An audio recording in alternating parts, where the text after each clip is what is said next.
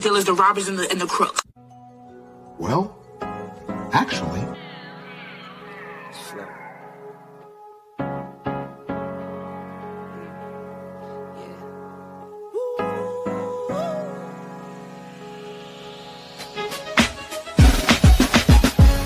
Yeah, I'm watching the rise, and I wouldn't say I'm shocked, cause I'm hardly surprised. This one's for the ride, this one's for who knew I'd make it, just needed some time. This one's for my wife, could've left 1,000 times just about my side. This one's for the grind, I knew it would happen, just had the strength in my mind. It's the Travel OG, and welcome to the Black Manosphere Conclave 5.0!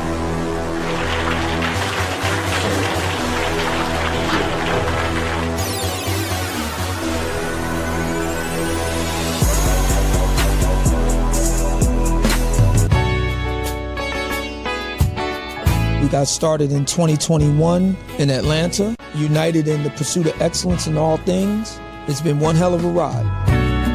Can I tell you what's on my mind? Cause I've been thinking about it for quite some time. Hey, can you give me a moment to declare my love? Can I tell you what's on my mind?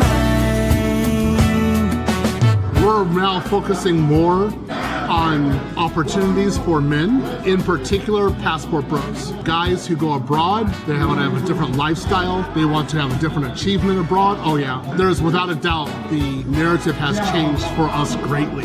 I just finished speaking and having a chance to tell individuals about how to live the American dream outside of America. And I was here to help so many men when it comes to understanding what they need to do in order to relocate. With the political climate, things that are happening worldwide, guess what? Nobody's coming to save us.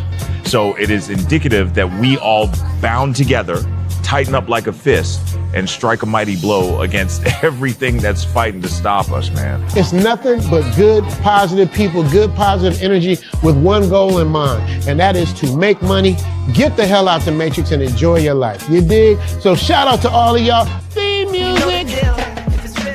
Yo, what's going on, y'all? This is your man Marcus A. Brown, and I'm here to tell y'all that I just got done with my first consultation with the brother Andre of Love Crossing Borders. I just wanted to give him his praises. I need y'all to do two things if you haven't already. If you haven't, subscribe to his YouTube channel, Love Crossing Borders. Also, if you are going to Colombia, if you're thinking of going anywhere, traveling internationally, please consider booking a consultation with the OG Andre of Love Crossing Borders. You will not be disappointed.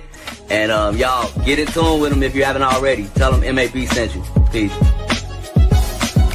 Where are all the black men? And I'm not talking about the scammers, the drug dealers, the robbers, and the crooks. Well, actually. Shout out to all you guys that are here with Andre and Andre's Love Crossing Borders. Got a great topic, great show for tonight, if you will. And tonight's show, looks like I'm getting a little freezing a little bit on the screen. Let's see. Give me a second. Everything's not scrolling for me. Let us see. So I'll come over here and I'll go back here. And it's not scrolling. For my music, that's what I'm trying to get to, the music. There. Okay, the scrolling works right here. Scrolling works in the comment section. Shout out to you guys that are here. And the scrolling works, doesn't work over here for me. So close that and open that back up. Let me bring this up. I'm going to come out and come back in, gentlemen.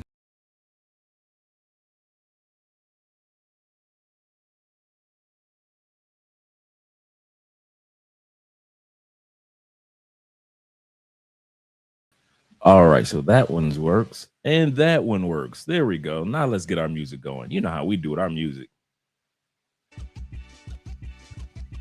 It is Friday night drink in hand, as well as colognes. Shout out to you guys that are here with Andre and Andre's Love Crossing Borders, and thank you for your patience, guys. I know a few of you guys didn't get a chance to send my normal insight in regards to that we're going live, but I'm going to be reaching out to some of you guys right now. But shout out to all you guys. Tonight's topic is a very sensitive but yet insightful topic. Hey, gotta let you know, it's expensive and it's not going to change. Cost of living in the United States has increased tremendously since the pandemic. We tried to blame it on President Biden, but hey, we're going through the same mess with President Trump. We tried to blame it on the job market. Well, the job market has gone up since the time period of the pandemic, and people are still paying high prices. We tried to see that Bitcoin was going to take off. Well, Bitcoin cracked over 100,000, almost 120,000, and yet Bitcoin has plummeted down to almost 60,000 per coin, and now it's trying to creep back up. What's my point? Everything is unstable right now in the United States, and you don't know which direction to go with your investments. So at the end of the day, it is expensive to live in the United States, whether it be food prices, gas prices, the prices of raising your children, medical prices. But we talk about that quite often here on this show when it comes to cost of living in the West, whether it be United States, Canada, UK, New Zealand, Australia, or even Western Europe. But nobody wants to talk about this fact. The cost of dying in the United States is expensive as ever before. The fact that when you go to the doctor, the medical checkups, how expensive they are, how expensive it is to go see a specialist, how expensive the medication or surgery is. But even beyond that, how expensive is burial for yourself and or your loved ones? We're going to be talking about that on this episode. For some of you guys that think my country 'tis of thee, sweet land of liberty, let freedom ring, I'm never leaving the United States, I'm ride or die, I'm going down with the ship. Cool. Perfect. But I'm going to just give you a little bit of stats tonight and a little bit of synopsis to let you know what you're going to be living in for the next 30 years. So if you plan on staying in the United States, so be it. Nothing wrong with that. Great choice. But I'm here to tell you, there are a lot of us in the Black community that have decided we are going to relocate to other countries. Not only for the cost of living in other countries, but also the treatment as we get older and the cost of dying in other countries compared to the United States. That's tonight's topic. It is a very, very important topic. For those that don't know it, shout out to all you guys that are already here with tonight's live stream. Appreciate you guys. We got 10 guys in the building. That's building up. Like I said, I'm about to send the intro to some of the other guys. I didn't get a chance to send this out to a lot of the guys that usually show up. So let me send this out. But yeah, it is very important for us to realize that we don't have to just calculate what it will cost to live in Thailand or calculate how much it was going to cost to live in Brazil.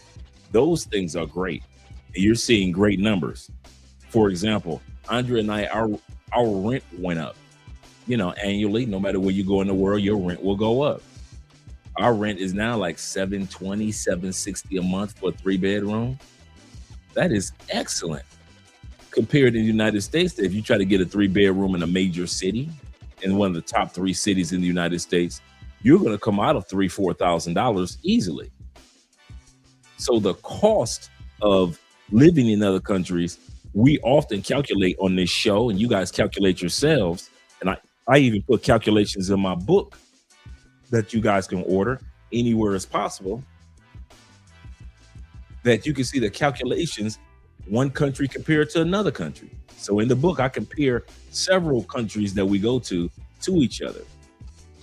But we don't consider, as we're getting older, the cost of dying, how much it would cost in the United States if we decide to stay there for a lifetime, and how difficult it would be for our families when it comes to paying off the debt of our passing on. A lot of times we don't remember that, or we don't think about that, but it is very important for us to consider these things. And I'm about to give a shout out to all you guys. I appreciate you gentlemen being here.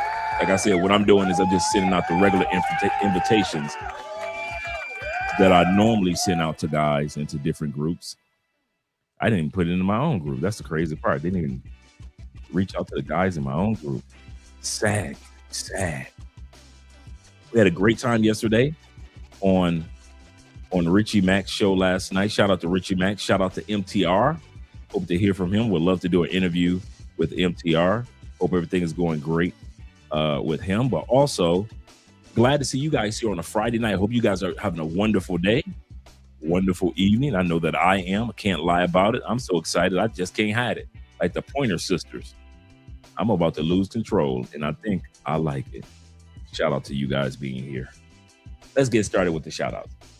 Let me scroll up. We got Ronin Travelers, numero uno this evening. Glad to see that you're here.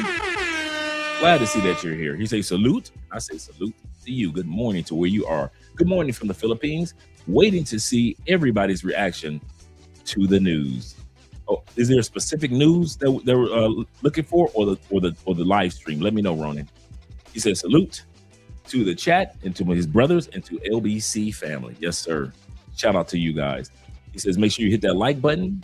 We like you. We really do. Make sure that you like us too by hitting the like button and the notification bell. Right out the gate, we got our brother LJV, Southern Vegan, hanging out in the building. And we got Kenny Peoples. He said, good evening, Andre. This is a fun topic. He said, if it's well over 50K, just bury me, man. Just throw me. He said, just throw me into it. Just a little cheaper and save money on funeral service. Yeah, it's man, listen. Wait till you see the prices for funeral service. I hope you guys like the thumbnail that I created, because it's like that in the States. It is like that in the States. Once again, salute to Kenny being here this fine evening. Glad to see that you're here. He say salute to everyone. The last thing seeing Ronin is smiling insurance Grim Reaper. The insurance Grim Reaper said, we've been waiting for you. Yes, sir. Yes, sir. Shout out to my brother Ahmad Milner. Shout out to you, sir. Glad to see that you're here, Ahmad, this fine evening. Appreciate you, brother, on a Friday night. Appreciate you, brother. David Dice of the Dice family. Salute to you as well, brother. Dave says this. He said, Dre, great live stream with Richie Mac last night. Yeah, that was fun, man. Hanging out with Richie for a couple of hours, man. That was really nice. Richie had a great show. He had MTR. He had all the guys that came in, from Average Man all the way to the other gentleman that came up. And then, your boy Dre came in at the end. So Richie had a good show. I know he got a lot of rest and relaxation. Shout out to my brother Eric in the building, Mr. Skies himself. He said, hey, Dre and Andrea. He'd say, I'm having trouble finding your email address. Well, here we go, brother. Here's my email address right here. Let me turn this off. Here's my email address right here. So if you guys want to email me, just let me know. You guys will be able to send your boy an email. aspence2011@gmail. Let me plug my phone up before the phone dies. You don't want that to happen. Like I said, let me send out a few more invitations to guys, or letting them know about the live stream. Like I said, I do this almost every day, but today I just got to get to it. So let me send invitations out. And I usually send an invitation out to maybe about 100 of you guys. So that's how often I send the invitations out for you guys. Like I said, this is a very important topic tonight, and I don't want anybody to miss out on this particular one. Really good topic tonight, because I was surprised how expensive it is to pass on in the United States, not only compared to other countries, but also how much it costs compared to when we pass on. I'll give you a perfect example. A lot of us don't know, statistically, we spend more in the last 2 weeks of our lives medically. In the last 2 weeks of our lives medically, we spend more money than we do in our whole life combined. We spend more money on easing the pain of passing on than we do our whole lives trying to alleviate passing on early. So that's how expensive it is to pass on in the United States. It's expensive to be born, and it's expensive to pass on. Sad to say, but it's true, gentlemen. It's true. Let's continue on with the shout outs. Go back here. And shout out to Eric. Eric says this once again. He said, I'm visually impaired from Shacktown. He say it's difficult finding your email address. So it's A Spence 2011, and I'll just spell Spence out for you. A-S-P-E-C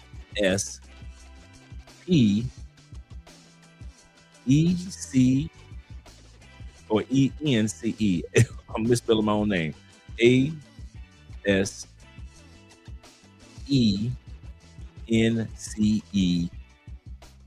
2011 at gmail.com. aspence2011 at gmail.com.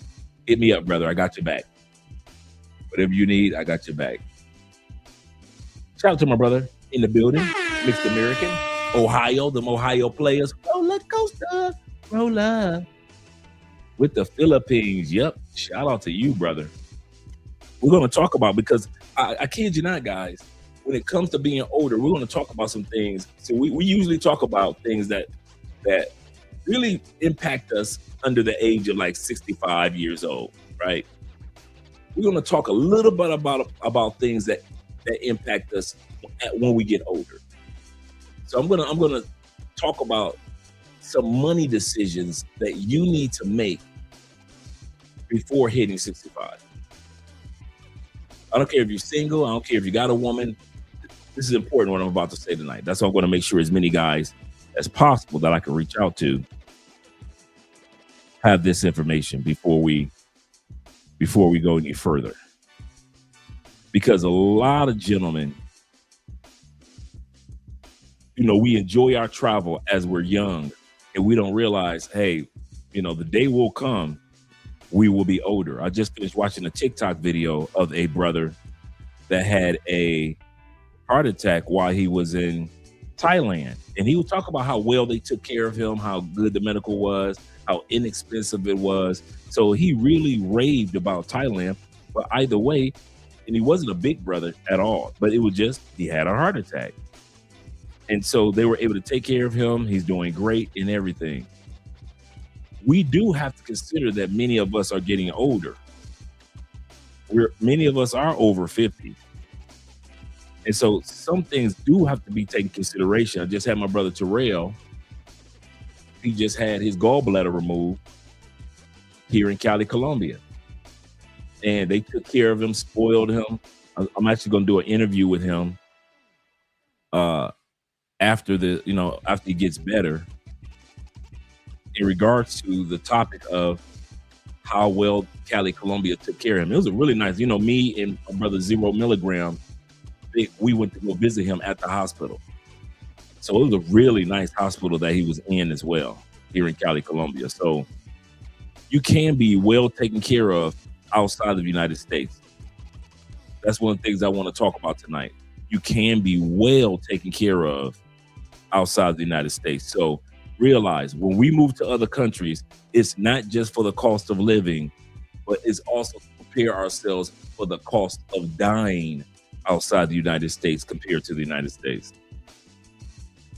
Preparing ourselves for the cost of dying outside of the United States compared to the United States of America. It is a completely different dance. All right. Let's go here. And shout out to Zeta being in the building. Yes, sir. He said, hola, fellas. Leaving the States now. Even as we speak, I order right now. I order. LJ the Southern Vegan says this. He said, Dre, just applied for my passport. Oi. Today, oi. Just applied for my passport. Oi, bro. He said, time to catch flights, not feelings. Absolutely correct, brother. He said, thanks, Dre, and brothers in the chat for the inspiration, man. Thank you for keeping us inspired as well. with the fact that you got your passport. And once you get it, let us know. Let us know how long it took for you to get it. Mine took about 4 weeks to come. Some guys a little longer, some guys a little shorter. But when I got mine back in, a few years in like 2013, 14, it was only a few weeks, only for like 4 weeks. So it was faster than it seems. My brother David I says this. He said, Dre, in all seriousness, I had a conversation with my step pops. Shout out to step pops in the building. My step pops, he said he is in his 80s. He told me that he never, outside of America? Can't lie. It shook me up. I almost cried because he's a quality dude. I'm going to tell you something. A story that I mentioned this story before. Shout out to my brother from Ahmad from Dallas. That's my right-hand dude, right? And he had been trying to get his dad was in his 80s. Mom died like 10, 15 years prior. No. Mom died like 5, 6 years prior. And me and him were trying to get his dad to come down to Cali and visit and finally leave the United States one time in his life. Mind you, dad is like 83 at this time period. Good energy, good dude, right? And his dad has been playing golf and teaching golf since the late 60s. So he's like professional, right? He said, man, I wish I could get some golf courses down there. He said, I bet you my dad will come. So here I go. You know me. I said, wait a minute. I said, dude, we got 3 beautiful golf courses here in Cali, Colombia. I said, they got beautiful golf courses, 3 beautiful ones in Medellin as well. He said, what? I said, yeah, bro. I said, I'm going to send you the photos and send you the website to show your dad of the golf courses down here. 2 weeks later, his dad is at the airport with him. They come down for a week, and he had one of his lady friends just spoil his dad. You'd have thought his dad told me, you young fellas, now mind you, at this time period, I was like 56, 55. His dad said, you young fellas got it good. I'm like, young fellas? Well, yes, sir. Yes, sir. He said, y'all got it good. We didn't know nothing about this passports and traveling like y'all do. He said, only the military guys did all that. He said, man, if I had known about passports and traveling, I'd have left 15 years ago. I said, sir, didn't your wife just pass about 6 years ago? He said, you heard what I said. I'd have been gone 15 years ago away from that woman. And so we all had a good laugh. Next day, they went to the golf course, had a great time, met all type of people at the golf course. Dad don't know no Spanish, but golfers know golfers know golfers. Had a wonderful, wonderful time. Less than 6 months, I get a call from my brother Ahmad. He's like, Dre, not like 6 weeks later, I get a call from him. He just happy. His dad had a good time. Thank you, Dre. It was so much fun. And, because I picked him and his dad up. We hung out and everything throughout the week.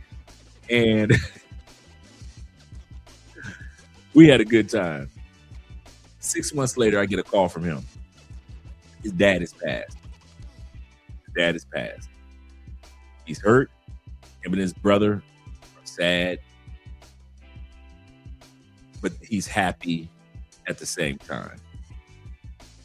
He said, Dre, even though my dad passed and I'm hurting, he said the last fun time I had with my dad was my dream of him actually flying out the United States, not a cruise, not the Caribbean, but actually going to another continent.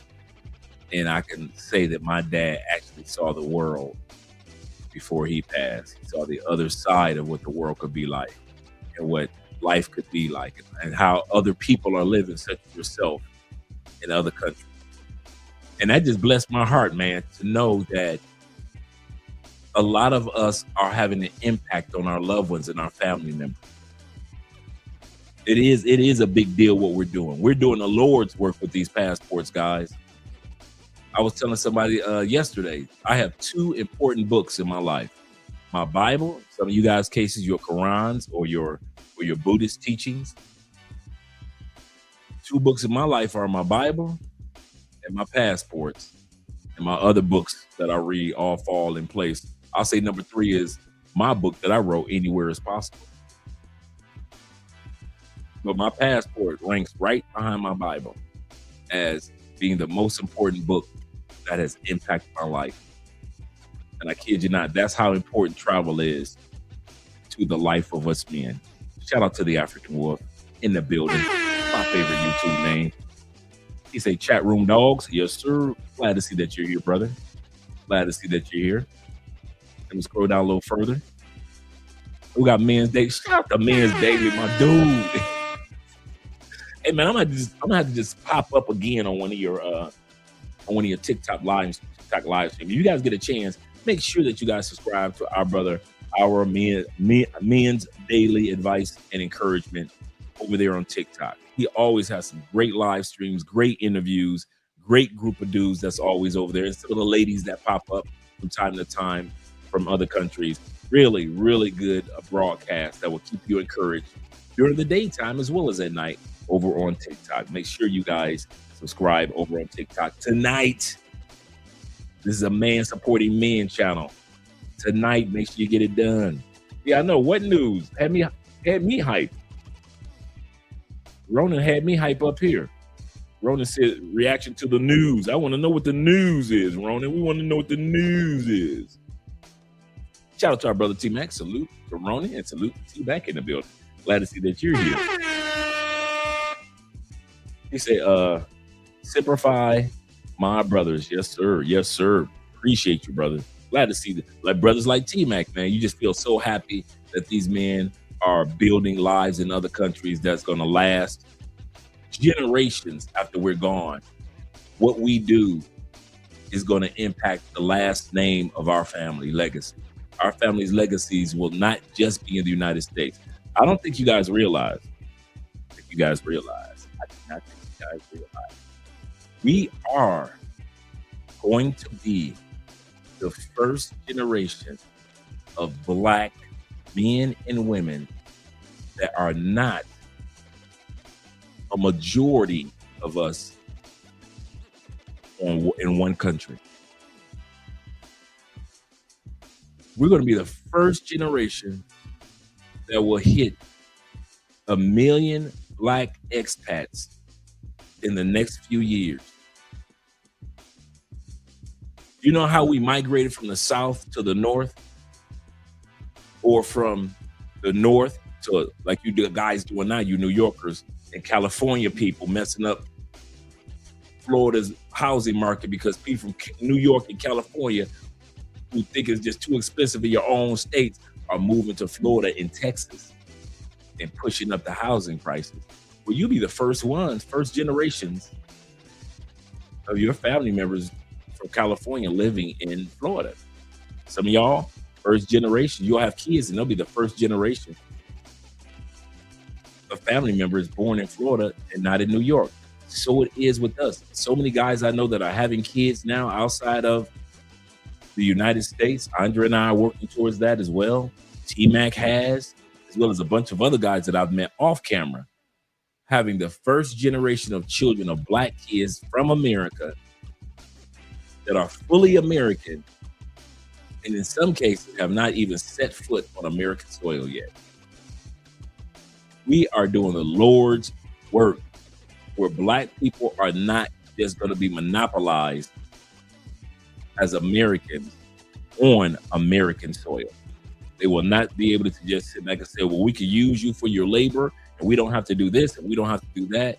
Black Americans are going to start realizing, well, okay, if you don't want to look out for me, cool, I'll keep the American moniker, the American citizenship, but I'll decide to go somewhere else. And Black people are doing that in record numbers. So congratulations to Black folks.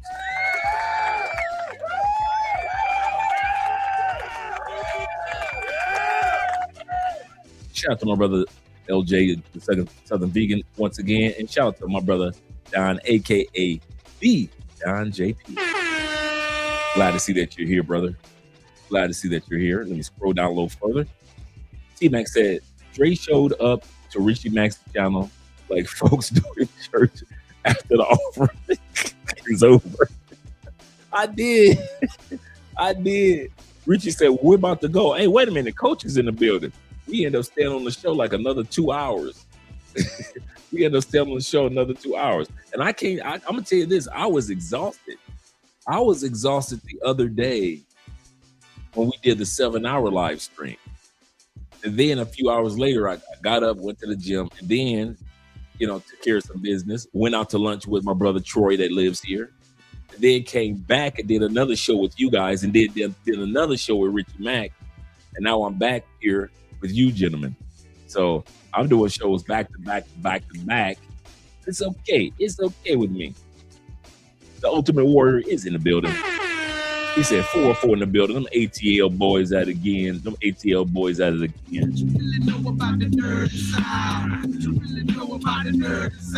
Yes, sir. Shout out to all you ATL boys in the building. And my brother, AMSM in the building. Man Supporting Men is in the building. We can start the show. Hey, I saw you clip that treat him like a postage stamp. That was a good one.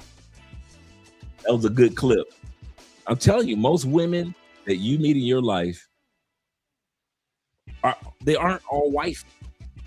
And most women don't realize that most of us men that they're going to meet are not going to be husbands. Ladies, I'm sorry. Most of the women that we meet are like postage stamps. We lick them, we stick them, we send you on your way. Like a postage stamp. I'm sorry. You cannot tell me everywhere. When women sit back and say something crazy, and men, do not say this, do not repeat this. Men have a habit of repeating a lot that women say. Don't repeat this. There's somebody for everybody. No, it ain't.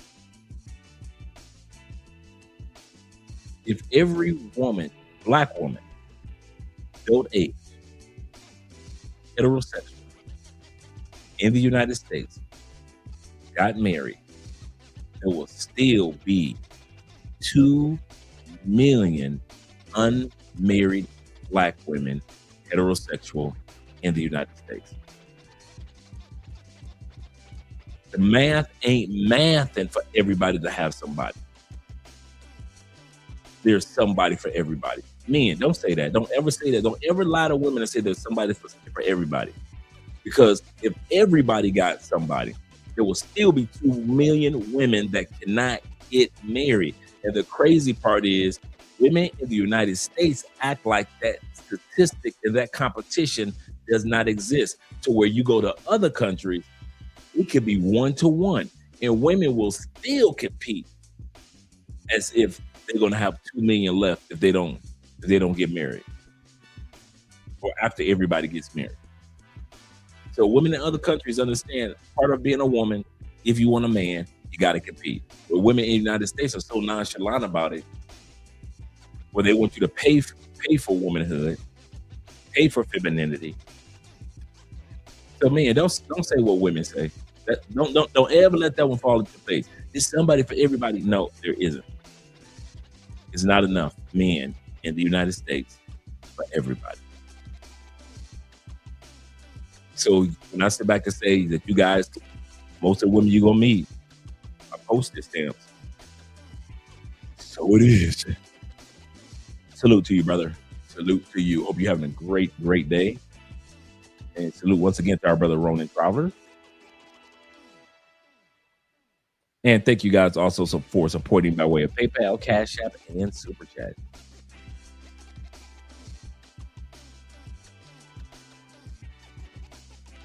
And let me scroll down a little further. Let me make sure I got everybody. We got Zeta in the building. I think I saw Zeta earlier. And we got Jay Anderson, the great. He says, salute to all. Salute to you, brother. Salute to you. He says, salute to all my brothers in the chat. Of course, the main man, Andre and Andrea.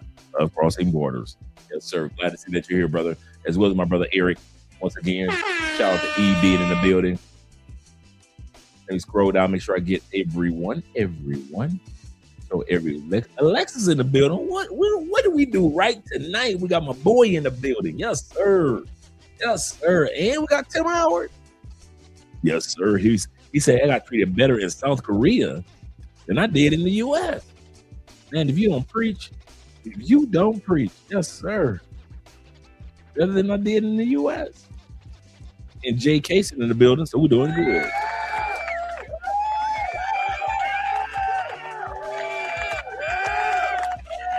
Jay says this. He said the brother in the gym just had a conversation about going to Aruba and St. Kitts, great location. He said enjoy all of that. He always had a big smile on his face when we talked about traveling outside the States. Yeah, you will get to that point where the only topic that you want to talk about is travel and relocating. Nothing else to you is important. That is so true. So true. Let me scroll down a little further. We got Jay Fleming in the building. Glad to see you here, LAJ. Hope you're having a great evening or great afternoon where you guys are located. Yeah, first generation Colombia and Thai and other countries. Yes, guys, you don't realize, man, the monopoly, US's monopoly or monopolization of black people is over. I want to say this again. The U.S. is starting to realize it no longer has a monopoly on the plantation of black people anymore. They already got a movement called the Blacksit movement. That is black people who are relocating right now in mass numbers. We still love the United States. We're not giving up our citizenships. We're not going to stop using the US dollar. Every time somebody uses that lame excuse, well, y'all need to give up your citizenship and stop using the US dollar. Cool, I'll do it. Once y'all say that to white people that's been traveling all these years and corporations that have been traveling all these years, once corporations are no longer using the US dollar and US citizenship, I'll give up mine. Once white people who have been traveling and relocating as expats, digital nomads, and so forth, once they give up their citizenship in the US currency, I'll give up mine.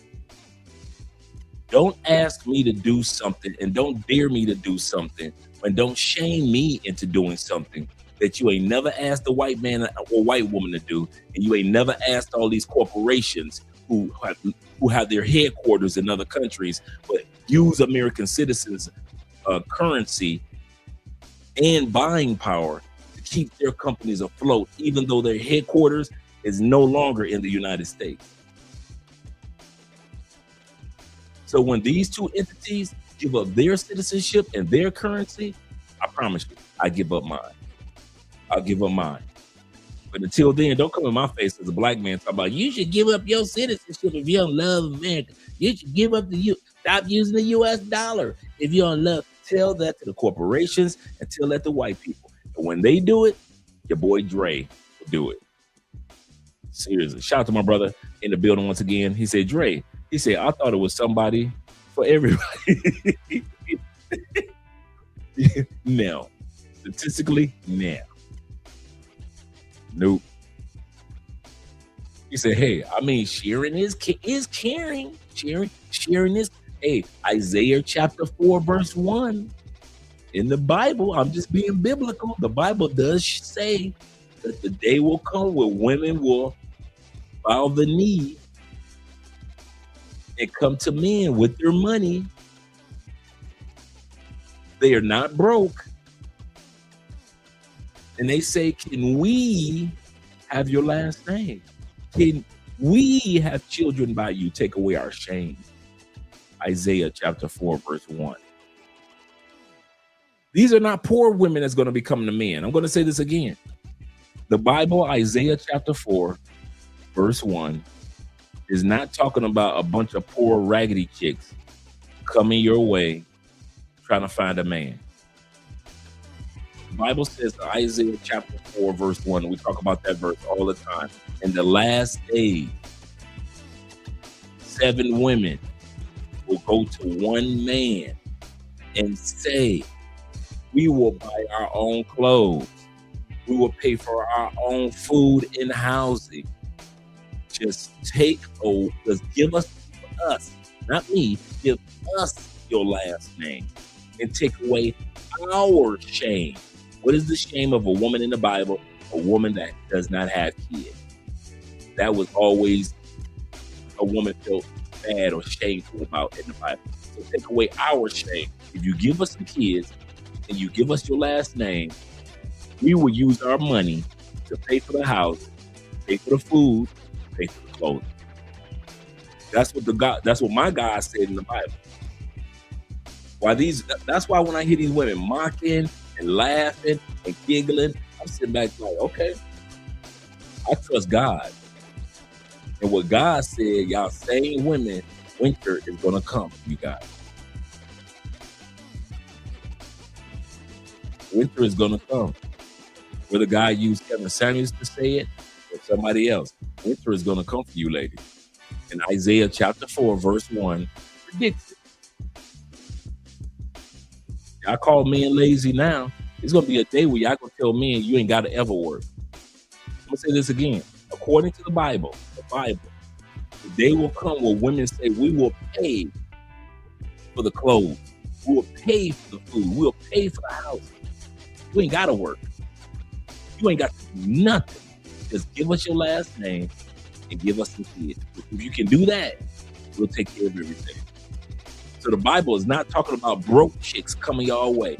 The Bible talking about all these chicks with these egos, all these chicks are talking about career. I got my job, I got my degrees. The same chicks are going to be coming to you, 7 of them, coming to you with their degree, with their nice house, with their fancy wardrobe, and saying, we will pay for everything. Just give us your last name, take away our shame. That's why I don't feed off into these ladies. That's why I don't feed off into them. Ronan says this. He said, the insurance reaper. He said, I gotta use that one. He said, I gotta use that. Or the St. Nick of Wealth Building. I like that one even better. The St. Nick of Wealth Building. With that check, Love Crossing Borders. Yes, sir. I like that one even better. The St. Nick of Wealth Building. He said, I always keep my passport ready everywhere I go. He said, everywhere I go, ready to go. Yes, sir. Yes, sir. Let me scroll down a little further. Make sure I got the rest of you guys. Make sure I don't miss anybody. Shout out to Crypto being in the building. About 45 in the building thus far. Glad to see you guys are here. I know a lot of guys that are already in Theo's class tonight. So shout out to those guys. And once again, shout out to you guys who support by way of PayPal and Cash App this evening. And Bitcoin. Shout out to all you guys that support by way of Bitcoin goes directly to the Cash App as well. Appreciate you guys. Let's get ready to get started. I'm going to change the music over. Get ready to change the music over.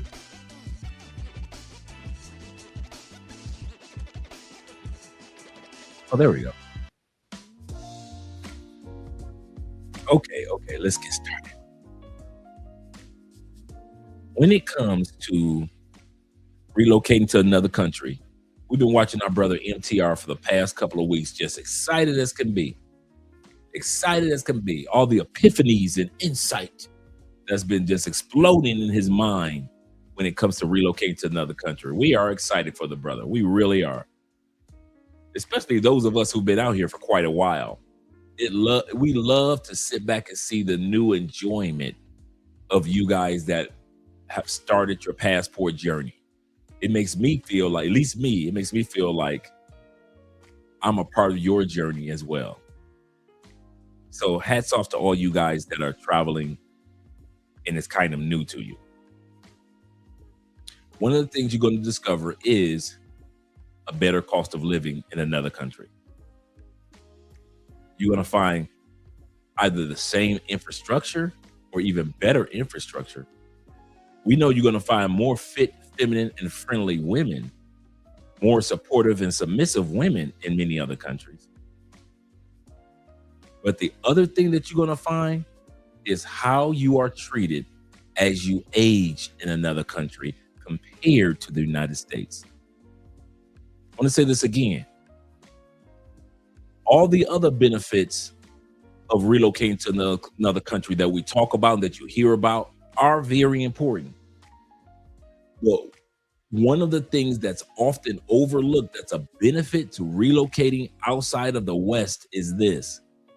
You are treated better as an older male or female outside the United States compared to how bad they treat you in nursing homes and in families and as a community as you age in the United States, in Canada, in UK, in Australia, in New Zealand, in Tasmania.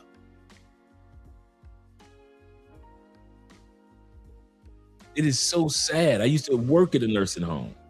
It's sad how the elderly are treated, how the elderly are forgotten by family members, and how bad the staff treats a lot of our older people with Alzheimer's and dementia and those that can't get out of bed anymore. To where if you go to another country, they treat you and they spoil you because they realize that you're living your second childhood. They respect the fact that you treated them like a baby when they were a baby. So it's now they realize it's time for them to treat you in the last 6 to 8 months of your life. Treat them as if they were a child, meaning your parents as they get older, or your family members or loved ones as they get older. The treatment outside of the United States is completely different than how you get treated as an older person in the United States. Completely different. Don't think that how we look at old people in the United States is how the world looks at old people. It is not true. It's far from it. All the complaints that you're going to see on TikTok, Instagram, YouTube, all the platforms about growing older, you don't see people talk like that in other countries. Bruh, you will see here in Colombia, and I often talk about this, you will see men that are 70, 60, 80 years old sometimes out at the salsa club. And I'm talking about dancing the night away with a 25-year-old, 23-year-old. When Andrea goes out with her friends and the older gentleman asks for a dance, and they are very gentlemen, they just want to dance. And she'll get on the dance floor, have a good time because all the older dudes really know how to dance. You think young dudes can dance in Colombia? It's the old dudes that can dance. That's why the old dudes always got a young girl, right? Because they show off all that energy. So it's very, very common to have a lot of energy in other countries as an older person compared to the United States. What they say, they want to send you back in the stables. They want to put you out. What we say in the United States, put you out in the prairie. You're a retired racehorse, right? That's how we treat old people. Like put them out the pasture. We use those terms about old people. It's so sad. I want to talk about 3 areas of preparation that you young guys need to think about making. Us older men over 50 need to think about making. And I don't care if you're over 60, you still can make these 3 preparations before we get to the video. This is very, very, very important what I'm about to say. Where your money goes will help prepare you for your older years. Where your monies are going will help prepare you. And I'm talking about out of the country. I'm not talking about the United States yet. So right now I'm about to say out of the country. If I was in my 80s and I'm single, and I'm being straight up with you brothers. If I was in my mid 70s, late 60s, I'm single. If I wasn't married in my 50s, about 55, this is where I would be with my money. And I kid you not, when it comes to taking care of me as I age, first thing I would think about is, like many of us, marriage. My money will go into marriage. We're not talking about marriage like in the States. That's why I say United States, we're not talking about you right now. Why? Why you say marriage, guys? Or why did I say marriage? Now, remember, this is just one of 3 tunnels I'm talking about. So you're going to have 3 tunnels to choose from as a man with his money as you get older. So we're going to talk about 3 tunnels. And I'm talking about the person that's going to take care of you. So I'm not talking about insurance policies and investments. We're not talking about the financial part. I'm just talking about one of these 3 groups of women should be in the position to take care of you, and you're using your money to make sure that that person is taken care of as you're aging. So as you're aging, you want to make sure one of these 3 women are taken care of. You ready? Okay. So now you're with me.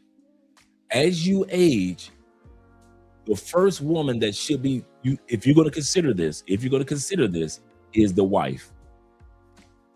Make sure the wife she takes care of her health. Make sure the wife takes care of her diet. Make sure the woman that you choose in another country, is a woman that was raised to take care of you, not only as you look good as a young person, but a woman that was raised to see how mom took care of dad as he got older. She saw granddad get spoiled by grandma and all the aunties as granddad got older. If your woman, I don't care how fine she is, does not understand the dynamic of how to take care of a man as he gets older, and she only wants to take care of you while you're young and spry, or when I say young and spry, you got your health, so you could be in your 50s and you still got your health. As long as you're spry, she only wants to be in your life now that you're healthy and you're young. That's not the woman for you. You want a woman that, if you consider marriage, remember I said one of 3 women, a wife. You want a wife that is already groomed for when you get old. You want a wife that is a few years younger. Dude, both of us can't be in a wheelchair. Both of us cannot be in hospice together. I am not dependent on some woman that's 3 years younger than me. I'm 58, she 55. It looks cute in newspapers, social media headlines, and Hallmark cards in movies when you age together. Me and my wife, I'm 82, she's 79. Don't be laughing, Andrea. Me and Irma have been together. See, Andrea is excited that I'm turning 60 next year. So they already planning the birthday party. And that's next year. Okay? So get you and Irma, that looks good in the movies, like in the movie Up, the animated movie when they grew old together. It looks, when grandma and granddad grew old together. My grandparents were together. Granddaddy was 92. Grandmama, she was 84. All that looks good, but when it comes to taking care of you, grandma could only do so much. Why? Because grandma was 84. She could only do so much for granddaddy. Yeah, granddaddy was 92, but grandma, she couldn't do too much. Now, back in the day in the South, grandma could be old, but she could be strong as a bull. But we don't have too many of those grandmothers left, right? So when you go to another country, guys, don't just think about the age and the stage of life that you're in right now. Can this woman stand the test of time? If she can't, she got to be replaced.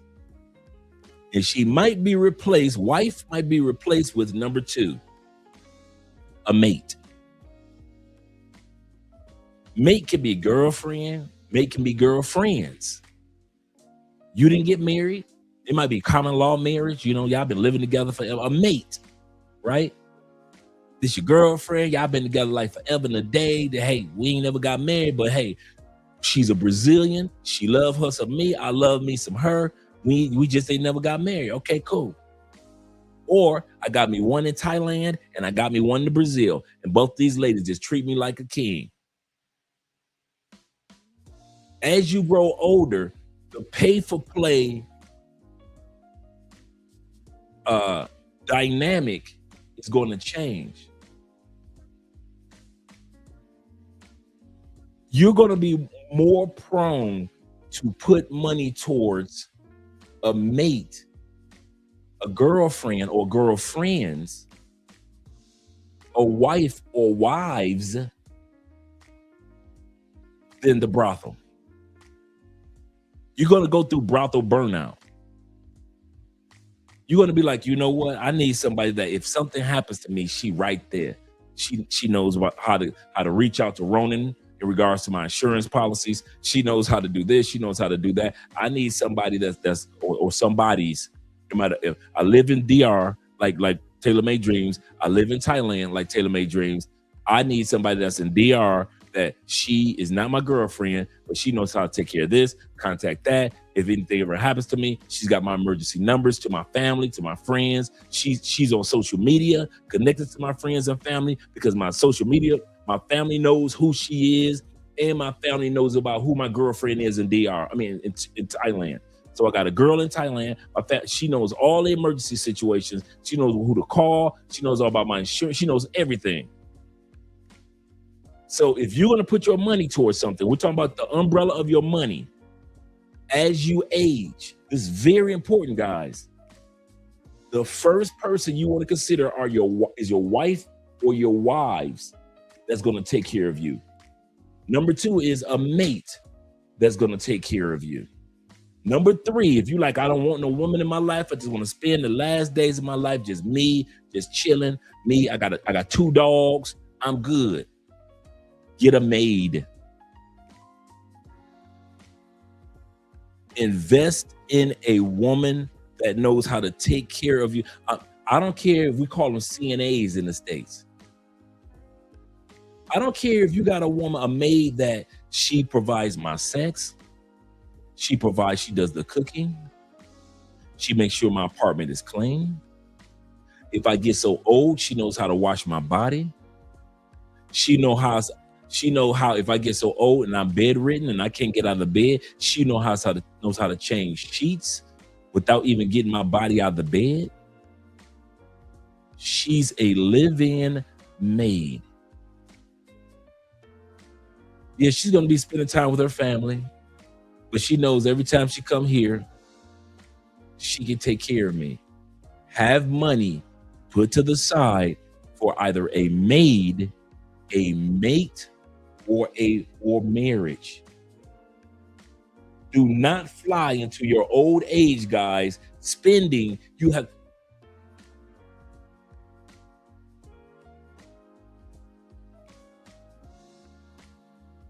32, you're 42, you're 52. Do not tell me that you have been to DR, Philippines, Thailand, Brazil, Colombia, South Africa,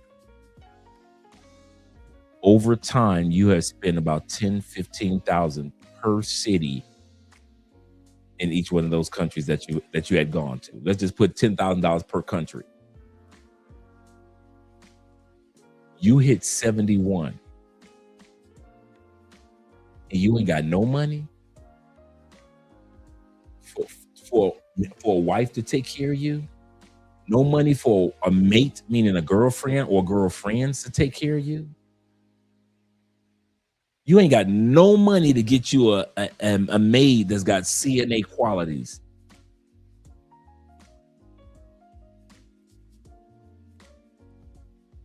You spent over 10,000 in Thailand, 10,000 USD in the Philippines over time, 10,000 in DR and Brazil over time,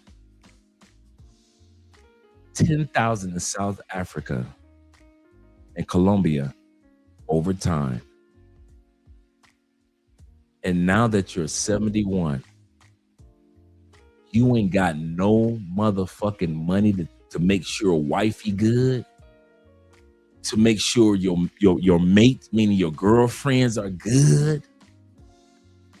Or if you ain't got neither one of them, at least a in-house maid is good.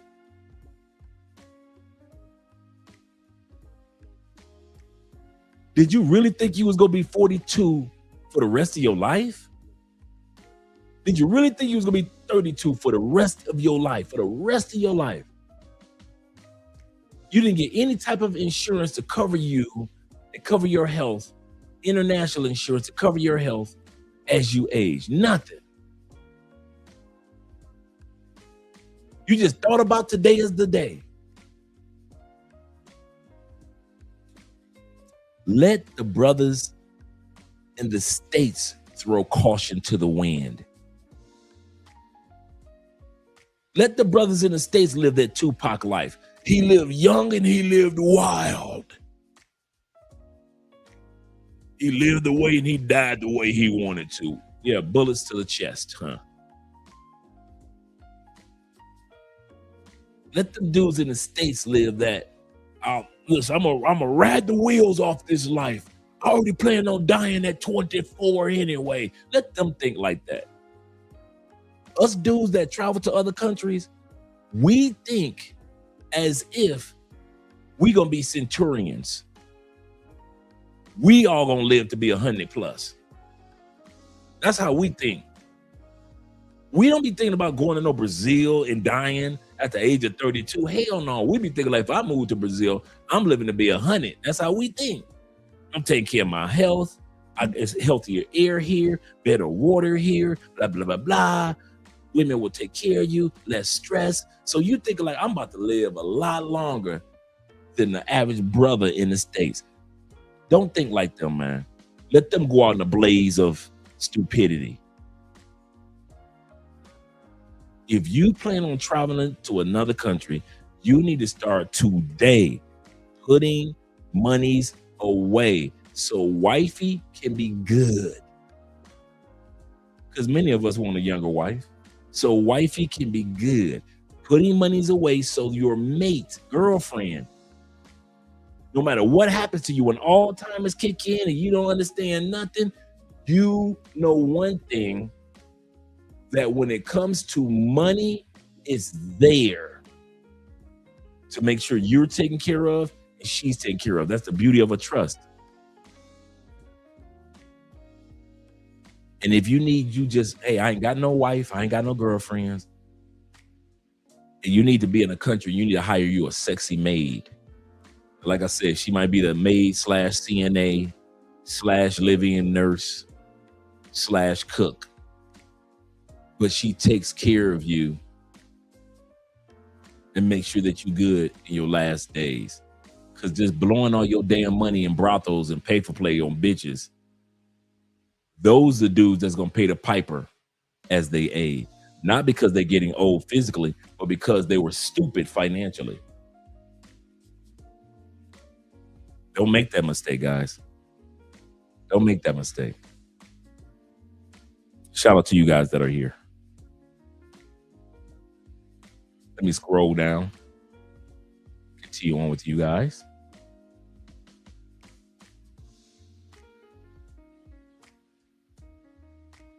Let me make sure I got everybody too, because I know a couple of you guys came in. We got 45 in the building. Appreciate you gentlemen being here.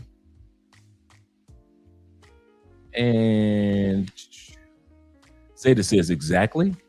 He said they won't tell those white folks and wealthy guys to stop doing it, meaning they won't tell white folks to give up their U.S. citizenship. They will never tell corporations to give up theirs, to stop doing it. But they ready to get black men. Yep. They can never keep that same energy. That is so true, brother. He is revealing future prophecy. That's Professor Dre. Shout out to my brother, Man's Daily.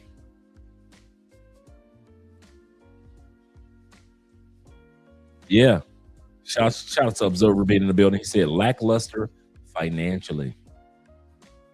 Yeah, those are the three types of women that as you age, you should be looking towards.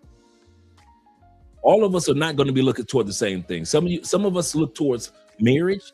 Some of us are going to be looking towards mates, meaning your girlfriends. And some of us are going to be looking towards, hey, I'm just going to hire me a maid, a lady that's a little, she's going to be able to do a little something. She's going to be able to cook. She's got medical skills if I need it. She's going to be well taken care of.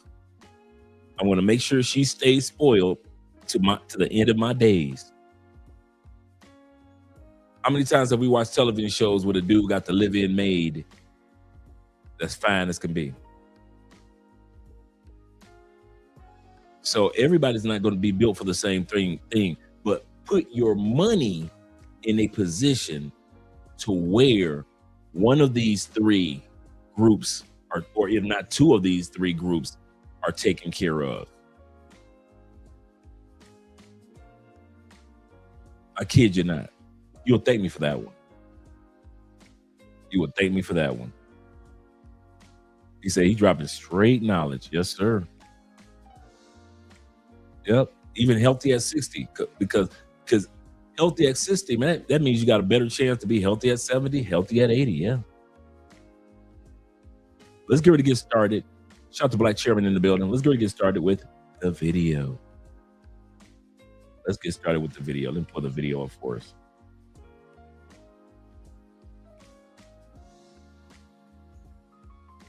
Here we go. And if any of you guys want a copy of this video, just shoot me an email and I will email you a copy of this montage that we're about to watch, this video. Remember, tonight's topic is cost of living in the United States, but wait till you see how much it is, the cost of dying, the cost of being hospitalized, medication, the whole medical system in the United States. It's crazy. Just got my wife's medical bill for 3 days in the hospital, intensive care unit, so I understand. $621,000. Did y'all see that? Let me bring that back. So I just got my wife's medical bill for 3 days in the hospital, intensive care unit, so I understand. 600. I want you to let that sink in, that number right there. The brother is not talking about $600.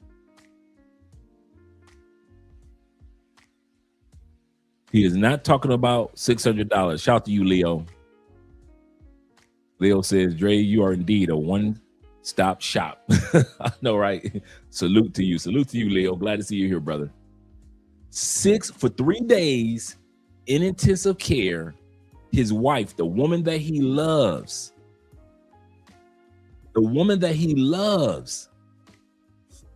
who was fighting for her life in intensive care, 3 days in the hospital.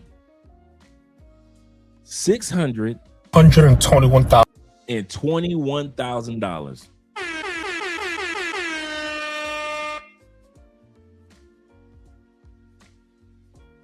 We're talking about wiping out all your investments, all your savings.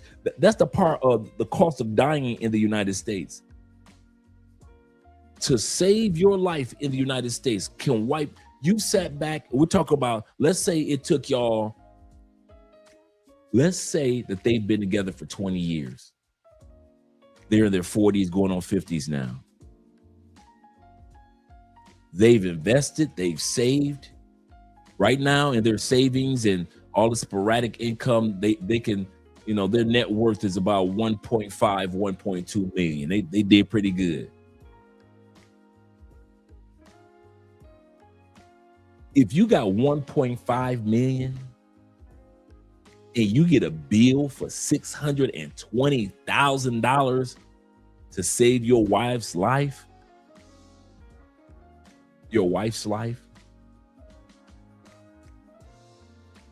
do you know how big of a chunk of your lifetime investments are gone forever? But wait, in the words of the Wayne brothers, but wait, there's more. $1,742.47. Now, I don't think this includes the week at the other hospital she was in. So that doesn't even include the week at the other hospital his wife was in. Okay, so let me ask you, T-Mac, Ronan, all you guys that are in other countries right now, put in the comment section, would it cost $100,000 for whatever he got done for his wife in Colombia, in Philippines? It's just a yes or no. For any of you guys that are in other countries right now, or any of you guys that have visited other countries, any country you visited, put a yes or a no in the comments. In that country that you're gone to, whether it's Brazil or wherever it had you visit, parts of Europe, would it have cost just $100,000 to hospital his wife for a week in one hospital and 3 days in another hospital? Put a yes or a no in the comment section. Any country that you've been to. I know what I put myself for Colombia. I already know what I'm gonna put in there. No.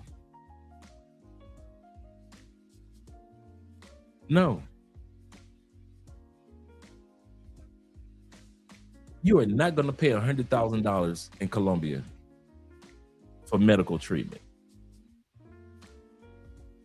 That is not going to happen. I put a no again. In Mexico, you are not going to pay $100,000 for 7 days in one hospital and 3 days in another hospital. And he hadn't even got the bill yet for the one that they were in for 7 days. He's just talking about the $600,000 was for the hospital which they were in for 3 days. Absolutely, Jay. Nowhere close. No. That's what I said. He say not a majority of places. He said, I've seen it and it wouldn't cost that much. No way. Absolutely correct. He said, bruh, man, don't pay it. Flying her to a different country. That's what I would have tried to do, but a lot of Americans don't know to do that. That's a good point, Tim. A lot of people fly down here, fly to different countries on medical tourism. Colombia, y'all think pay-for-play tourism is hot, and it is. But that travel, that health tourism is big in Colombia, big in Costa Rica. There's always somebody on the plane coming to Colombia, They're on their last leg of the few dollars that they got left. And they like, listen, Colombia's got some of the best medical in the world. It's better than the United States. It ranks better than the United States. And it's only a fraction of the price. I've personally met cancer patients that flew from the United States down here. I just told you that my brother just got his gallstone taken out. My brother Terrell, who watches the show all the time, last week got his gallstone taken out. And so what ended up happening, he got his gallbladder taken out as well, because he was already having some issues with that. That man would have paid an arm and a leg to get his gallbladder taken out in the States. He paid a fraction of the price. I mean, a fraction of the price. And he was in the hospital about 5 or 6 days. It's crazy, man. The first video we see, he said, that's part of the reason I picked Colombia. Medical reasons. Yep, that's part of the reason for me. Andre has already said, no matter where we live in the world, we're going to keep our Colombian medical insurance, our Colombian health insurance, because there's so many things, so many benefits. T-Mac says this. He said, Terrell just sent me a message. He's looking for an alternative hangout with agents.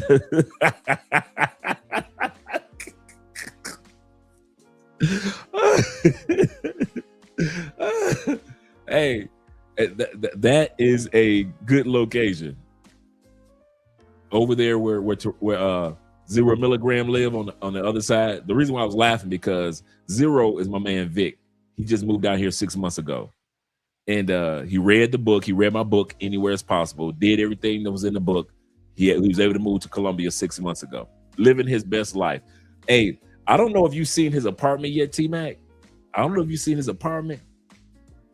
Oh my God, dog. That apartment is nice. And I mean, nice. I'm like, okay, all right, player. I'm like, if I was single, it ain't too often where I look at you guys with a hint of envy. I'm gonna say this again. It's not too often I look at you guys with a hint of envy. Man, I saw that man's apartment. I said, how much you pay for this? That's it. This is nice, bruh. Yeah, man. Yeah. You got the power controller on the stove. And T-Mac, once he fills that bar up,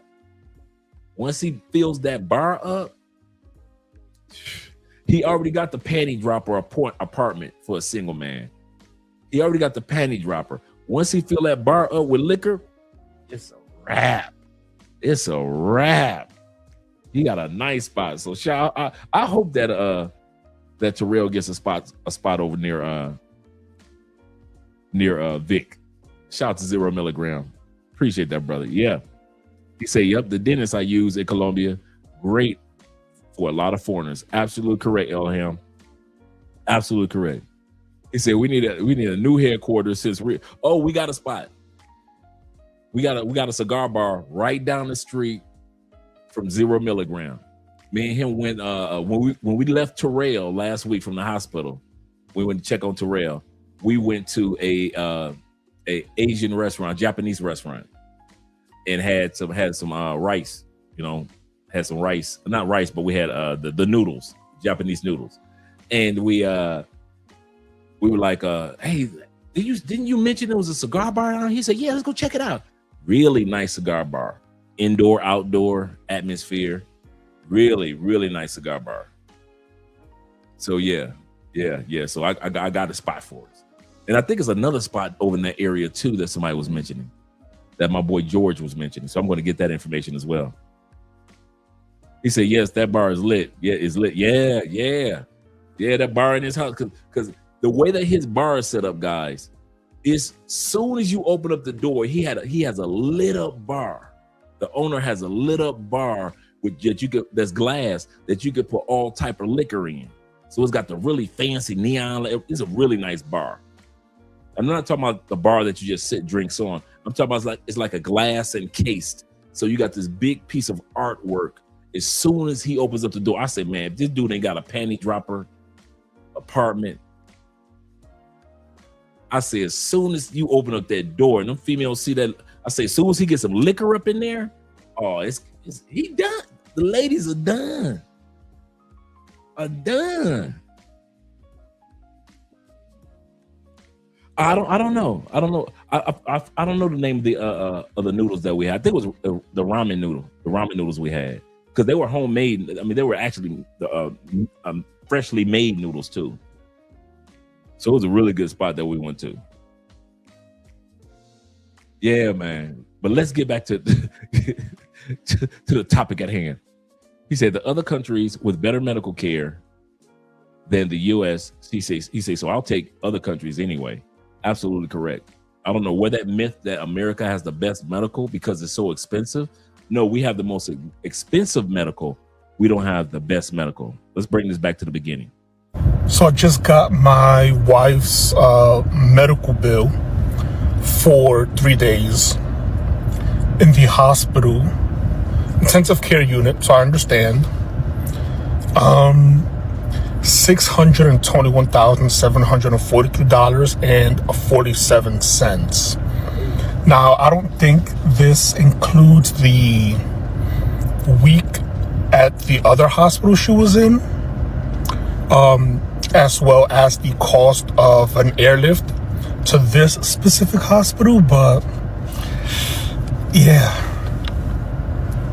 If James Vanderbeek and Eric Dane's families are broke after their battles with cancer and LAS, what hope do the rest of us have? I'm seeing so many people shaming these families for starting GoFundMes. They're millionaires, the comments say. But do you have any idea how fast $1 million disappears when you're fighting for your life? In this country, you can work for 40 years and have every cent liquidized by one terminal diagnosis. Absolutely correct.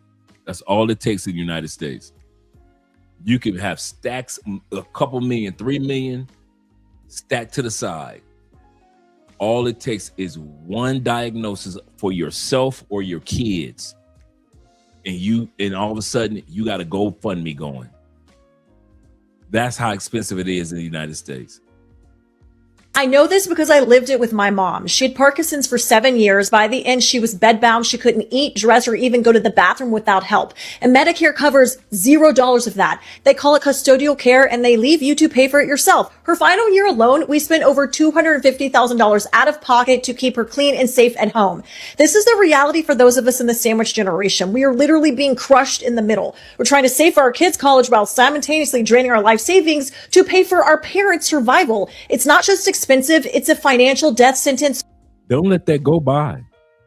She just named off 3 generations. She said in the United States, you're trying to save for your kids to go to college or for their future. At the same time, you're trying to save for your own retirement. But then at the same time, your mom and daddy getting older. It's a lose, lose, lose situation because you don't know where to go, and you're the only one in the middle that's working. Just think about it. The kids aren't working. Your mom and dad aren't working. Your money is supposed to take care of the average daily expenses in the United States. At the same time, invest a little bit for the kids' future. At the same time, invest towards your future. At the same time, help mom and dad on the paycheck in which we make in the United States. And y'all want to get mad at us for leaving so we don't be a burden to ourselves and our future kids after our mom and dads have maybe passed on. Our brother LJ says this. He said, Dre, it is stupid to go broke just to save your life. That's the United States. We live in a capitalistic society and we capitalize on everything. We were born into capitalism. I mean, literally. What don't we capitalize on? We were born into capitalism.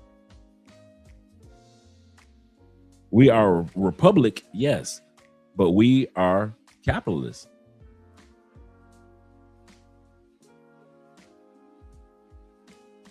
for the middle class. So stop getting mad at rich actors for asking for help. Start asking why it costs $250,000 just to exist with a diagnosis. If you're stuck in the middle of this sandwich right now, caring for your kids and a sick parent, how are you even making the math work? And what about our own futures? This is why Pennsylvania is the worst state to die in. First, state inheritance tax. Pennsylvania is the only state in America that taxes your inheritance from $1. All of the other states that have an inheritance tax might not start to tax you until your estate is worth $250,000 or $500,000 or maybe even north of $1 million. Reason number 2, Pennsylvania has some of the most aggressive estate recovery laws in America. If you received medical assistance during your lifetime for a long-term care issue and then you pass away, the Pennsylvania Recovery Unit will come after assets in your estate, any asset left in your estate, to cover outstanding Medicaid liens or bills. Reason number 3, the probate process in Pennsylvania can become extremely time-consuming if you have a large estate, if your will is contested, or if your will is unclear. The main reason for this is because of the inheritance tax filings. Silent generations currently who's in assisted living. I think there's like 44 million of them. Silent living? Silent generation. That's Okay. what they're called, right? So that's like the 80 to 100-year-olds right now. And then the boomers are that 50 to 80 range-ish. Everyone don't kill me on the comments, okay? Yeah. But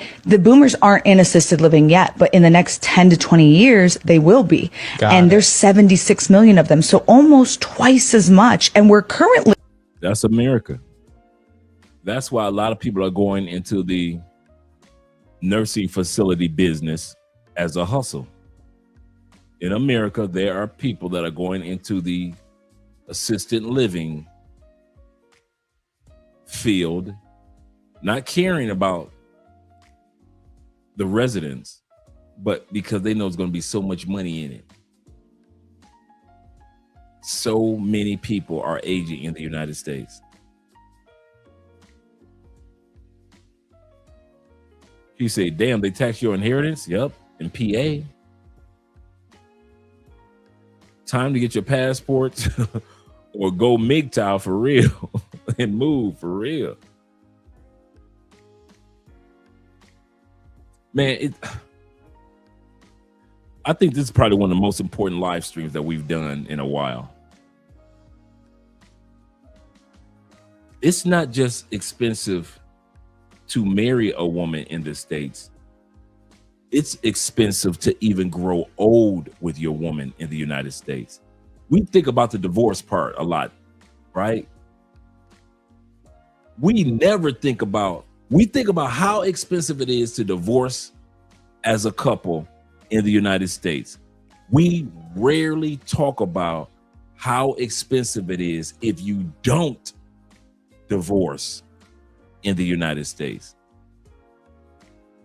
And you do have a happy marriage. Men that cry about divorce, in the United States, you might want to stop crying. You dudes that cry about child support, you might want to stop crying. Because the dude that is getting robbed and raped over the coal is not the dude in a divorce. And it is not the dude paying child support and alimony. When you add it all up, it's the dude that stayed married for 20, 30 years. It is so expensive to live happily ever after in the United States. That's a damn shame. She ain't did nothing wrong. You ain't did nothing wrong. But it's still gonna cost y'all almost $300,000 between the age of birth all the way to 18, 19, 20 for each one of your kids. You and your wife ain't done nothing wrong.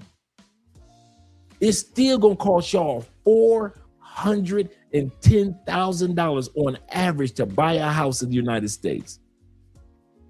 Y'all still ain't done nothing wrong. It's still gonna break the bank if you or your wife or one of your kids get sick and y'all ain't done nothing wrong. Man, I'm here to tell you, the divorce, that ain't gonna break you. You think it is? You think them divorce numbers and that alimony gonna break you. You think that child support gonna break you. You think having to split that house up gonna break you. But I'm here to tell you, some of the most broken men and women in the United States are those that have been in happy marriages. But the financial part of being in a happy marriage in the United States is expensive as hell.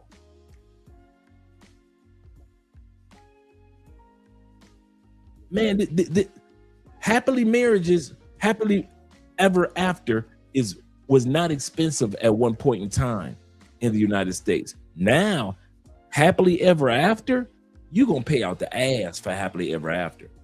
You're going to pay far more than the divorce for happily ever after. You're going to pay way more than child support for happily ever after. So all you dudes that are married or plan on getting married in the United States, do realize, even if it works out, that is more expensive for it to work out than for you to ever not even work and have to pay child support only or have to pay alimony only.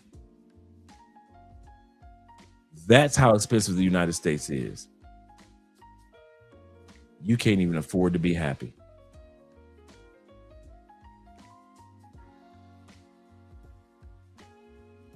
Our brother said celebrities are waking up. Yet man in the White House is worried about other countries and feeding his ego. We literally have a 3-year-old in office. This is true. These politicians literally do not care, and they shouldn't. Say this again for the back of the room, and they shouldn't. These politicians haven't changed since our childhood. We've been complaining about the same thing since the Nixon administration. We complained about Ford. We complained about Kennedy. We complained about Johnson. We complained about Reagan. We complained, unless you had money during the Reagan administration, the average person, really, you think they complained about Trump? Man, you should have been around for the Reagan administration. You think the Trump administration is racist? Y'all should have been around in the 80s for the Reagan terms. They didn't hide their racism at all. They say we're gonna put crack in your community, heroin, everything else. We're gonna lock you up. We complain about the Clinton eras. We complain about both Bush 1 and Bush 2. We complain about Obama, Trump, Biden, anyone. These politicians ain't gonna never change. It's up to us to make some changes. Name one president that we didn't have major complaints about.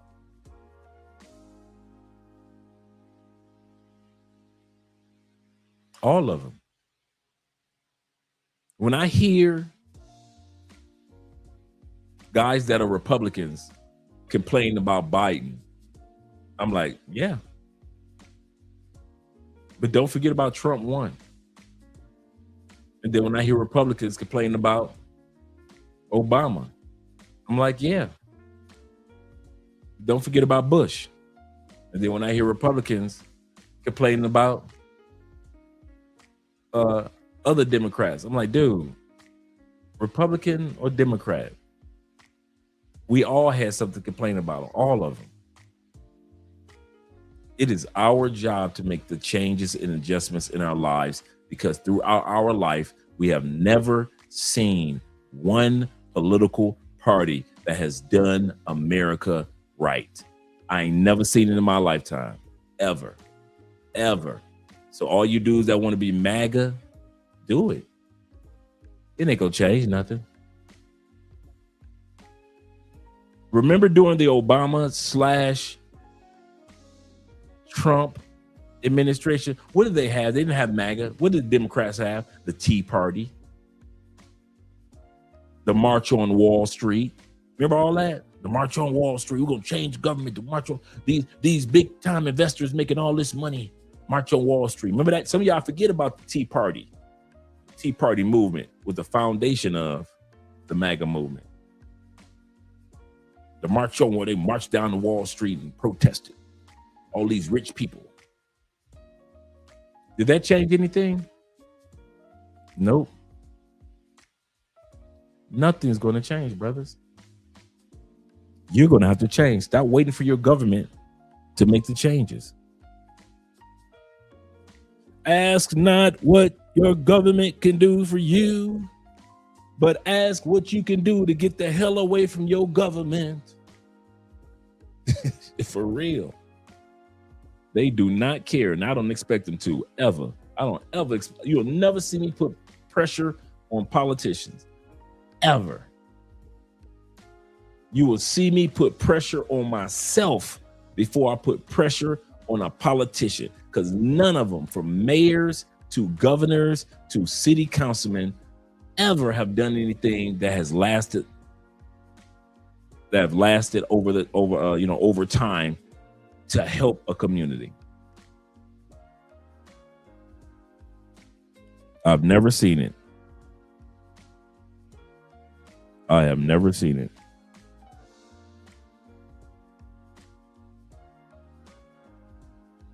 My brother says this. He said, my wake-up call, wake-up moment was when Hulk Hogan passed in the hospital under strange circumstances in Clearwater. Shout out to Clearwater, Florida. Regardless of what people feel about him, that woke me up. Yeah, treating him like trash. He said, personally, I don't vote. Then you voted. People who don't vote don't realize that you voted. I love when people say, I don't vote. You voted. In order to not vote, you had to vote I'm not going to vote. And that impacted the polls. People think that I don't vote, so it won't impact the poll. Yes, it does. Just like for those of us that do vote, we impact the polls, and those of you who don't vote, you impact the polls. So if you don't vote, hey, I have nothing to do with that. But don't think because you don't vote, it doesn't impact the vote. It does. It always has. It always has. He said, personally, I don't vote anymore. He said, and I lost faith in both parties. Now, I agree with you on that one. He said, they both are a joke to me. Me too. He said, hell, they can't even agree on lowering the price of living and billing. I agree with that 100%. I agree with that 100%. That's why I'm more of like a conservative independent. I do have very conservative views about a lot of things, but I'm independent because I believe that I'm not going to go to the booth and just put Republican. And I don't know nothing about this Republican. I'm just putting Republican. And I'm not going to go to the booth and put Democrat. No. Everything that's Democrat doesn't mean that it's good. Everything that's Republican don't mean that it's good. Always remember, when you go into that booth, you are not just voting for a president or a senator. There is too much at stake. You're voting for judges. You're voting for city councilmen. You're voting for the people that's going to be over your water. All these, you better read and stop putting Republican because you're being lazy. Republican. No. That's why I'm independent. When I go in the booth, it'll say, okay, let's say if I got a Democrat, or let's say I got a Republican president that I want to endorse. If Republican, okay, let me look at my Florida senator. I don't like that Republican. I'm going Democrat. Okay, here we go. Look at the other senator. Okay, boom. I got 3 House members that I need to vote on. 2 House members. Okay, let me go ahead and vote Republican on that one and Republican on this one because I like both of those Republicans. Okay, right here, this judge, I knew about this judge. He wasn't no good. Let me vote Democrat. Bam. Let me vote Democrat for this one, right? Bam. See, mine is like this. Mine is not like fuck. You ain't gonna catch me just voting for somebody that's just because they say something and I know they don't mean my community any good, meaning the city. Yeah, I've never been funny style about who I vote for. Never.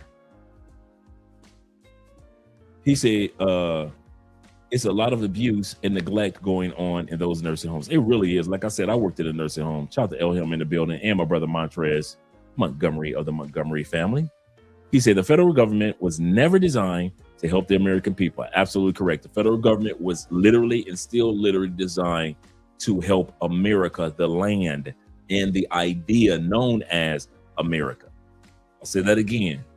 America's job, American federal, not state, not local, not state, not local. Those are set up to help the people. The federal government is set up to, on a federal level, to sustain the protection of the land mass known as the 50 states. That's the first thing, to regulate, to protect, and legislate the land masses known as the 50 states in the outer province from Guam to the U.S. Virgin Islands, things like that. Right? Greenland. That's what America is set up for. But not Greenland, because Greenland is North America, but it's not American. But everything else, the State Department, the local legislation, all that is set up to take care of the people. Yes, it is. The federal government is for the people. No, it's not. People can be replaced. The country can. I'm gonna say this again for you guys that don't know this. This is just obvious. The people of the United States, all 400 million of us, can be replaced. The land mass, the soil, the actual country, those 50 states cannot be replaced. You can't lose Illinois and replace it next week with another Illinois, but you can lose Andre and replace me the same day with another U.S. citizen, correct? So we are replaceable, but the country itself is not replaceable. So the concept or the idea known as the United States is protected on a federal level, and the land mass known as the United States is protected and legislated on a federal level. That's why when people bitch to on a federal level, okay, cool. Every once in a while, we'll sway a president or a congressman. But for the most part, it's your congressman that's supposed to be there for you because they are your state representatives. So if anybody you're going to call the White House or send a letter to the White House to is going to be your U.S. senators and your House of Representatives, those that represent you in the House. But to cuss and fuss at a president more than you would cuss at your congressman, you're doing it backwards. You should always be more mad at your congressman than you will be at your president. Always be more mad at the judicial system, the Supreme Court, than you do at a president. Your congressman can be there for 30, 40 years. Your president is going to only be there for 4 years. That's it. 4 to 8 years.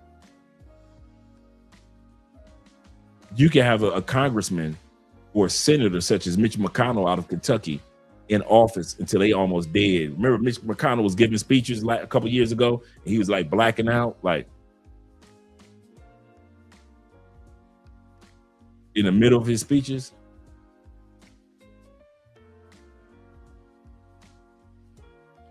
So don't lean to the federal government to take care of the people, because it's not their job.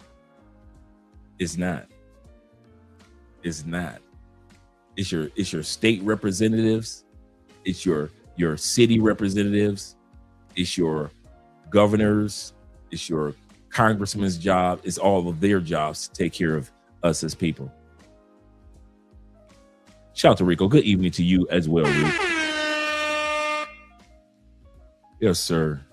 Shout out to Ronan. Yes, sir. Appreciate you, Ronan. Let's go back to the video. This brother, they're talking about how many baby boomers and how expensive it's going to be. This is the other thing that people don't talk about in the United States. 2033.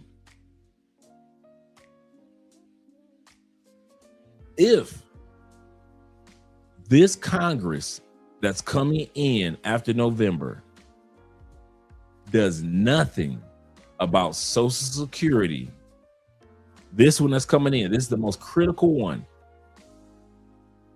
The trust fund for Social Security will run out 2033, 2035. They already said for Medicare, and Medicare will run out by 2029. So how older people take care of themselves medically, that's going to run out by 2029 if this next Congress does nothing about it. Social Security will literally, the trust fund, okay, this is how it works. When they first started Social Security, they had on average for every person that retired, there were 23 working people to take care of them. Let me go back some. For those that don't know, this is how Social Security works. Social Security works like this. You work and the money goes off into the trust, right? The fund. When the next generation starts working, the fund is not touched. See, you think that Americans think, I worked so hard and I deserve my Social Security. No, the next generation, like baby boomers, worked for those that are centurions, the ones that are 100 years old. Baby boomers work to make sure that these people got checks. So baby boomers were putting a little money into the trust fund. They were putting money into the trust fund. But baby boomers take care of those that are 100 years old right now. Here comes Generation X. The money that comes out of our paychecks for our Social Security, a little of it goes into the trust fund, but most of our money take care of the baby boomers. Here come the millennials. Millennials, a little bit of the money goes into the trust fund, but most of the money, when you see Social Security FICA taken out of your paycheck, it is not for you. It is for Generation X, my age, Generation X. Then who'll take care of the millennials are Generation Z. A little bit of their FICA will go into the kitty, and millennials will be taken care of by Generation Z. And that's how it works. Alpha will take Alpha generation, the babies now, will take care of Generation Z. That's how Social Security works. Okay. So don't think when you see your money getting out of your paycheck, FICA, that is going towards your retirement. No, the generation behind you will always take care of you. So it works like that. And each one puts a little bit of money into the kitty. Well, now let's go back. When Social Security first started in the United States, I guess this channel is a one-stop shop channel. Okay. When Social Security first started in the United States, on average, it was about 23 people that will be taken care of for every one person that was retired. So a huge chunk of money will be going into the trust fund because nobody needed this money, right? Nobody needed the trust is just growing. It's just growing and just growing, right? Over the years. Well, over the years, more and more people were retiring, and you had more and more people working, but still more and more people as time progressed were retiring, and it went down from 23 people taking care of one person to retire. Now it's like 3.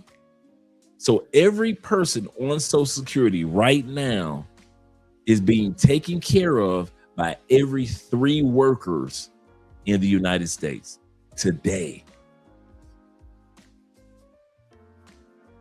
But they can't afford that. You're right. So how do they get taken care of? The trust fund. So America has been slowly having the 3 people taking care of seniors and dipping into the trust fund. So 3 people take some money out of your paycheck and then the trust fund. Take care of each person. A little bit of trust fund, a little bit of people, a little bit of trust fund. Now, the trust fund is damn near gone. And they've been saying for the last 7-8 years, Congress, y'all got to do something about this trust fund. Time is running out. And all the experts have been saying between 2033 to 2035, the U.S. trust fund, that little bit that they were putting away money, and now they've been using it just a little bit at a time, it's not up here anymore. It's all the way down here now. That's why you hear sometimes people say, by the time I retire, ain't gonna be no money left, because the trust fund will be gone. And it will be, and if it's almost gone with the trust fund, what are they gonna do, Dre? If people will stop getting Social Security? No. They're gonna take away 25% of your mama's, well, let's put it like this, by the time that come along, I'll be retired.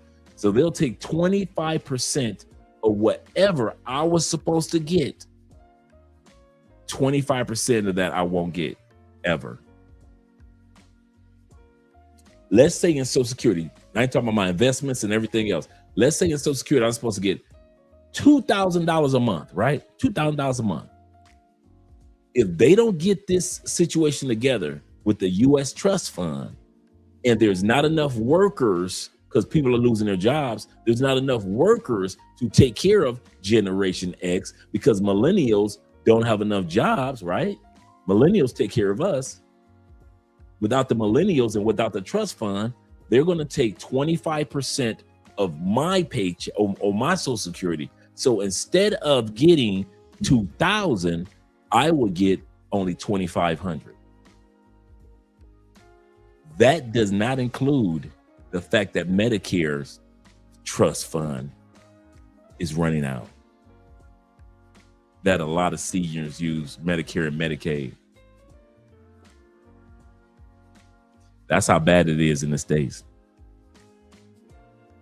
And for those of you that don't know, one of our first channels, Mostly Money, we had 127,000 subscribers, and our channel was nothing but Social Security. So just in case you guys are wondering how Andre knows so much about Social Security, one of our first YouTube channels was nothing but Social Security.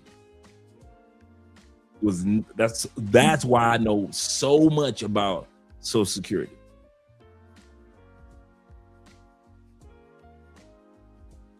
So this is another reason why it's expensive to live in the United States, but it's expensive to die in the United States. And this is why you have so many older people taking their little Social Security checks and relocating to another country. Why? In the United States, over 50% of US citizens start collecting Social Security by the age of 62. A lot of people think it's 65 retirement, but it's not. The actual age of that you receive your Social Security is 62. If you wait until, now here's the clips.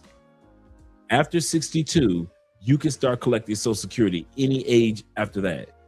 As long as you keep waiting all the way up to the age of 70, if you wait, you get an 8% increase plus a cost of living increase. So let's say the cost of living due to inflation increase for Social Security, just like the military, you guys get your increase. Let's say it's 2%. Inflation's going up. Older people get a 2% increase later on this year. They always announce it on October 13th, my birthday. That's why I know when older people are going to get more money. Sometimes it might be 0%. They may not get any increase. During the pandemic, they got the highest, which was 5.7% increase. So every year that you don't apply for your Social Security after the age of 62, you get an automatic 8%, that's automatic 8% increase.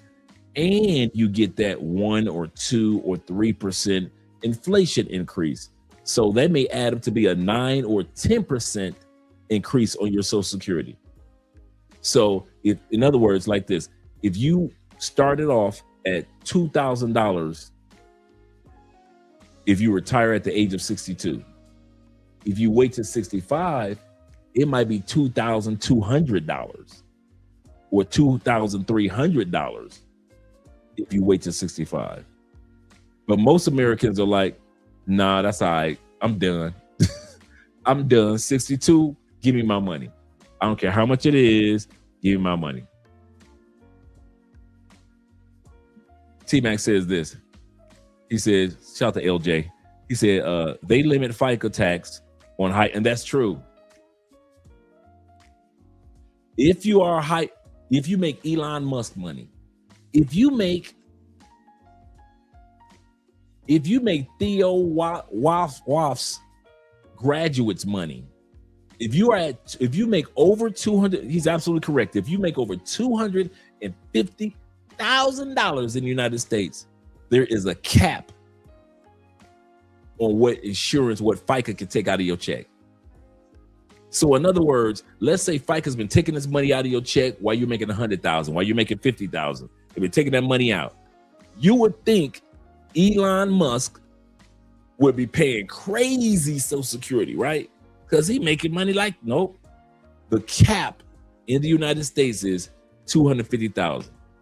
In other words, once you hit the $250,000 threshold of earnings, they do not raise your Social Security amount. You pay the same amount that anybody else will pay, even if you're making Elon Musk money.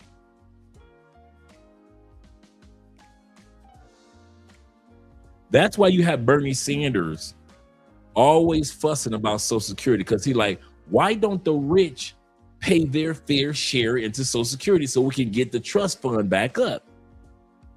Could you imagine Elon Musk, Jeff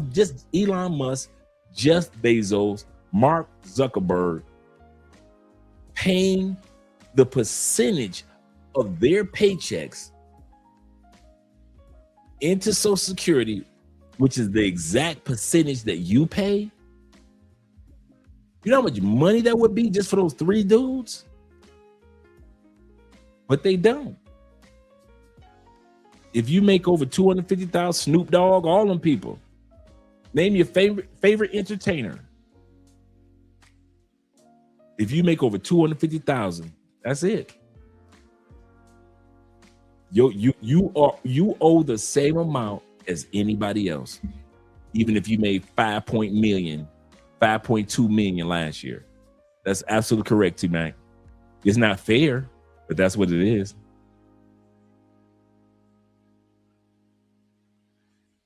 Let's go back to the video. I don't want to talk about Social Security all night long. He said millennials came up at a time where they got screwed. Yeah, I could say there have been quite a few generations that have got. I could say this, and somebody can correct me if I'm wrong. Millennials have been screwed worse than the Great Depression.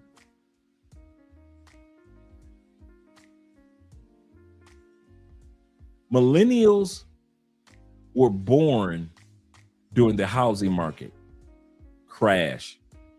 That was 2008, 2009, 2012. Millennials have been around for when the Trump administration gave a 17% increase to corporations and rich people. And they didn't get any of that. After that, millennials had to live through the pandemic. Millennials have had to deal with post-pandemic. You ain't never lied. Being born a millennial, you literally were born in one of the worst time periods in American history. And a couple years ago, I studied U.S. recessions. A lot of people don't realize U.S. has been dealing with recessions since the late 1700s. We've gone through a lot of recessions. And I'll say this again, since the late 1700s, America has been dealing with recessions off and on. But nobody's had to deal with what the millennials have had to deal with. You've had to deal with global pandemics, global inflation, global recessions, a crashing housing market in the United States. Right when you're born, right when you come of age. And it's crazy to be a millennial. It's crazy. Yes, technology has advanced, but what's the use of technology advancing if every time you turn around as a millennial, all hell is breaking loose? Millennials have not had a break yet. I cannot name the year millennials had a good year.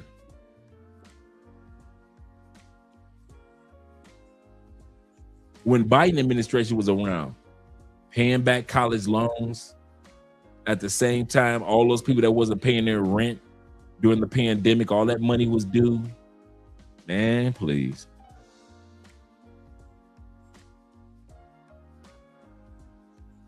Yep, he said this is why liberals and most progressive push for raising the tax on the $250,000 earnings. Absolutely correct. Shout out to you, brother.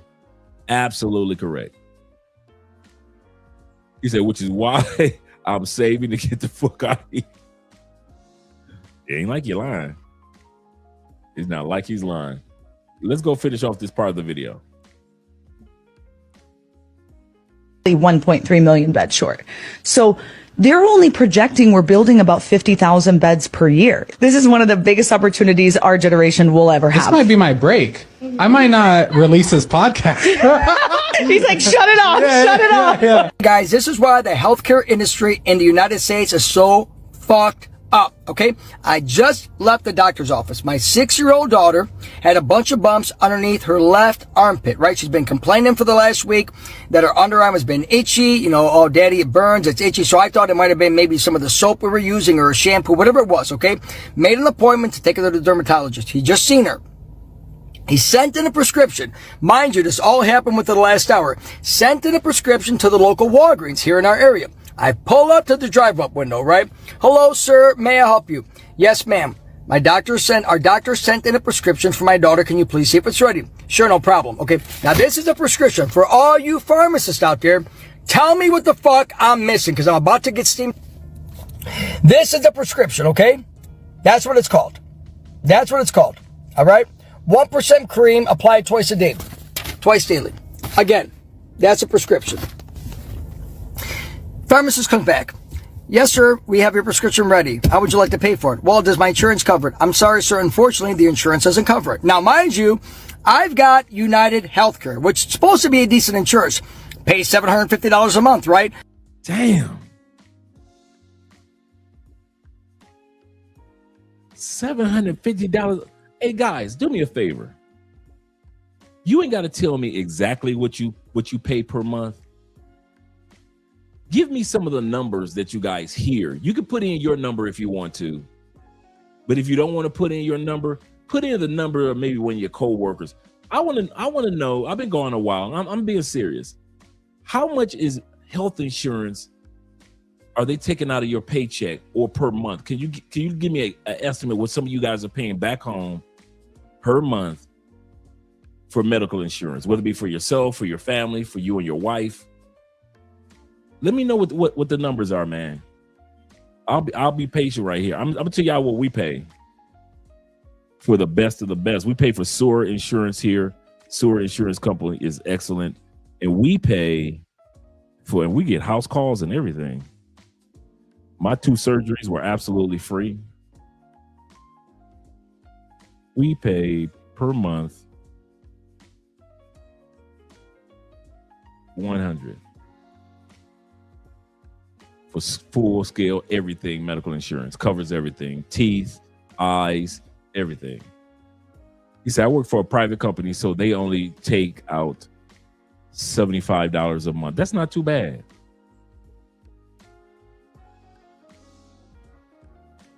Yeah, I got extra. Yeah, that's what we got. Yep. He said if you're good, he said I'm paying $540. Goodness gracious. Is that for family or just you? Ronan says, he said, I've seen families pay before Obamacare. It was $4,000 a month. Now. He say with it, only 600 a month. With Trump, he fucked it up. I did hear about that. Give me some numbers, guys. Give me some numbers. He said it's going back up again. I heard about that. Insurance prices are going back up. Give me some prices that you guys have heard out there. You know what I'm saying? He's paying $540 for one person.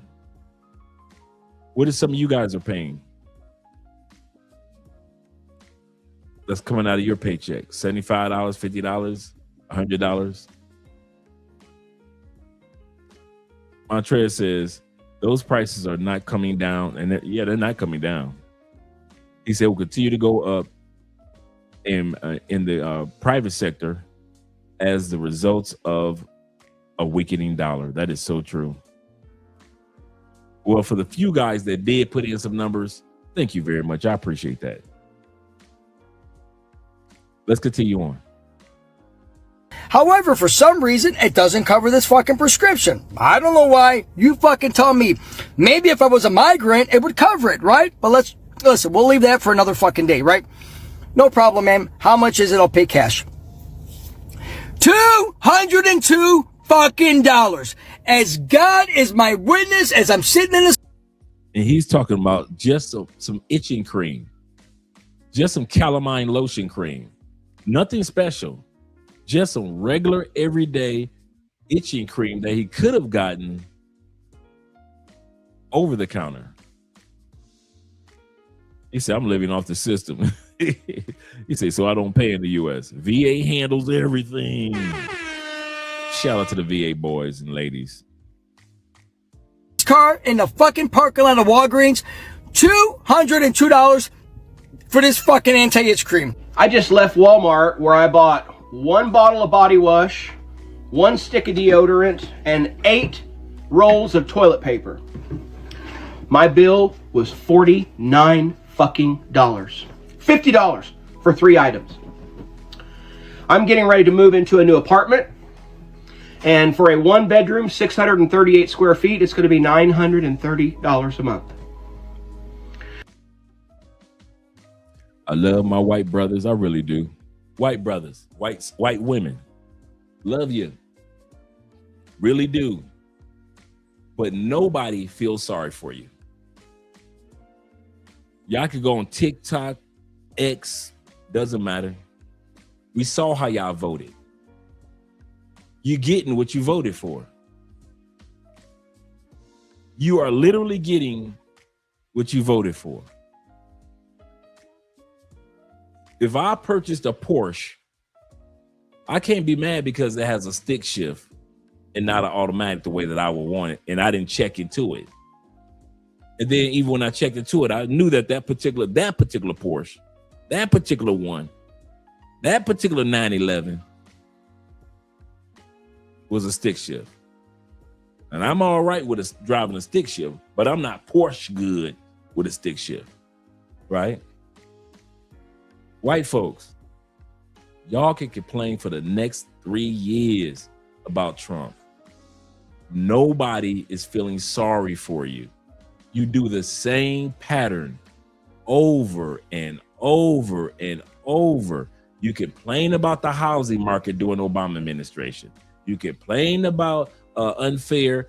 Like I said, you had to march on Wall Street during the Trump administration. You had the Tea Party that came out. All this, we're gonna fight against the government. Got your white ass in them voting booths, and you voted with your race. You didn't vote with your paycheck. You didn't vote with your with the community. You voted with your race. So anytime I hear white people complaining about anything going on in the United States, I literally don't care. As a white person, my brother in the Lord, I care about you like that. My sister in the Lord, I care about you like that.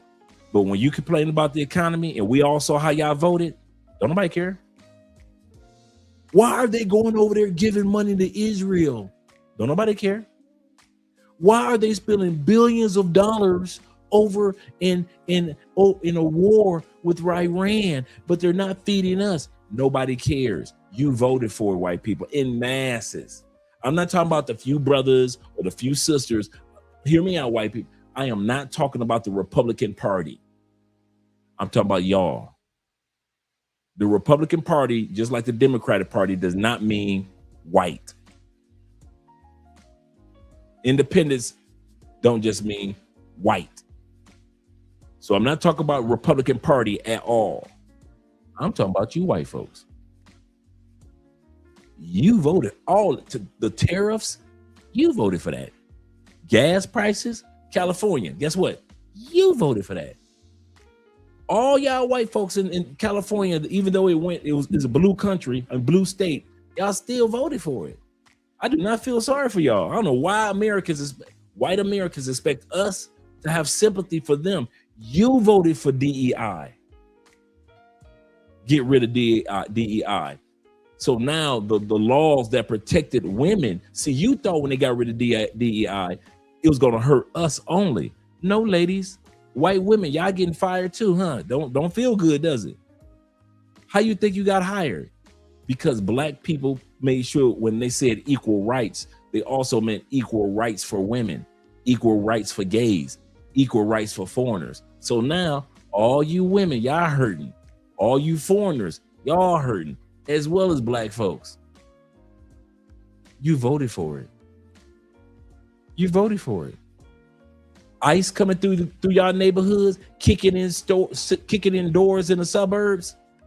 You voted for it, white people. White people. White folks. All you white folks.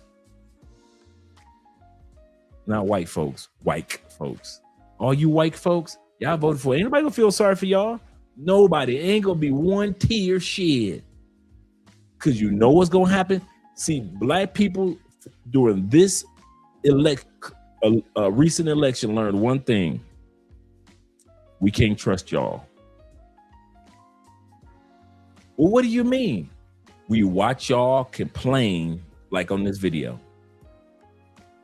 We cannot trust y'all to fight against that which you complain about.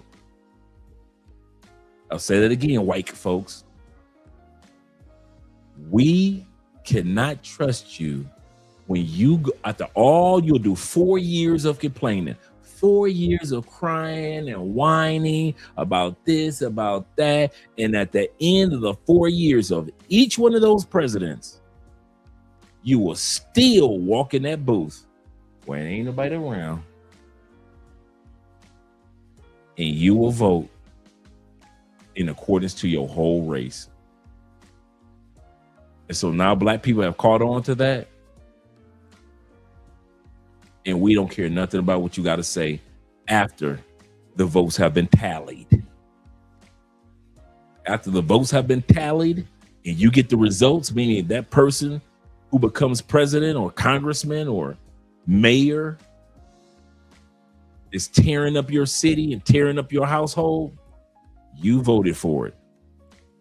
So all that crying y'all doing, white people, you got 2.5 more years to keep crying.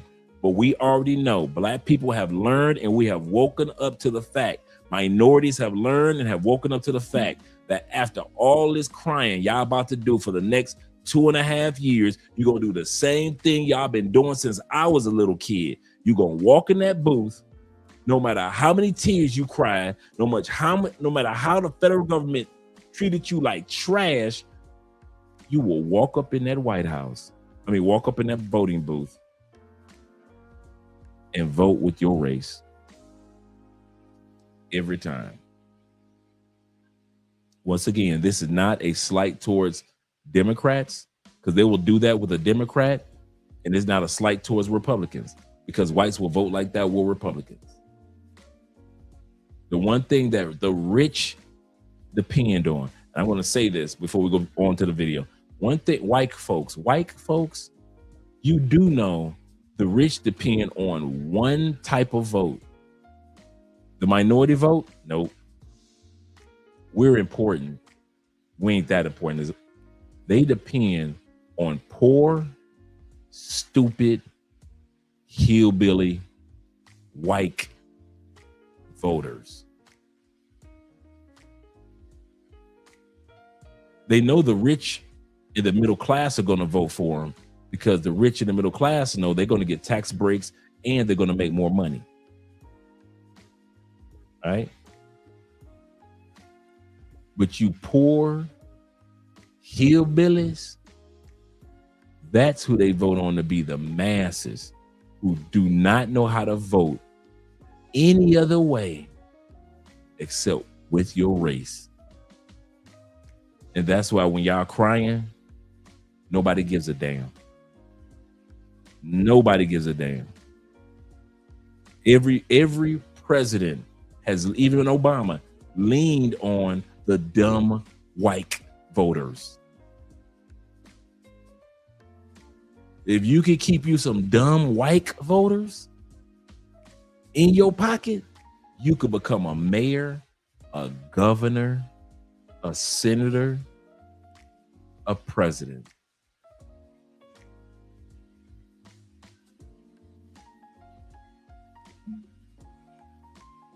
And that's a fact. So all this crying y'all doing on social media, white people, don't nobody care. Gas is $5 a gallon. Milk is $3.89 a gallon. Wow, wow, wow. And bread is almost $6 a loaf. A 24-pack of bottled water is $7 And I'm at the point now to where at 50 years old, I'm trying not to crack here. I'm 50 years old, and there's no fucking way I'm ever going to be able to retire. I've had to cash in my life insurance and my 401 in order to survive. You know, after a certain amount of time living and working on this planet, you shouldn't have to. That's another bad habit Americans got. Don't do that, Americans. Americans, yeah, that's a bad habit we got. That's a bad habit we got. We always act like the world is going through. No, not the world. We always think when something happened to us as Americans, well, you know, this world is going crazy. These kids in this world, marriage in the world. What is this world coming to? Gas prices are crazy in this world. This man said he cashed in. You heard him, Ronan. Cashed in his life insurance policy. Cashed that in.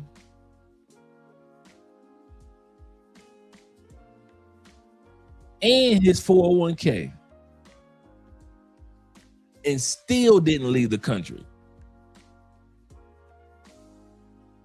You think I'm going to cash in my life insurance policy and 401k, meaning I lost a chunk of it to taxes, right? Let's be real.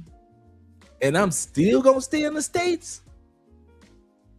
Yeah, those are the voters that I was just talking about.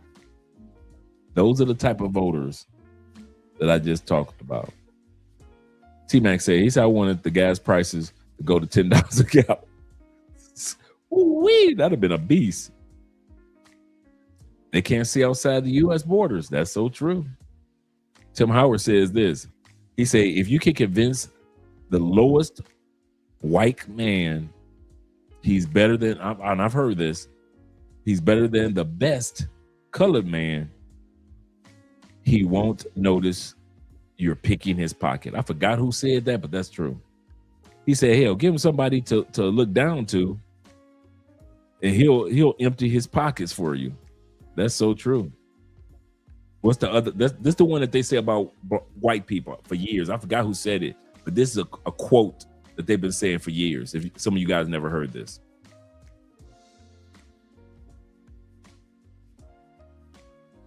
I forgot who said it.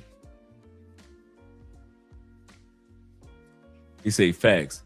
He should have left. He should have left by now. Absolutely correct. Oh, Lyndon B. Johnson said that. Okay, cool. Thank you very much, brother. Lyndon B. Johnson. Appreciate that, T-Mac. Work you should not have to work 2 fucking jobs just. The story of beef, Lil Donnie, and the starvation of America. It's no secret that everything in America is now vastly more expensive than it was just 4 months ago. One of the best barometers for cost of living in America is beef, the sharp increase we've already experienced. And what we're about to be hit with is pretty fucking shocking. When Donald Trump took office, the price of ground beef was $5.55. Due to drought, U.S. cattle herds were already contracting, so we were offsetting that by importing beef, which Donnie decided to tariff. I didn't know America had to import beef. I did not know that it got so bad, that it's gotten so bad in America that they've had to import beef, leading to a 21% rise in the cost of beef. Thanks, Donnie. So in February, the cost was $6.74 per pound. Raising and transporting beef takes gas. And because the price of gas is skyrocketing, in April, the cost of beef was up to an astounding $6.68. But lock in, fuckers, it only gets worse from here. U.S. farmers were not able to properly fertilize their crops because of the war. And that means the cost to feed cattle and the amount of cattle we can even produce is insanely expensive. That cost is locked in, but it hasn't hit the market yet. It is projected that by October this year, the price of beef will quickly hit $6.90. And by 2027, even if the Strait of Hormuz opens right now today, we'll be looking at close to $8 a pound. That is a 30% rise. 30% on only one item. Damn. That's crazy. Shout out to our Canadian brother in the building. I told this guy where I was from. He said, oh, Black Nubian. Check this out, fellas.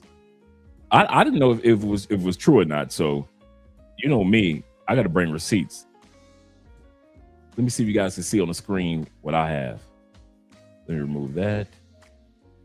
Okay, here we go. The U.S. imports beef from Argentina,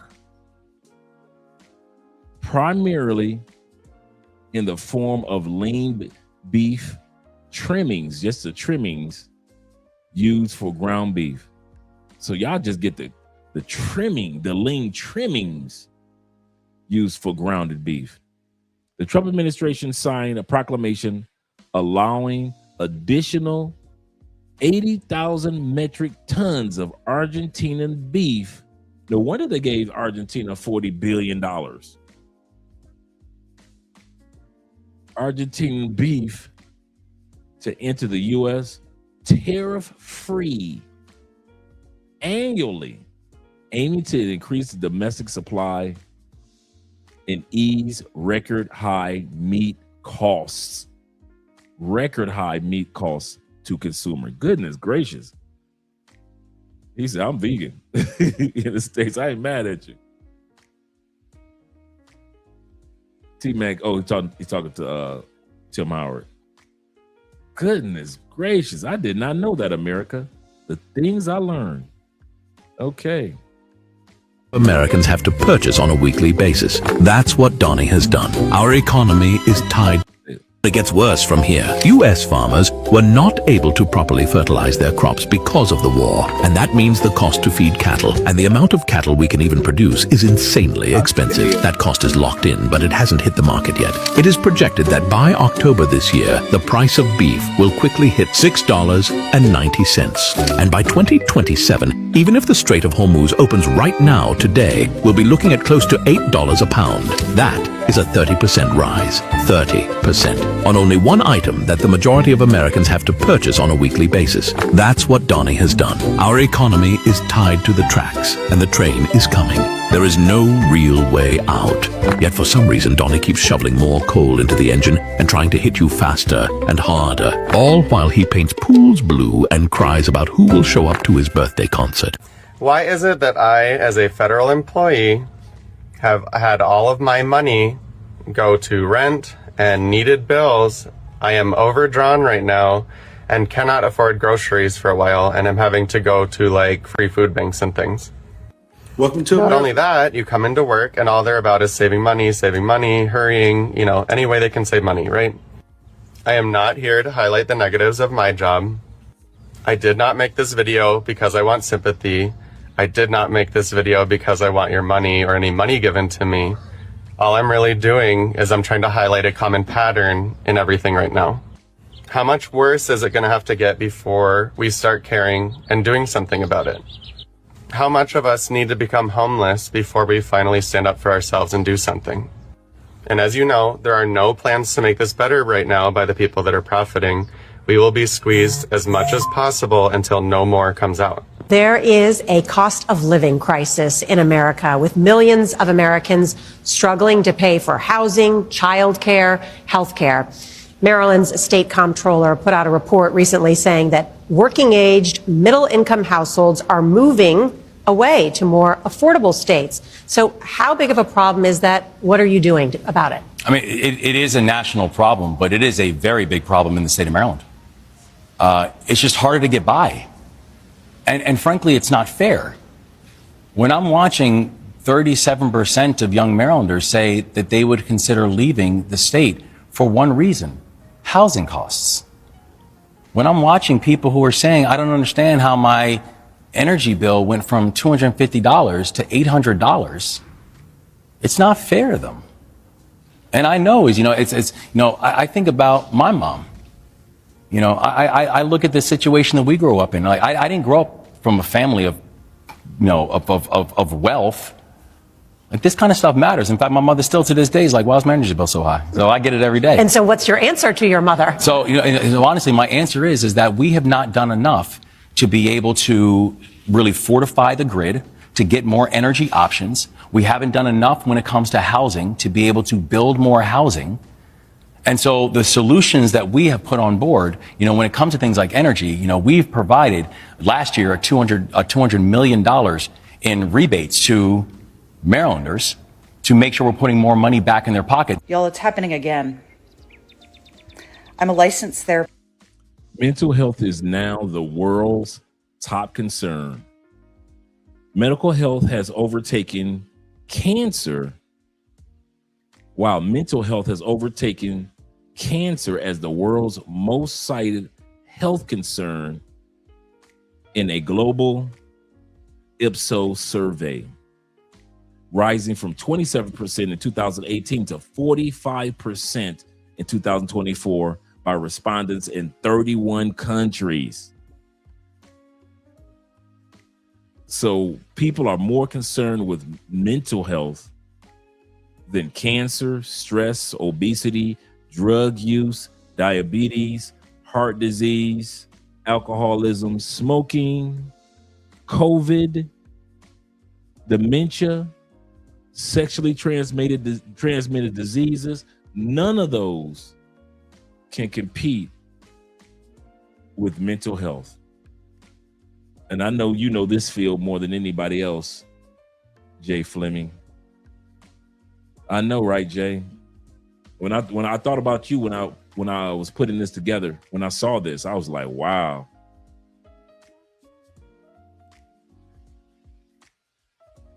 Yep. T-Mac says this. He said, I could care less about the brothers that complain about the economy, but still find money to buy. That's what T-Mac, you are preaching to the choir tonight. I hear Americans complain and fuss and cuss, but they still got I have seen every football stadium, every college football stadium, pro baseball stadiums, the NBA stadiums, always packed. Floor seats, always packed. The nosebleed seats at a football game or a basketball game, always packed. Y'all giving y'all woman $800 to see Bruno Mars Concerts sold out in every city.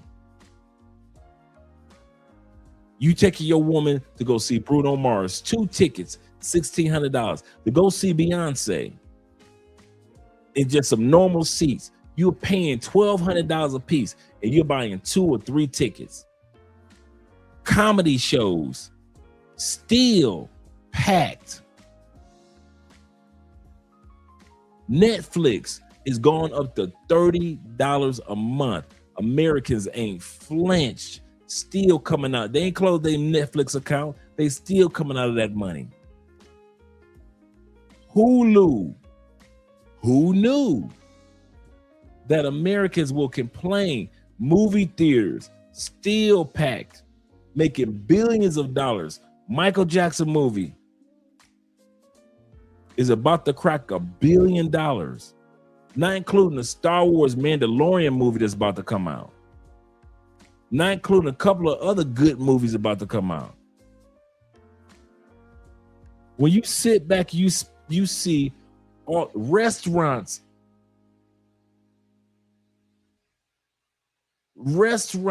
that are out there, vacation spots. Clearwater Beach is still packed with tourists. Miami Beach, South Beach, stay packed. When I hear Americans crying over not having any money, I don't listen to y'all either. Americans will spend money on their vices.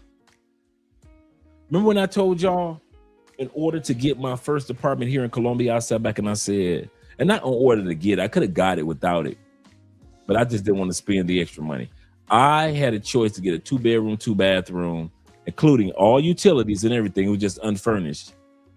And it was here in Cali, Colombia.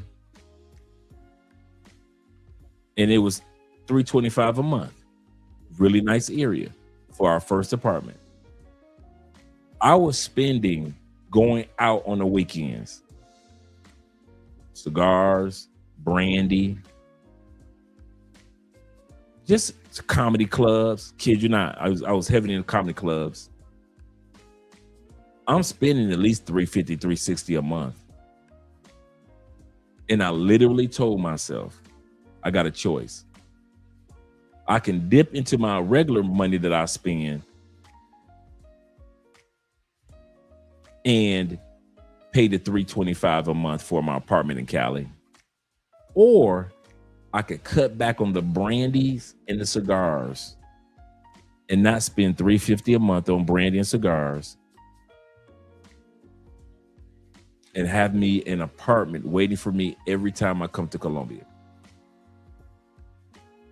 So I said, fuck the brandy and the cigars. I'll have that when I get to Colombia.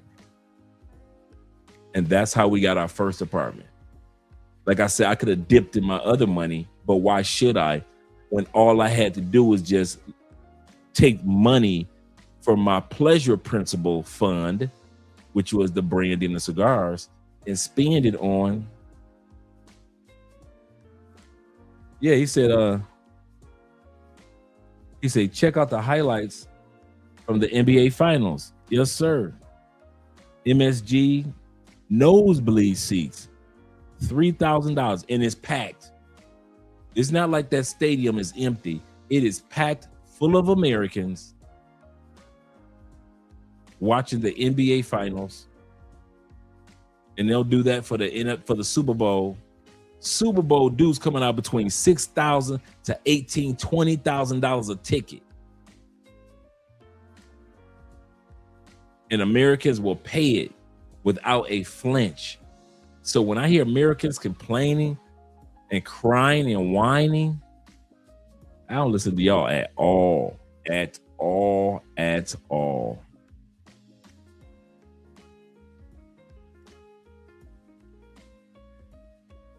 Remember, I gave you guys the stat. Remember this number: $27.40 a day. $27 $10.40 a day.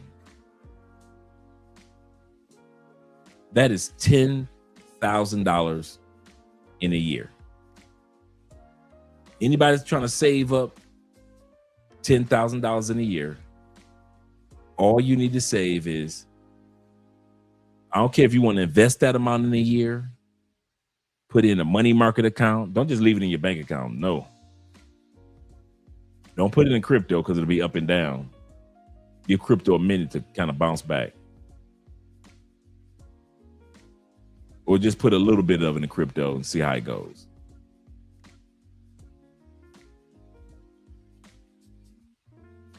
And don't be putting it all in Elon Musk stocks, okay? SpaceX. $27.40 a day, and you'll be able to save $10,000. Do not tell me Americans cannot come up with $27 a day. We spend that much damn near on Subway or soda and maybe a little something afterwards. Don't tell me that we don't spend $27 a day. $27 a day is $27 a day. If you take a chick out for some drinks, the cost of the average drink in tips in larger cities, if you just take a chick on one date and y'all having 3 drinks apiece, that's equivalent to 6 days, because the average drinks in the United States are between $22 and $25, including tip. Don't tell me that y'all can't save up $27 a day. Some of y'all could have been gone. Could have been living in another country. You could have had a teaching job in Japan or China, but you refuse to save just $27 a day. In Starbucks, that's the price of a cup of coffee. Zeta said, exactly, Dre. After the FIFA World Cup, he said, I'm done. I'm back to my minimal spending. He said, it's been a while since I enjoyed a good outing. I don't spend much. Now, that's true. I'm not saying be a hermit. He's right. If there's something special that you want to celebrate and enjoy, do it. But we got dudes and women in the United States that got Jordan collections worth $20,000. We're talking about regular people. We're not talking about superstars. We're talking about regular, everyday people that have it. Okay. When I left the States, I had over 35 pair of shoes. I did not need no damn 35 pair of shoes. I didn't. Bruh, I got shoes here. I probably got 15 pair of shoes that I've acquired again over the last 10 years. I probably wear 7 of them. I got a certain amount of hard bottoms that I wear. I got 3 pair of boots, 3 pair of sneakers, and 2 of them are for the gym. The other ones, they just sitting around like furniture.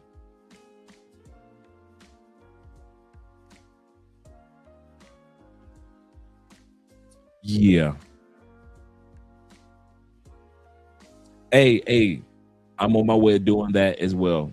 But I'm following Ronan Traveler's advice and buying me another term life insurance policy. Absolutely correct.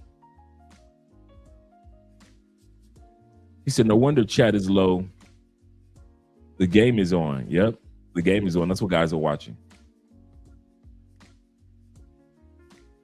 My brother say, absolutely. People buying Jordans and all types of name brand stuff that in other countries aren't even that important. Absolutely correct, Zeta. Absolutely correct.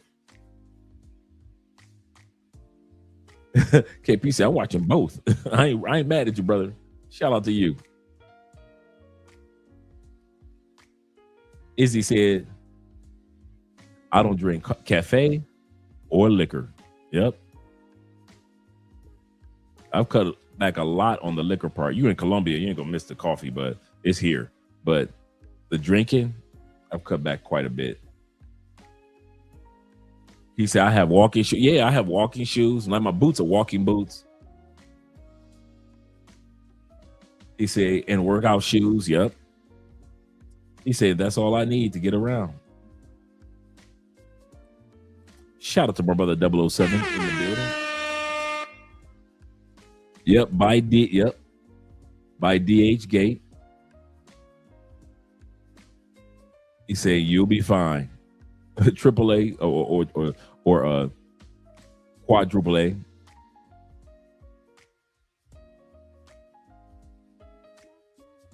He said, I gotta calm myself. He said, I gotta calm myself out. He said, I got chills with the perfume free. I've slowed down. I've got so many things that we want to do in the next couple of years, and I don't want to dip into the investments. And I know that this is an investment market right now, so I've slowed down. And you see me, I'll buy a clone. I'll buy a clone. I love having the originals, and I have a lot of originals up here, but I got a lot of clones. Ever since I saw a street interview with women in Europe, and they asked them, how do you like this cologne? How do you like that cologne? They were like, oh, I like this one, but I like that one better. But what about this one? I like this one better. And come to find out that most women walking down the street couldn't tell the difference between a clone or an expensive one. And many women like the clone more than they like the $500 expensive one. So when they told the woman the price, like, yeah, this one is $500. What? Y'all spent $500? I didn't even like that one. How much was the other one? It was a $35. Why? I like the $35 one better. So women don't care as long as you smell good.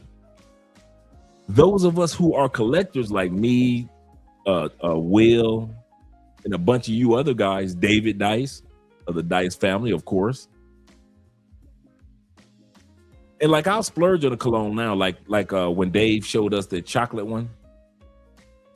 Yes, I'll splurge on a cologne like that. But for the most part, if I don't see an original that I must have, I'll get a clone. Kofa says this. He said, thanks for the confirmation, Dre. He said, I've been working on minimalist lifestyle slowly but surely. Absolutely correct, bro. You ain't doing nothing wrong. You're setting yourself up better than a lot of people. A lot of people. Zeta says, yep. He said, I had to sacrifice some of the things that I like, especially some of my favorite colognes. Absolutely correct. Absolutely correct. And DJ Davis in the building says this. He said, I find the originals that are testers. I do testers too. He said, good discounts on those. There's even tester websites. For some of you guys that didn't know that, you know, when you see the testers in a store, you can test out the cologne. There's actually tester websites for colognes. Just Google it, and you'll find a couple of websites that only sell testers that they usually sell in stores. He said, on those, but clones save me a lot of money. T-Mac says this. He said, my budget is tight because I fool myself by auto investing every day. That's what I'm going to be doing right now over this next week. I'm setting things up to be auto investing every single day. Just auto investing automatically. Daily dollar cost average really works. He said you wouldn't spend if the money is not there. Correct. It's not there, but it's in an investment account. Absolutely correct. Absolutely correct. Yep, and it's got micro perfume. I hear from them all the time, to where instead of paying $250 for cologne, you can get a 3 ounce or 5 ounce for $20 of your favorite $500, $300 colognes. You can get okay. I'll show you what I mean. Mason Kirk John, the artist behind Baccarat 540 and Grand Soir. Each one of these, if I would have purchased them separately, like this is what his bottles look like, right? If I had purchased, man, that smells good. That smells really good. If I had purchased these separately, these would have been $150 to $250 a piece. But because I got the set of 10 ounce, just to go to show you how large the 10 ounce are. Let me see if I find what the 10 ounces are, even though I use this. So it's not really small, see? So the 10 ounce, each one of these were like $30, $40 a piece. But since I bought it in a set, so a lot of times I'll buy a set. I'll see how much they have for the sample set. So if I have a favorite brand, Andre's like this. If I want the whole collection of LV colognes, instead of paying $300 for the Imagination whole set, each one of them separately, I'll see if Louis Vuitton has a cologne set. And usually those sets go for like this one I paid $200 for, right? So those sets are like $200, but you get 6 or 7 different colognes. Instead of paying $250 for one, I would have all of the so-called Louis Vuitton collection. So a lot of times I'll just get I'm happy with I've had this, think about it. I've had this set for 3 years, 2 years. We went to London 2 years ago. I bought this at the oldest cologne shop in London. That's why I was so happy to get it, because it got a story behind it. The oldest cologne shop in London. And I got this set of Mason Francis Kirk John. So instead of buying this one for $200, I got the whole set for $200.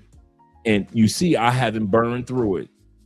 I've only burned through the Grand Soir, but the rest, Grand Soir and what's this one right here? Oh, Gentle Fluidity. I burned through that one, but I still have Baccarat 540, right? Which one right here? Baccarat 540. You see, I still have a lot of that left. So I like to buy the sets. I like to buy the sets, the clones and the sets. And if I want to splurge with an original, so be it. But think about it. If I can have the whole set of Louis Vuitton and it lasts me for 2 or 3 years, or even 4 years for the whole set of Louis Vuitton, I'm buying the set. Even if that set costs me $200, $250, I got everything and it's going to last me 2 or 3 years. And then I let the original, not the original, but the larger sizes, I'll splurge on. This one right here is the Satin Oud by Francis Jared Clark, Mason Francis Kirk John. I'll spoil myself with maybe 1 or 2 of these, but the rest, I'll just get a set.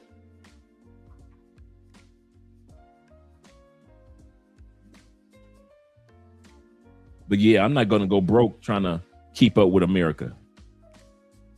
Yeah, that's another cologne set that I love. That's probably one of my favorites brands now, man.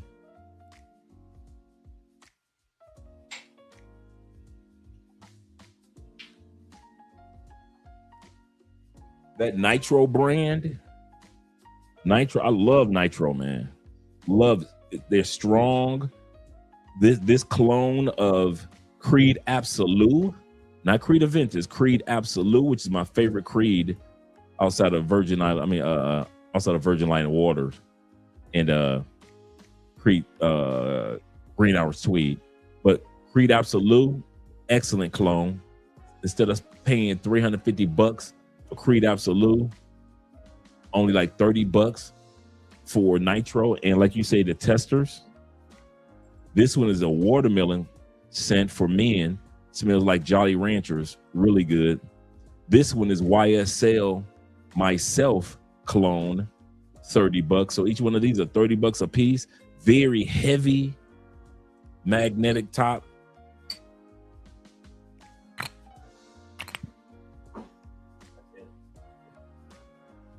Very, very heavy magnetic top. Very heavy bottle.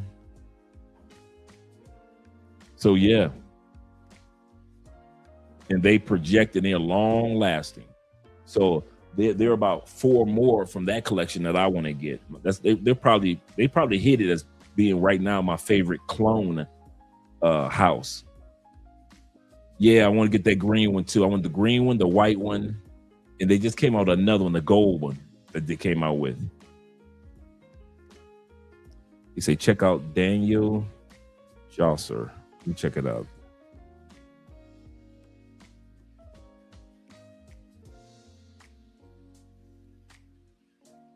Oh, the creator of Tom Ford. Okay, cool.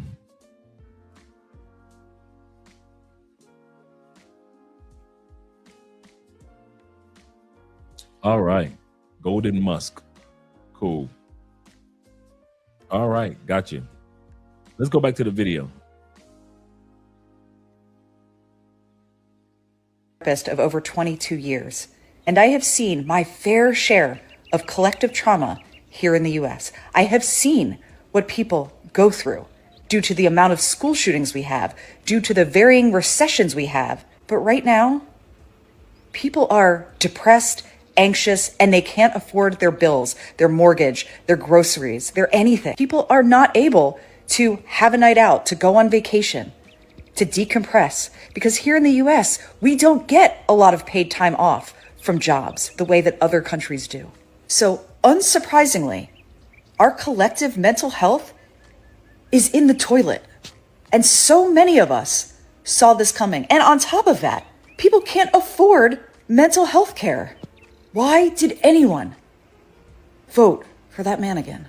In America alone, we ended over 1 million unborn lives in 2024. More than cancer, more than gun violence, more than war. 1 million children gone, not from disease, but from choice. Think about it. Gun deaths in the US are around 46,000 a year. Yet abortion wipes out more lives than almost every other cause of death. And most abortions, they're not about health. They're not about tragedy or emergency. They're about convenience. Wrong timing, too hard, too costly, too inconvenient. That's the truth that nobody wants to say out loud. And this isn't new. From the beginning of civilization, when nations slid into moral collapse, they sacrificed their children to Moloch, to Baal, to the fertility gods, to idols promising prosperity and harvest. Each culture that made peace with killing its young did so for one reason: to make life easier for themselves, to secure comfort, fertility, wealth, or safety. Today, our gods look different. Career, freedom, convenience, choice, but the altar is the same. And history has always judged this as the greatest indictment of any culture.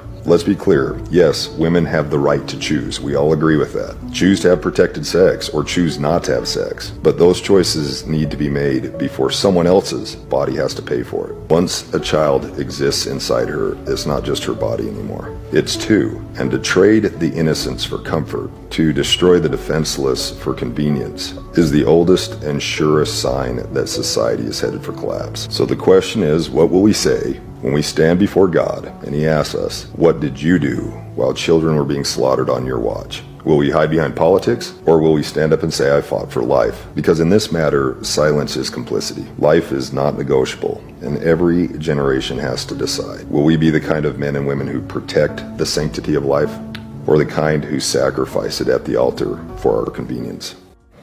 absolute shockwaves across the political spectrum when a new study was released from the National Bureau of Economic Research, a first of its kind, that found that 22,500 senior citizens had died unnecessarily after they were entrusted to the care of nursing homes and aged care facilities that were then sold to private equity. And this study has shown a direct correlation between the private equity acquisition and the deaths of the patients. Now, this article came out in 2021 that she's talking about with all these deaths in nursing homes. Remember, guys, tonight's topic is about the cost of living in the United States, but also the cost of dying in the United States. And now people are all asking, oh my gosh, what are we going to do? Who's doing something to stop this? What are the politicians doing? And the answer is absolutely nothing. They're just taking more bribes, donations, from the same lobbyists that represent those firms and continuing on their way. Let's get into it. This was the first study to look at long-term effects on patients when private equity gets involved in healthcare, and you see long-term outcomes that can be directly tied to the conduct of the company following private equity acquisition, and the outcomes are horrifying. In 2005, only 1% of all nursing care facilities were owned by private equity. By 2009, that number had increased to 5%. By 2019, it had increased to 11%. By 2021, 13%. And now we expect that it may have doubled in the 2 years since then. This study followed 302 nursing care facilities that had been acquired by private equity as of 2013, and it followed their progress from 2013 to 2017 with in-depth looks at the individual case files and progress of every patient in those facilities. Now, all of those facilities included 9,600 patients, and that was stacked against more than 9,600 other non-private equity owned hospitals and more than 200,000 patients in those hospitals, and they compared outcomes. What the study found was that patients in the private equity-owned hospitals had an 11% higher risk of going for acute service visits to the hospital. They were 9% more likely to be hospitalized long-term in an acute facility. They had a 4% increase in Medicare cost to taxpayers, averaging $1,080 increases per patient annually across more than 9,000 patients, totaling over $11 million just in the patients in the study.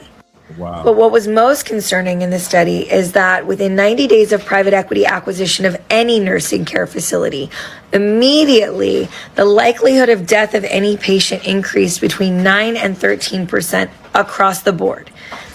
At first, the scientists reviewing the data thought it had to be an anomaly, that it couldn't be this uniform, that every single facility had more patients dying so quickly after acquisition. But when they went back and looked line by line at the data, it was undeniable.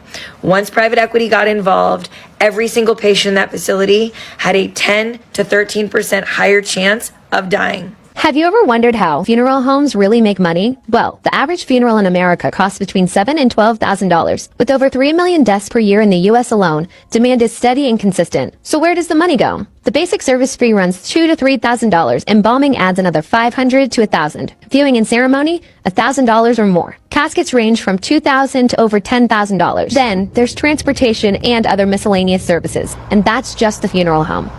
Cemeteries generate additional revenue through burial plots, anywhere from $1,000 in rural areas to $20,000 plus in major cities. Opening and closing the grave can cost $1,000 to $3,000, vaults and liners another $1,000 to $3,000. Plus, headstones and engravings cost even more. Altogether, one funeral can generate $10,000 to $20,000 or more. A funeral home handling 200 services a year at $8,000 each could bring in $1.6 million in annual revenue, with industry profit margins typically between 10 and 25%. It's not high growth, but it's steady, essential, and predictable. My mom dying opened my eyes a lot to how Americans are treated. Shout out to Theo in the building. Shout out to my brother T-Mac over on the Cash App and all you guys that support over there. Shout out to T-Mac with the $7 plus over on Cash App and over on the Bitcoin. If you guys want to support by way of Bitcoin, you can do that too. Just hold up your phone camera and you'll be able to use the code up top. And shout out to T-Mac for the $7.50 over on Bitcoin. Appreciate you, brother. And shout out to Class 7.5 in the building. Appreciate you being here, Theo.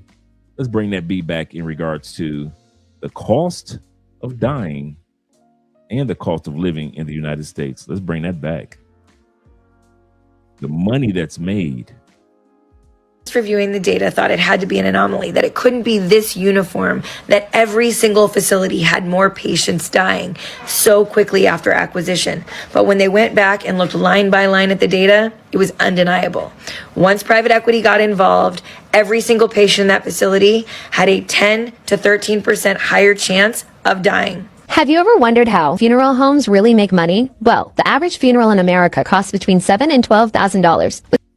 $7,000 and $12,000 to be buried in America.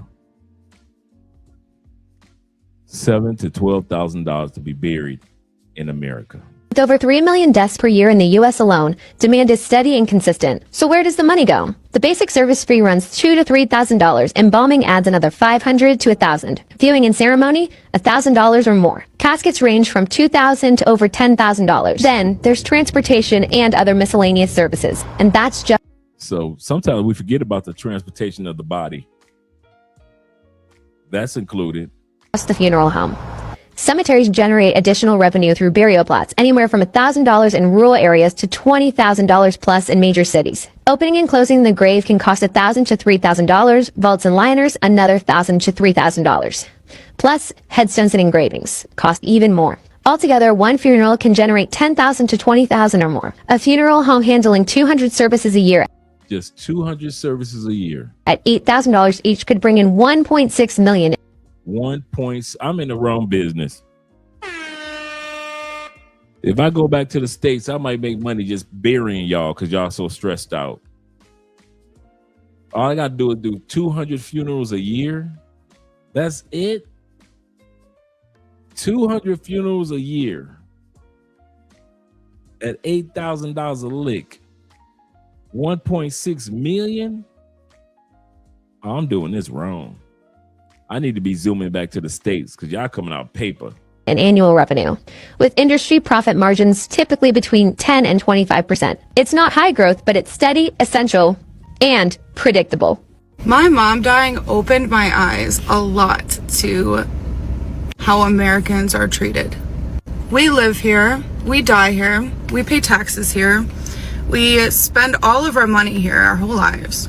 And when we die, hopefully not unexpectedly, those who are lucky enough get to plan with their families and have some leniency to figure out how they're going to pay for the funeral and this and that. Unfortunately for me and my 3 sisters, our mom had died on Christmas, this Christmas, unexpectedly. None of us knew. And they had quoted to get her cremated, okay, $2,900. $2,900. That's without the urn and without all of the other little fancy things, right? It's a week goes by quickly, and it's been a week, and we've been running around with our heads off, trying to ask people for help, trying to figure out how we're going to get this $3,000 to cremate her. And during this time, I've just had time to think, and I'm really confused.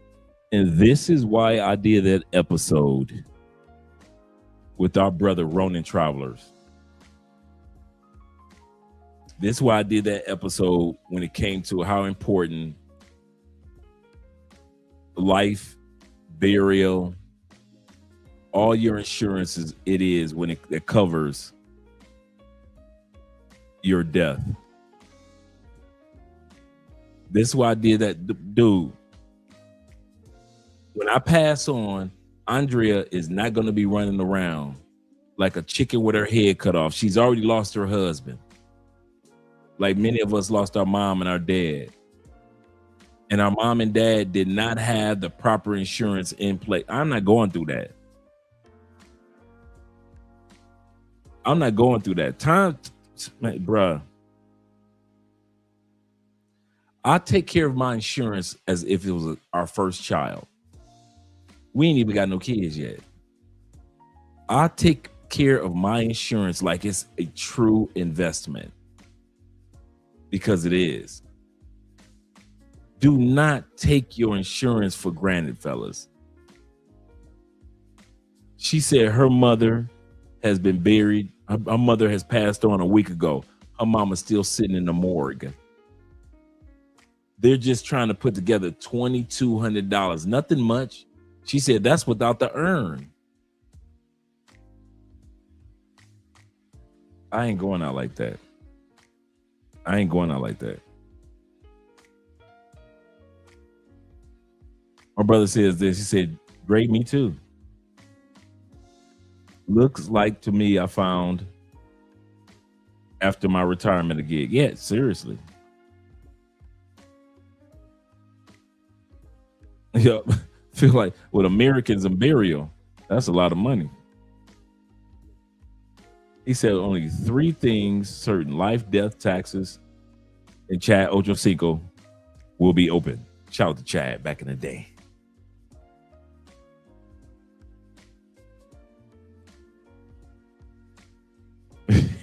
He said 3. I remember Chad said that. You could tell Chad nothing back in the day. The gold teeth Chad. And he said all that was fake. Chad said, man, I still got my NFL money, man. All that gold and all that. He said, man, I wore fake. He said, I wasn't about to waste my money on real gold like that. No. Confused why Americans live, spend their money here, and die, yet we are expected to pay for our death. We're expected to pay to be born, our health care. I feel like these are just the bare necessities that a country should be taking care of for their citizens. I feel like that is just the bare minimum that a country should be doing for their citizens. A lot of us would fucking love living here if we got free healthcare, if we could actually go see a dentist, if it didn't cost to give birth, we'd have a lot more people running around. And if it didn't cost to die, a lot of us would be left without debt. This has put such a rift between me and my sisters because we have nobody who's helping us. And we feel so much guilt. And then I hear in other countries, they don't have to deal with this. It's been a hard fucking week. Here are 5 things you didn't know about unclaimed bodies in America. Okay, here we go. Check this one out. I know a lot of y'all didn't know this. Some of y'all probably did, but most of us don't. First, over 40,000 bodies go unclaimed every single year across the country. These aren't just homeless people or those without families. Second, morgues hold these bodies for months, sometimes over a year, waiting for families who simply cannot afford burial costs. So it's not just because, and shout out to all you guys who are donating over on Bitcoin. Appreciate you. Hopefully Bitcoin rises again, and it will.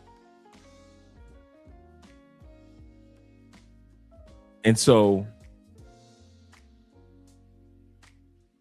when it comes to the burial part, it's not homeless people.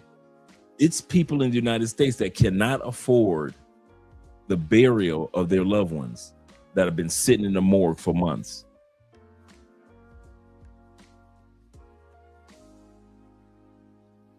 T-Mac said, I had a good day today. He said, while I was talking to the agent to buy more term life. Believe you me, that's exactly kind of funny that you would say that. I plan on reaching out to my boy that lives down here, and he's been selling insurance forever. He's from the States. So yeah. He said, buy more term life. He said, my novia came across, meaning girlfriend, came over and saw I was busy. She asked me if I needed help cleaning. And she said, so tu novia, a novia, which translates, I am your girl, or I am your girlfriend, and cleaned up. I ain't mad at her. Shout out to her. He said, listen, I'm your woman. I'm your woman, and you are my man. I ain't mad at her. Yeah. So this is what happens when person dies. Over 40,000 people in the United States go unclaimed. They'll hold the body up to a year. Most people are not homeless or abandoned people, but it's just people who could not afford to get their family member out of the morgue. Couldn't get their family member out of the morgue because they couldn't afford the funeral. This is sad. Bodies pile up in refrigerated storage while loved ones struggle to raise money. Third, when storage runs out, counties conduct mass burials in unmarked graves. Dozens of people buried together with no headstone, no ceremony, no dignity.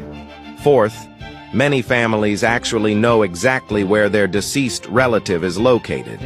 They visit morgues, make calls, but cannot raise the thousands needed for a proper funeral. Fifth, here's the most heartbreaking truth of all. The majority of unclaimed bodies come from families who love their relatives deeply. They just couldn't afford funeral expenses when the time came. Final expense insurance prevents this ultimate tragedy from happening to your family. What's up, America? It's the end of May, and I have a message for Republicans. And that message is, if you do not focus on affordability for the American people, you will lose the midterm elections in November. You hear how the white boy saying that with some passion? You see how the white boy saying that with passion? Sounds good, don't it? Sounds good.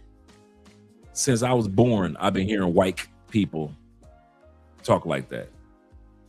Like I said, I love my white brothers and sisters, but I'm here to say this. Y'all will get on camera and say one thing, and will get in that voting booth and vote against yourself every single time since I was alive.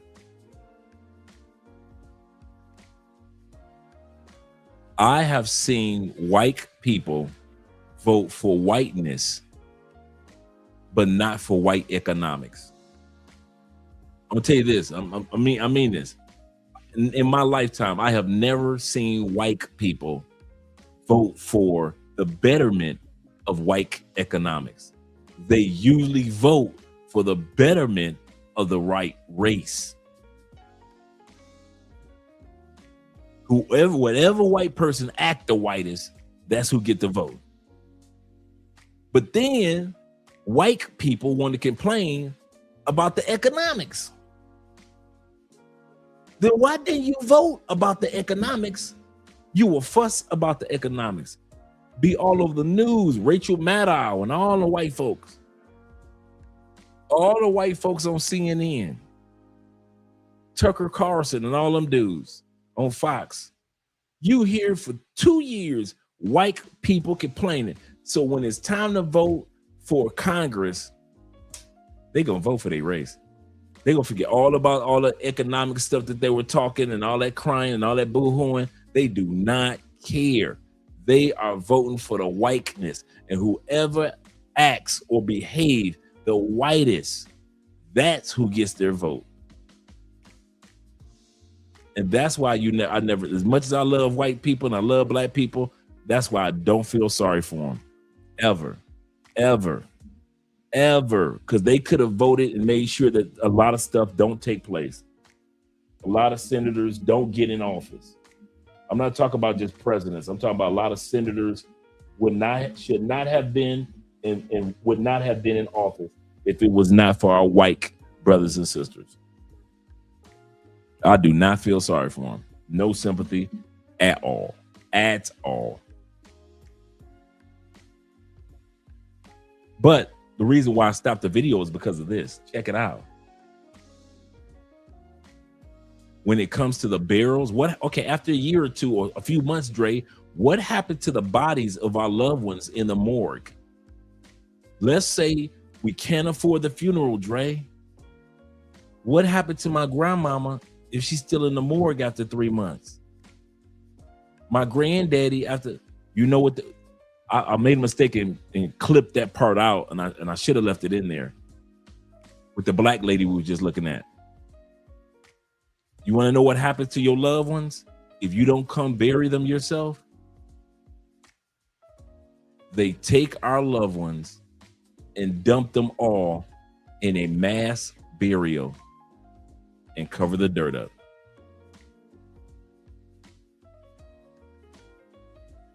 That's what happens to unclaimed corpses in the United States. After so long, they just take all of our loved ones, drop them in a hole, cover it up with dirt. Because you couldn't afford your grandmama's funeral or your auntie's or your brother's or your wife's funeral. After 6 months or a year, they just take her and dump her in a hole. With a bunch of other bodies, not separate holes. One big, America has never stopped doing mass burials. America has never stopped doing mass burials. And that's what they do with the morgues. You can look it up. I'm not lying. The lady, like I said, I clipped that part out at the end. I thought I left it. I don't know why it ended. Like when the lady was just talking about the morgue, you saw the black lady, and I was waiting for the end to come because I was like, yeah, they're going to really, in my mind, I'm thinking like, man, they're going to really trip when they hear what happened in the end. Then all of a sudden it just cut off. And so I was like, okay, maybe I cut it out. But that's what happens. In that video, the end of it ends letting us know that if you don't claim your loved ones after like 4 months, 5 months, 6 months, in some cases, like they said, a year, all they do is just do one big mass burial, just throw all the bodies in a hole, cover the dirt up, and keep it pushing. Yeah, no names, just dirt, nothing else. Yeah, mass graves. Yeah, oh yeah. The morgues do that a lot. Don't have the money? So fuck you. Hey, we know what country, let's be real, guys. When we say America is capitalist, we think about t-shirts and tennis shoes, right? And we'll push it and say, you know, the prison industrial complex and other, you know, the drugs, the money that's made off of drugs in America. We'll sit back and we'll push it if we want to push the envelope to the dark web type of thing, right? We really don't think about everything in our country is monetized. Everything. Being born is monetized. Going to school is monetized, whether you're paying through taxes or you're paying directly to private schools. Getting married, monetized.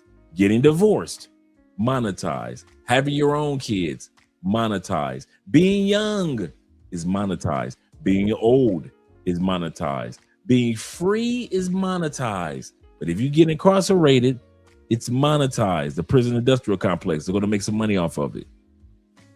They're going to make some money per prisoner.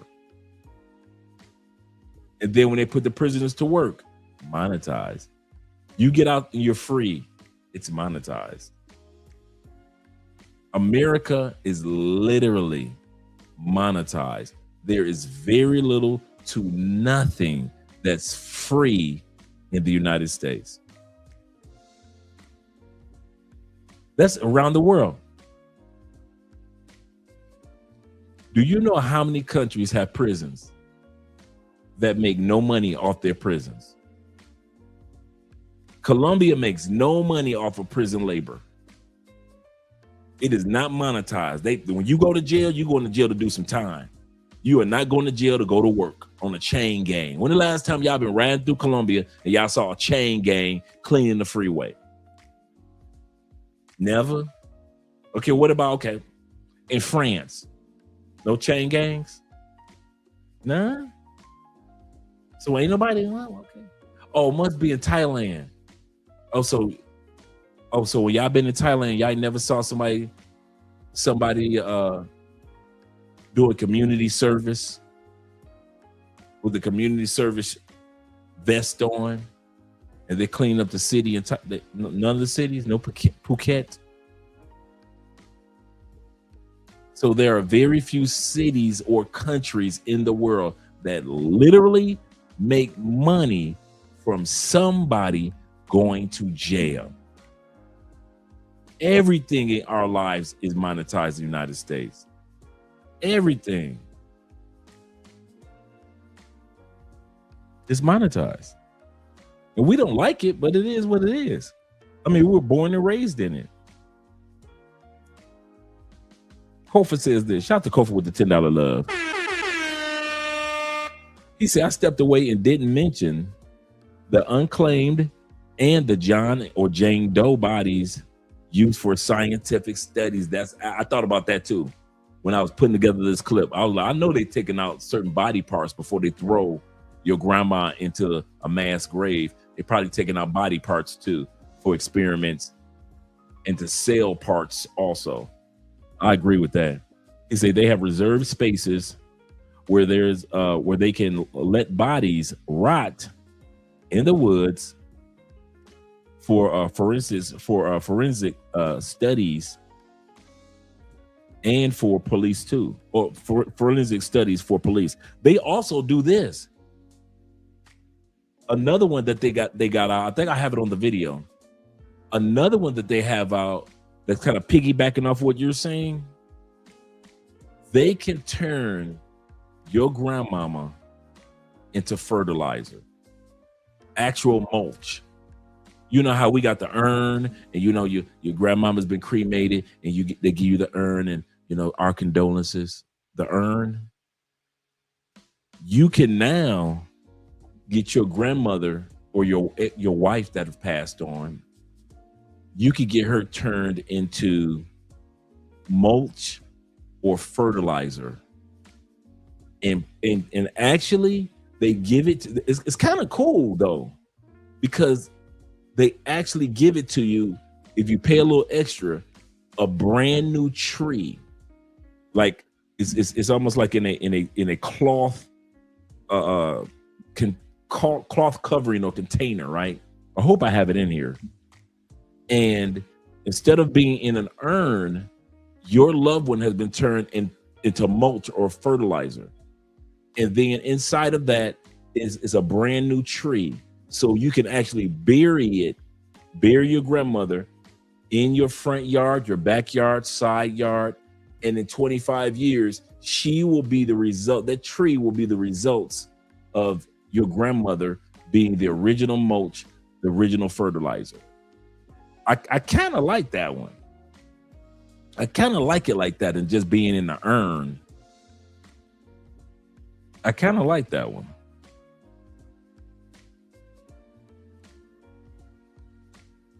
So let's. He says that's why I'm cremation. Yeah, I'm cremation too. T-Mac says this. He said in El Salvador. There was a song called El Salvador. It was my jam back in the day. El Salvador. Techno song. He said they walked away. He said back in El Salvador, they talk about the maximum security prison for gangs called Seikot or Seikat. He said, I saw a documentary about the other prisons, and they were sophisticated and taught trades and even granted degrees. This is in El Salvador too. Okay, cool. This is the first time I heard about this, T-Mac. I'm glad that you mentioned that. Because when I was in the feds, no lie, you could get, in the United States, you could get your master's degree. You can walk into the feds. True story. Because I know plenty of dudes that did this, including myself. You could walk into the federal prison, high school dropout. I was your high school GED teacher. So if you want your GED or if you want a high school diploma, I helped with either one of those. And I was working with other guys too that was teaching. So that was my job in the feds, teaching. And I was the baker. So once you got your GED or your high school diploma and family members would come out for graduation, that was the time when they let family members into the prison for your graduation ceremony, right? And I was just thinking about how we used to have concerts in the feds. They would always bring all type of entertainers in. Like when Kurt Franklin first blew up, Kurt Franklin and the Family first blew up. Someone asked the question, why do we sing? They were in the feds. They did a free concert in the feds. So I've seen so many people in the feds and concert in the feds, right? And so if you graduate, instead of going to the college campus, the professors from the local college would actually come to the prison and teach actual classes and courses. And you would get you, and the federal government would pay for us to get bachelor's degrees, master's degrees. I'm talking about, you got dudes that was thugs when they came in and they walked out with marketing degrees, accounting degrees. All they need to do is just get their CPA certifications. Me, I was marketing. Here's what happened. Right around 1997,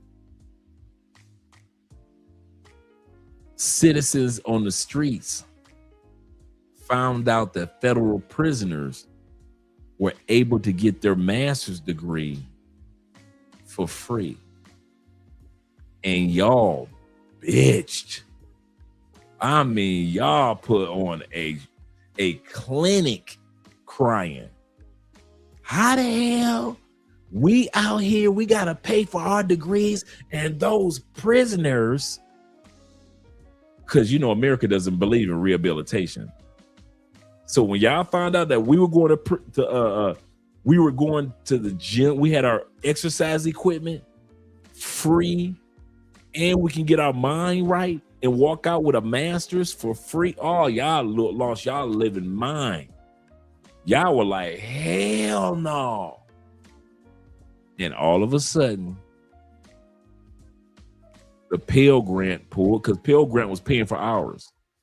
Pell Grant pulled back. You couldn't get no degree while you were in prison. They took all the equipment out of the federal prison. You could not work out in a federal prison because y'all asses started crying. So those who got their degrees, cool. But those who didn't, good looking out, T-Mac. I would have loved to see that, man. I was thinking the same thing. Good looking out. He said, I will send you a link to that documentary about the prisons in El Salvador. He said the reform prisons will actually doing very well. The reform prisoners,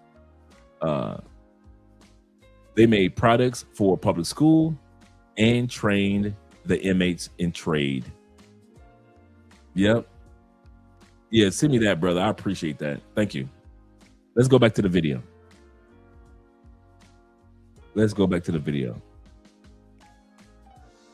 He said, I don't know about masters, but hell yeah, some of us went into serious debt to get that sheepskin. Hey, and that's how y'all, just like you said it, that's how U.S. citizens was coming. Oh, man, listen. When y'all found out that we were in prison, exercising, spiritually getting ourselves on track, and then getting bachelor's and master's degrees for free. Oh, y'all lost. Y'all, I mean, they came. I think it was Bush was president at that time period. I think the first. No, wait a minute. How many terms did the first Bush do? Did he do 2 terms or 1 term? I think Bush 2 was on his first term. Not the father, but the son, right after Clinton. I think Bush 2 was in office. And boy, y'all acted a damn fool. I mean, y'all acted a fool, boy. Y'all was pitchforks and axes. How the hell? And just the passion that you just had back, Black Lex, that's the same passion most Americans had when they found out that we were getting degrees, especially a master's in prison. He said, I hear foster kids go to college for free, though. I can understand that. Yeah, he had 2 terms. Thanks, Ellis. Yeah, I think it was his first term when y'all found out. Yeah. Y'all put a show on, man. Y'all were pissed. And I'm not exaggerating. Y'all were pissed. Those prisoners, They're not supposed to be rehabilitated. They're not supposed to have better lives. So y'all like, damn us having better lives. So y'all would rather pay taxes for us to go to prison and pay for our meals and our housing, us get out, commit more crimes on you, go back to prison with your tax dollars, and still feed us again to go out, go back to prison because I robbed you again because I ain't got nothing else to lean on, instead of just letting me rehabilitate my life and leave out as a productive citizen. Y'all didn't see that part. And then y'all got, this is the funny part. Then you get pissed when by the time I would get out of prison, just using myself as an example, I ain't got nothing else to do with my life because I just got to do in prison 10 years, for example. I teach your son, your little white son, how to sell drugs with my Colombian connections while I was in prison. You see where I'm going with that? Americans would have rather for me to not get a degree in prison and all the other guys and ladies get a degree in prison than to get out of prison and teach their kids how to do drugs and sell drugs.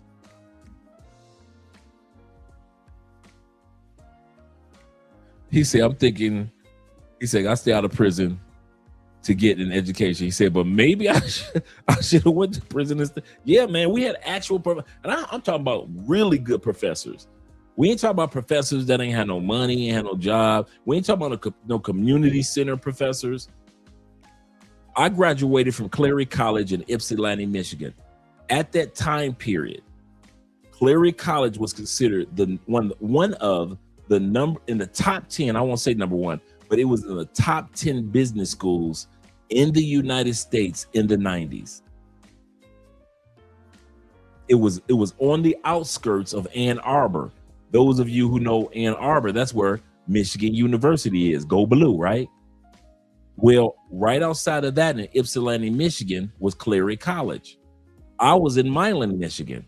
So that whole area, Ann Arbor, University of Michigan, Clary College, and the federal prison, Milan, Michigan. So you got Ypsilanti right there. So I graduated from Ypsi. I'm a part of their alumni.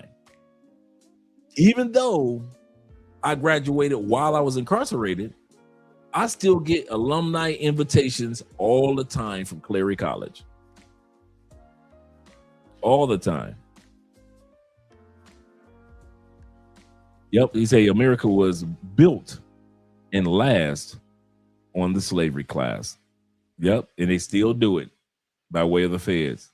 He say, seriously, salute to you, Dre, and the obstacles that you have overcome. Yes, sir, brother. Yes, sir. I told y'all, man, my goal while I was in prison was to prepare myself for if they let me out early, instead of doing 10 years, they let me out 3 years. Okay, what you gonna do, Dre? Every day my mind's centered around, what you gonna do, Dre? What you gonna do, Dre? What you gonna do, Dre? Dre, you ain't selling drugs no more. What you gonna do? Dre, you ain't in them streets no more. What you gonna do? Every day was dedicated in prayer, motivate. Dude, while dudes on a basketball court, I'm throwing in tapes and watching Tony Robbins on stage, Zig Ziglar, all these motivational speakers, Les Brown back in the days when he first started, Jim Rohn. I'm watching pastors. I'm watching Tony Evans.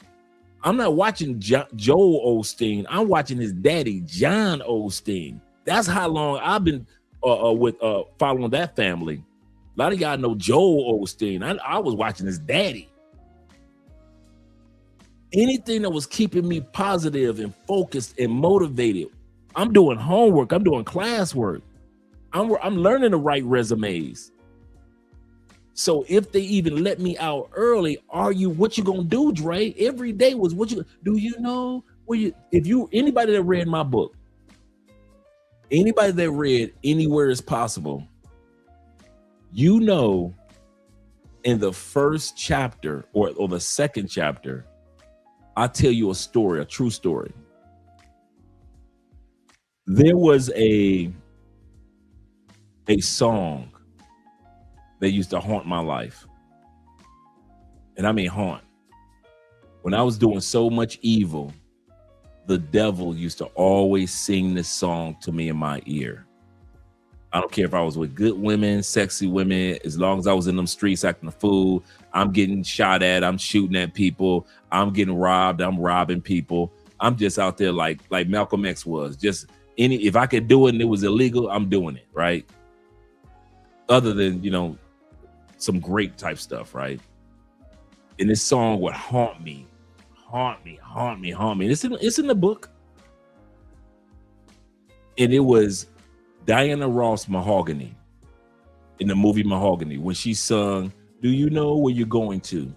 Do you like the things that life is showing you? Where are you going to?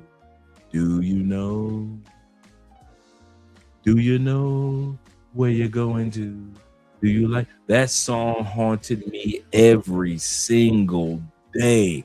Had to be 20 years.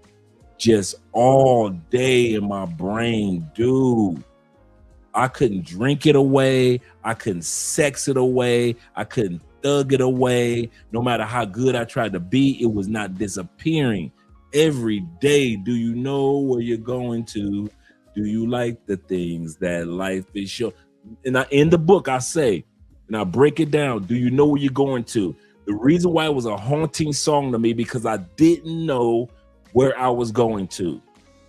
Do you like the things that life is showing you? No, I don't like the things that life is showing me. That's why it was haunting me. Do you know? Every day, just haunting me. Kind of choked up thinking about it now, right? And once I start walking with the Lord, and once I start saying, what if they let you out of prison today? And I start focusing on my goal, and now I'm listening to all these positive motivational speakers, and I'm becoming a speaker. And at that time period, my last 2 years of prison, they actually had, and I ain't never seen this before. I ain't never seen this in state prison. I didn't even know they did this in nobody.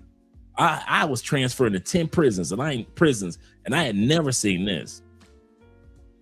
They, in my last 2 years, asked me to be the spokesperson for prisoners in high schools and juvenile centers and courtrooms.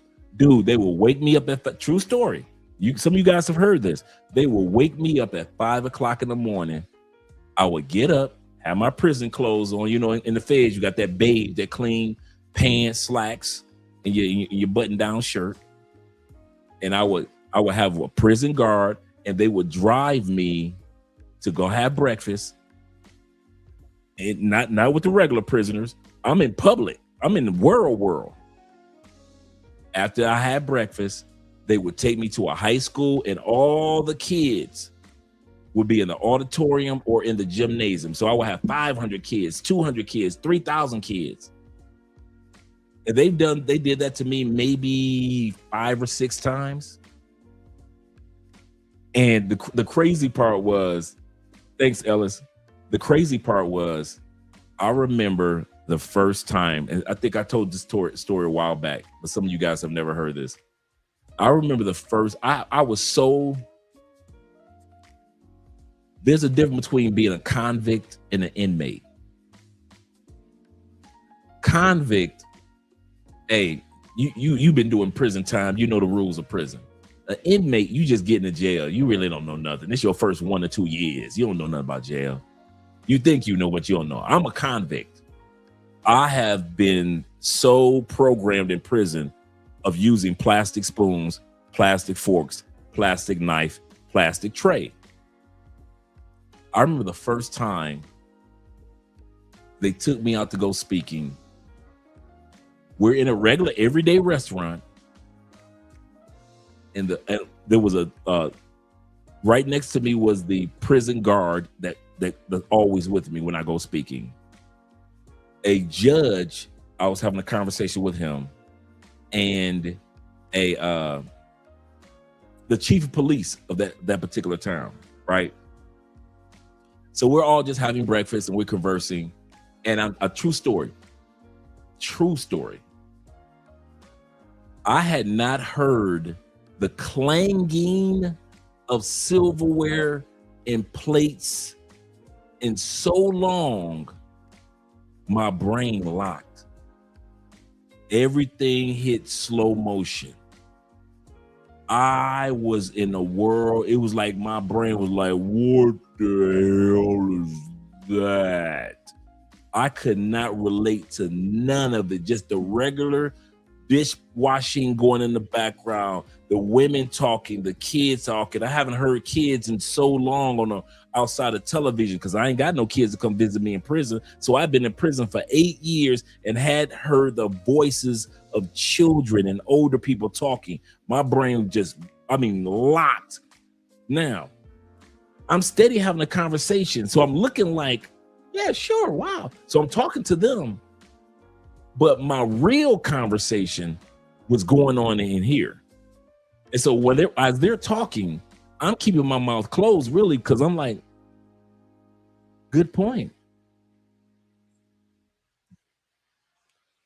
I couldn't talk because my brain had locked, just literally locked. It's almost like if you ever saw a car accident, that millisecond when you actually, am I seeing what I'm seeing? Just imagine that millisecond lasting for 20, 25 minutes where your brain is locked on, did I just see a car hit another car? Just imagine that moment, that split second lasting 20, 25 minutes in slow motion. Bruh, I literally had to talk myself through my meal. Andre, pick up the fork. No, it was a knife. Pick up the knife. Pick up your, like, dude, you would have thought I was a special needs child. Pick up the toast. Put the butter on the toast. I literally had to talk myself through each step of the way. That's how much I was programmed in prison. Put the butter on the toast. Put the knife down. Eat the toast, Andre. And slowly but surely, I just came back and I was okay after that. But I kid you not, true story, man. I literally had to grab the fork, Andre. Okay, eat the eggs, Andre. Because you know when you're eating on a plate, it's the cling, the clinging sound.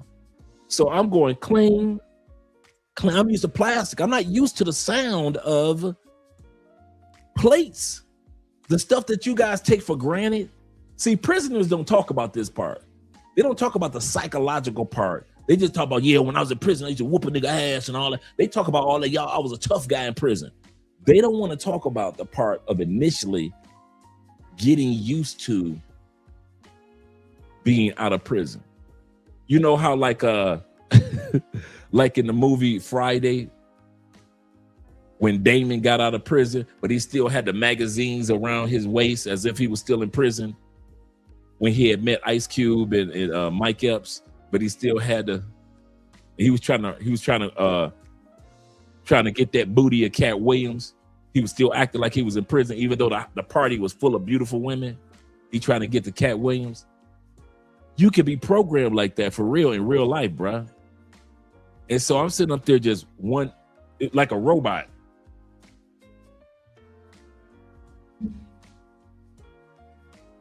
As I'm eating the eggs and the toast. And I'm like, okay, Andre, pick up the knife.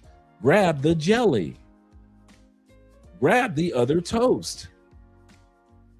Put the jelly on that literally, dude, for 20 minutes, I had to walk myself step by step. Then all of a sudden, my brain, everything started clicking in and I was cool. Another speaking engagement. I don't know if I even shared this one yet. Another speaking engagement. Like most of the time, speaking engagements like during the summer, fall.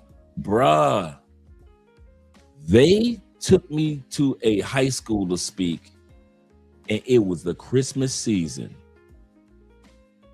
I've been in prison for 10 years. The only color I'm used to, like on a regular basis, is on television. I'm used to beiges and greens of the grass and blue in the sky. You know, maybe somebody get a piece of mail, or maybe I'm doing a painting or something. But I'm talking about day-to-day color, bright lights and all. I'm not used to that anymore. I'm not used to bright. Dude, it was Christmas season. We are riding to the high school. I'm looking at these Christmas lights. My brain is going crazy. The anxiety that kicked in, I'm not a person of anxiety, but I had a panic attack so bad. I was not used to seeing brightness of lights. Because remember, they taking me out of the prison in the mornings. So y'all had your Christmas lights on all night, right? So nobody's made it to the stores and the shops and everywhere in the houses to turn your Christmas lights off. You usually turn them off 8 o'clock in the morning when you get up, or 7 o'clock in the morning when you get up. Well, I'm seeing these Christmas lights and my eyes are like over. The stimulation was crazy. Like, what the fuck? I had to close my eyes for a minute.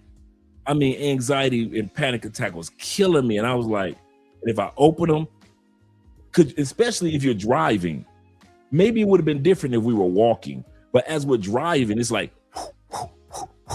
just lights, like Kanye West say, flashing lights. That's how I felt. Like celebrities, when they just the lights are flashing, man, that panic attack hit me, and I was like, man, calm down, Andre. Deep breath. Deep breath is just Christmas lights. It's just Christmas lights. It's beginning to, I had to calm myself down. It's Christmas lights, Dre. So by the time I got to the event, did the speaking, great kids, man. Every time after I got done doing a speaking event, kids would run up to me. Dude, and the stories you hear from kids, man. I wish at every speaking engagement, I wish it was 10 of me after the engagement, because every kid was fighting for my ear. Every kid had a story that they want to share, like, my dad is going through this, and my best friend just committed suicide, and my mom is going through depression right now. What should I do? And just to hear these kids, man, is crazy every time. So, yeah, I was doing public speaking the last couple years in school. And thanks, T-Mac. T-Mac said I can relate to the psychological part about programming. Even though the Marine training is not for prison, they have a concentrated programming that is extremely effective. I can relate to that. He said, Dre, you was an Akeem patient. Yeah. Or Arkham patient. Arkham Asylum, for real. Or Arkham patient. That's a good way of putting it. Yeah. Like the PBS kids. Yep. The kids you're not. He said, just imagine a solitary. I've been in the hole a couple times. One time I put myself in the hole. I was getting ready to leave prison and I needed some quiet. I was getting ready to leave prison in about a week. And I asked them, I say, listen, could you do me a favor? I went to one of the guards and I said, I need a favor. He said, what, Dre? I said, I need y'all to put me in a hole for about 3 days. Put me in solitary confinement. He said, what? I said, yeah, I need to be put in a hole. He said, you sure? You getting out next week? I said, that's why I need to be put in a hole. I need some quiet time away from everything. I said, but I ain't trying to be put in a hole to mess my record up. So, not even an hour later, Spence, what's your number? Because before you go to the hole, they got to make sure that you are a Spence. 03-027-030-81027. That's my federal number. You'll never forget it, ever. 03-081. And for Indiana, where I was arrested, 027. because the last 3 numbers represent your state where you got arrested or went to court. And so 0301027. He said, okay, let's go. So they put me in a hole for about 3 days, and I needed that quietness. I needed tranquility. I just needed some prayer time. I had been giving of myself for 9 years. And I'm thinking, like, what am I going to do? I'm going to a halfway house for 3 months. I'm thinking, what am I going to do? I got out the hole with a week left. And that's when I got that letter in the mail. And I rarely got mail other than anything that was self-improvement or spiritual or magazines. I was getting mail like that, but I wasn't getting mail like my girlfriend wrote me. I wasn't getting that type of mail. So I got a letter in the mail. I'm like, okay. And I opened up the letter, and it was like I was telling Ronan the other day, it was my granddad had passed on. And in his will, in his trust, he had left me $20,000. And that's what I used to start my life over again. So I went to the halfway house, got a job, which is right next door to the halfway house, working in a nursing home. That's why I can tell you about nursing homes. And that's why I use so many nursing homes metaphors. And I had the 20,000, and that's when I was able to get my life back on track and never look back. Never look back. Kid you not. He said, Dre, you came a long way. You definitely are an inspiration and motivation. You were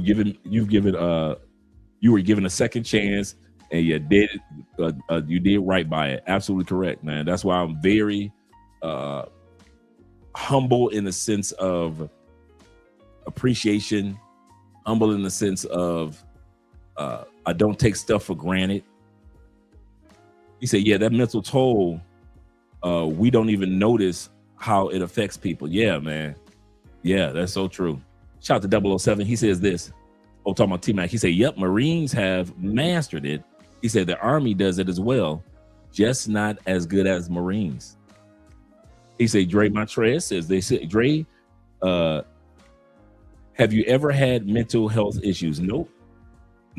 And I've gone for counseling. Like after my divorce, I went to counseling, things like that. So I take advantage of a lot of guys don't realize your health insurance at work pays for so many sessions of counseling. And so I was like, shoot, I'll take them 5, 6 sessions.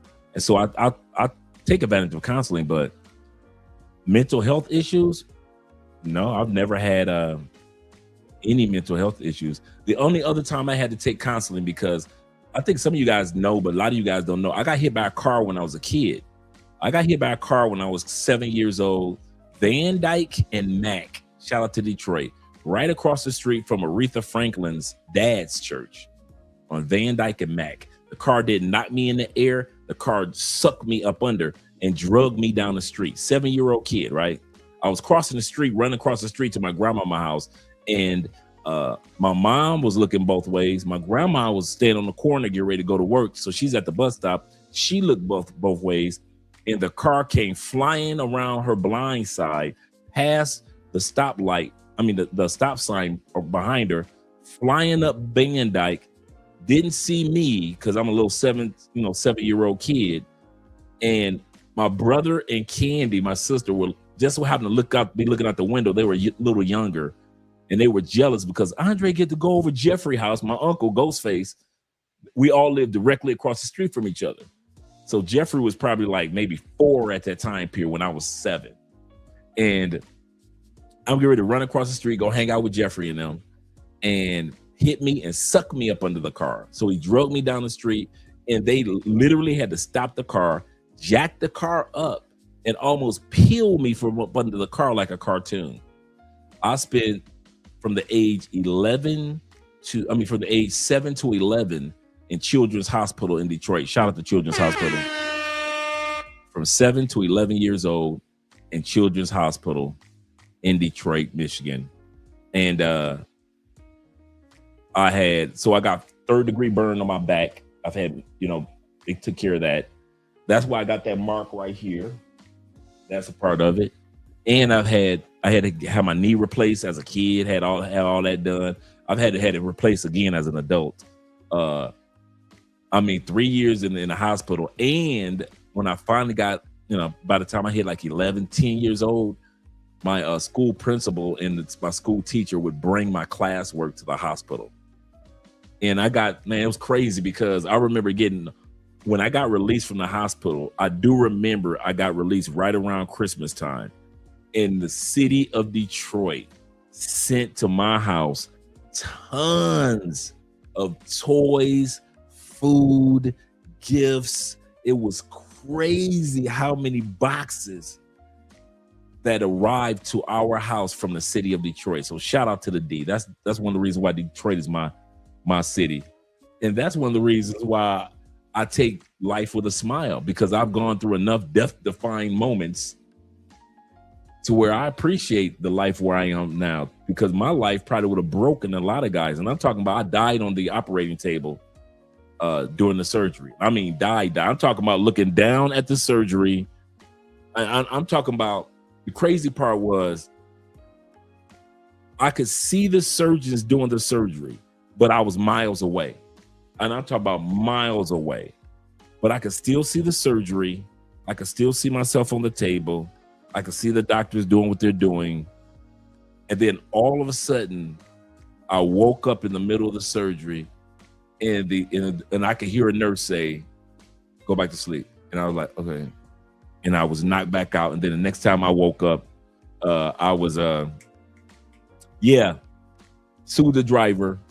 But most of the money, think about it, 3 years, most of that money went into my medical needs. By the time I got out the hospital, most of the money for the lawsuit went towards the medical.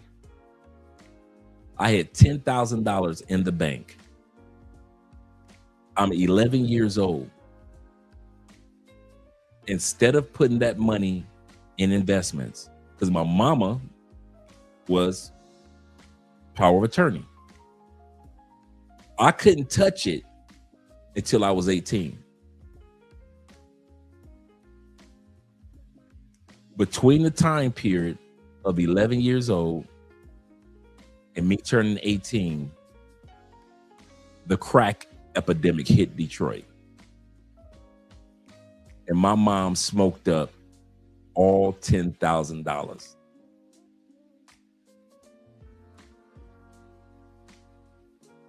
I turned 18. I think I got at least 10,000 in the bank. And I'm thinking maybe even more with the interest rates, right? I didn't get a dime. My mom, by the time the crack epidemic hit, she was on them Scooby snacks, went to my bank and smoked up that 10,000. Kid you not. And I ain't mad at her. You know, I don't be sitting around looking at life like, man, my life would have been like da da da da da da da. I've had a Forrest Gump life. I'm good. I'm good. I've had a Forrest Gump life. So that's why I appreciate you guys so much. When I say I appreciate you guys, like when you guys send a super chat or a cash app, or when you guys send a Bitcoin, or when you guys we talk on the phone, or when you guys come down here, y'all, hey Dre, I'm only here for 3 days, man. I want to meet up with you. And I'm so excited to see you guys. I've been through enough in life, like a lot of you guys have, to where I'm at that point where I'm celebrating my life. There are rich people that spent their whole life. Okay, you got dudes like Diddy that was the opposite life of mine. Diddy got all the blessings at a young age. His mama was a pimp in the streets. She taught her son how to be a pimp in the game of music. Diddy was the golden child. Everything Diddy touched was made of gold. This Negro wait till he get to our age to go to prison.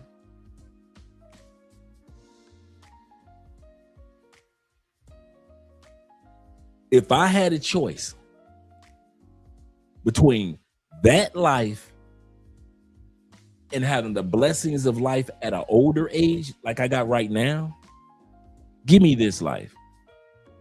Ain't no way in hell I'm gonna make millions and billions and billions, and I'm gonna end up with my ass in jail because I was being freaky with some chicks and then dedicate some dudes. Ain't no way in hell I'm going to jail in my 50s. Prison. Not no county jail, not no lockup. Prison. You in prison in your 50s about over some bitches. Yeah, give me this life. Let me celebrate this part of life. The ups and downs of this part of life. Because I ain't going to be tempted by the devil. I'm making $1 billion. And in less than a year, I'm being sentenced and found guilty. And I got to come out of 54 million to Cassie and everybody else. And once I get out of prison, I still got a bunch of lawsuits. Give you another example. Robert Kelly. Robert Kelly's life is the opposite of mine. All the talent, all the money. And now in their older years, me, Diddy, Robert, we're all the same age. Them two niggas in prison. Robert in prison for 30 years. Man, if I was gonna do some prison time, let me do it while I'm young, to where I can celebrate the rest of life when I get out. Ain't no way in hell I'm gonna make all these songs. I believe I can fly. I believe I can touch the sky. 12 play. I'm making 12 play. Step in the name of love. You are not alone. I am here with you. You made all these songs. And you go to prison for 30 years. Who's got the better life? Who's got a better life? Me or Robert and Diddy? I would take my life over Robert. I will enjoy my life over Robert's and Diddy's any day of the week. Any day of the week, twice on Sunday. Give me this side of life. Ain't no way in hell I'm going to jail in my 50s. Hell no. Hell no. No. No. No.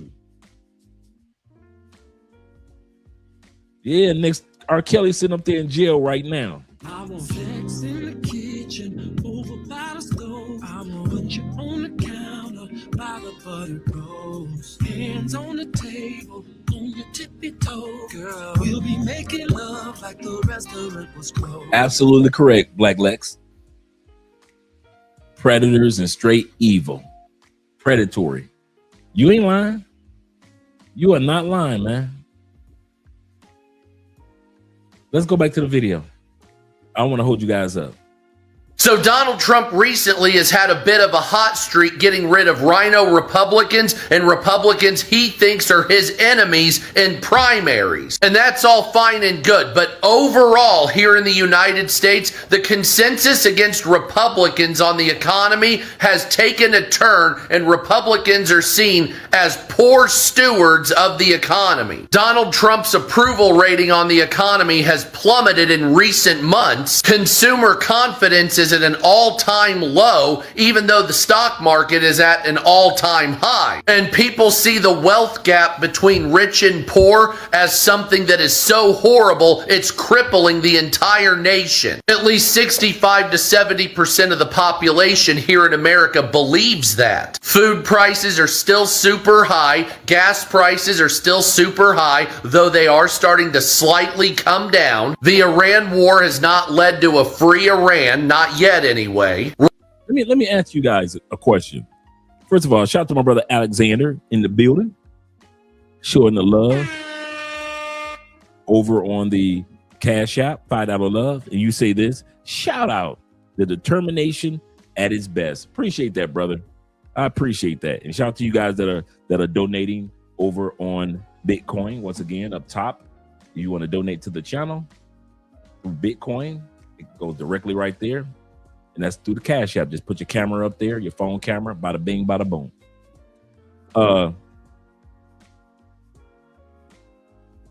It's Americans. I hear you crying. But how are you going to vote this weekend? I mean, this November. That's the question. I want to see, after all this crying, what Americans are going to do after this midterm. He said, I suffer major server. Yeah, I know, T-Mac. That's why I got respect for you, brother. I really do, because I know what it's like. He said, I suffered a major cervical spine injury in a car accident. Yep. 007 said, it makes you wonder, them guys or them dudes being all over the world. I know, all over the world, but decided to stay.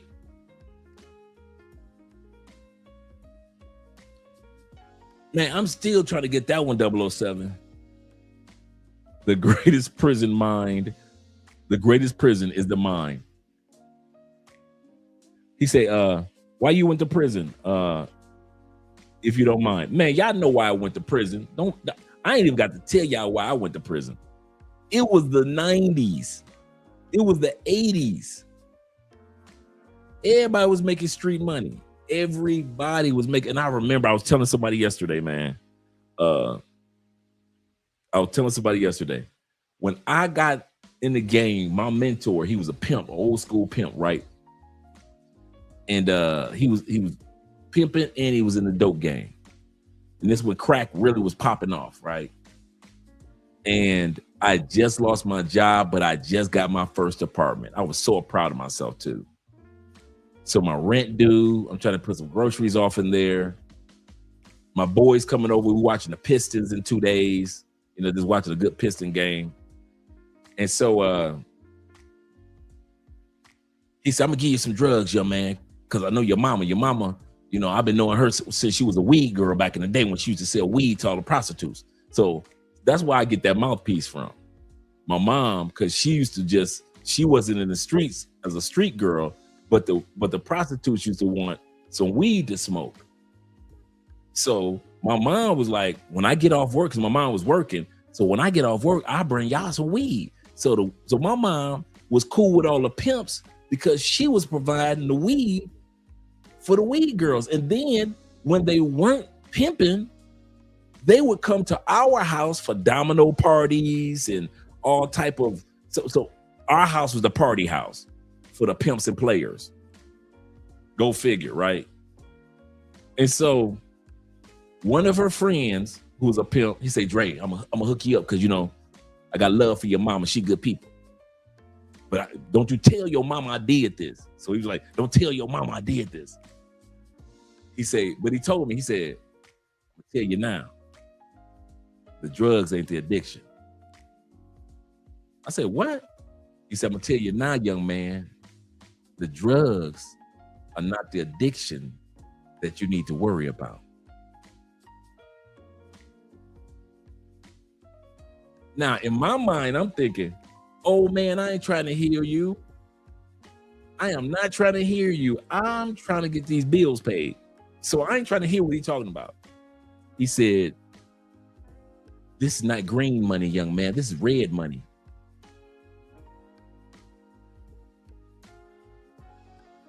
You just told me the drugs not the addiction, and now you're trying to talk about some red money? He said, Andre, this money gonna come with blood? Yeah, sexy boo, that would be nice. Thank you for a cup of coffee.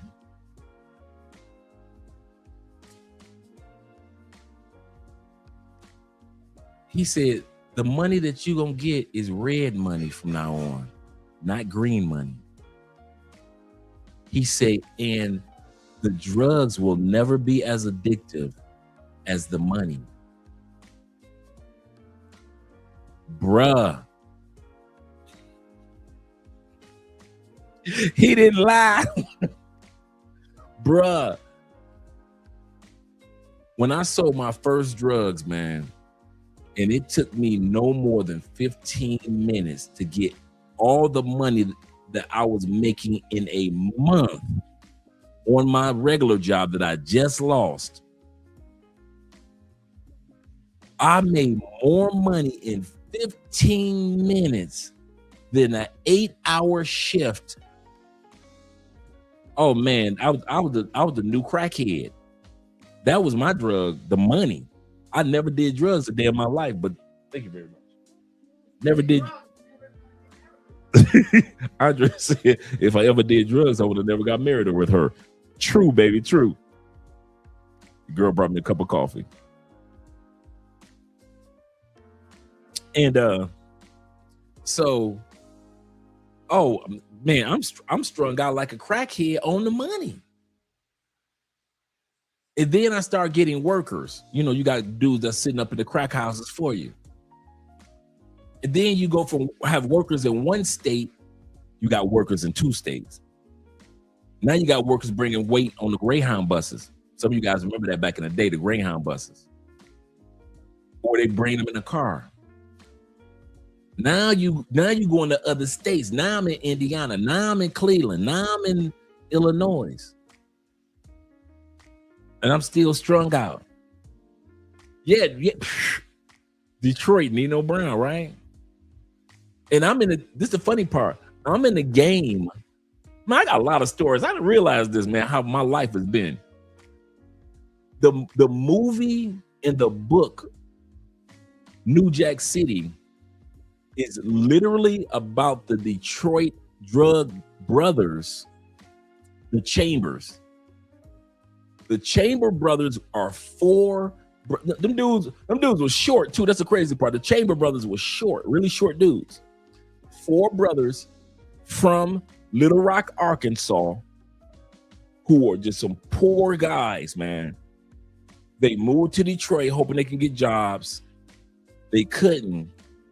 They literally came into the crack game literally as it hit Detroit. Like they were like right there at the threshold when they first started. Nobody even know what crack was because everybody, you know, back in the day was sniffing cocaine, you know, powder cocaine. Nobody knew what crack was. They just happened to come into it at that right time. Everything about New Jack City is 100% true. They did have chop up houses, but you know how they had Pookie, you know, they had Chris Rock and he was chopping up the crack for him. He was trying not to steal the crack. They had those houses, apartment buildings. They literally had apartment buildings, the Chamber brothers. These dudes got caught and the girls would have to get naked. And I mentioned this to you before.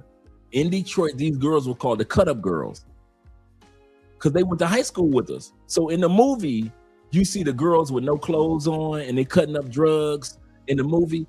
Well, in real life, it was like that. In real life, the girls would get out of high school, get out of class.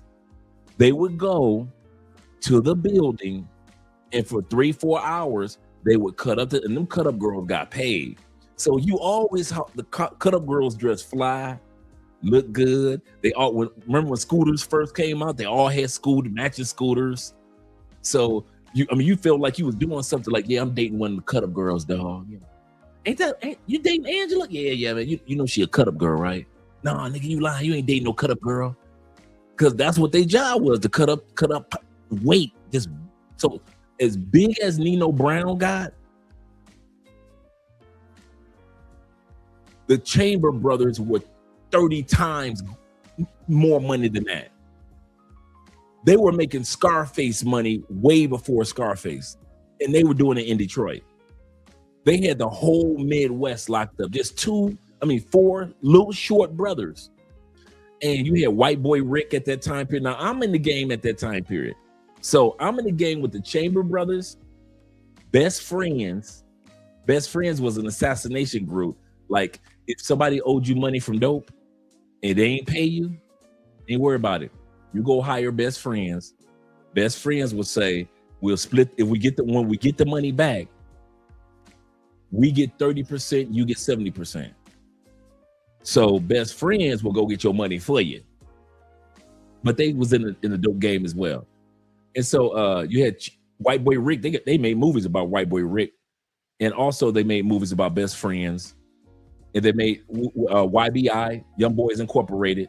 And they were young because they were selling drugs. As long as you were under 18, there was no way to convict a kid of drug dealing or drug smuggling. There were no laws at that time period because there was no crack or no nothing.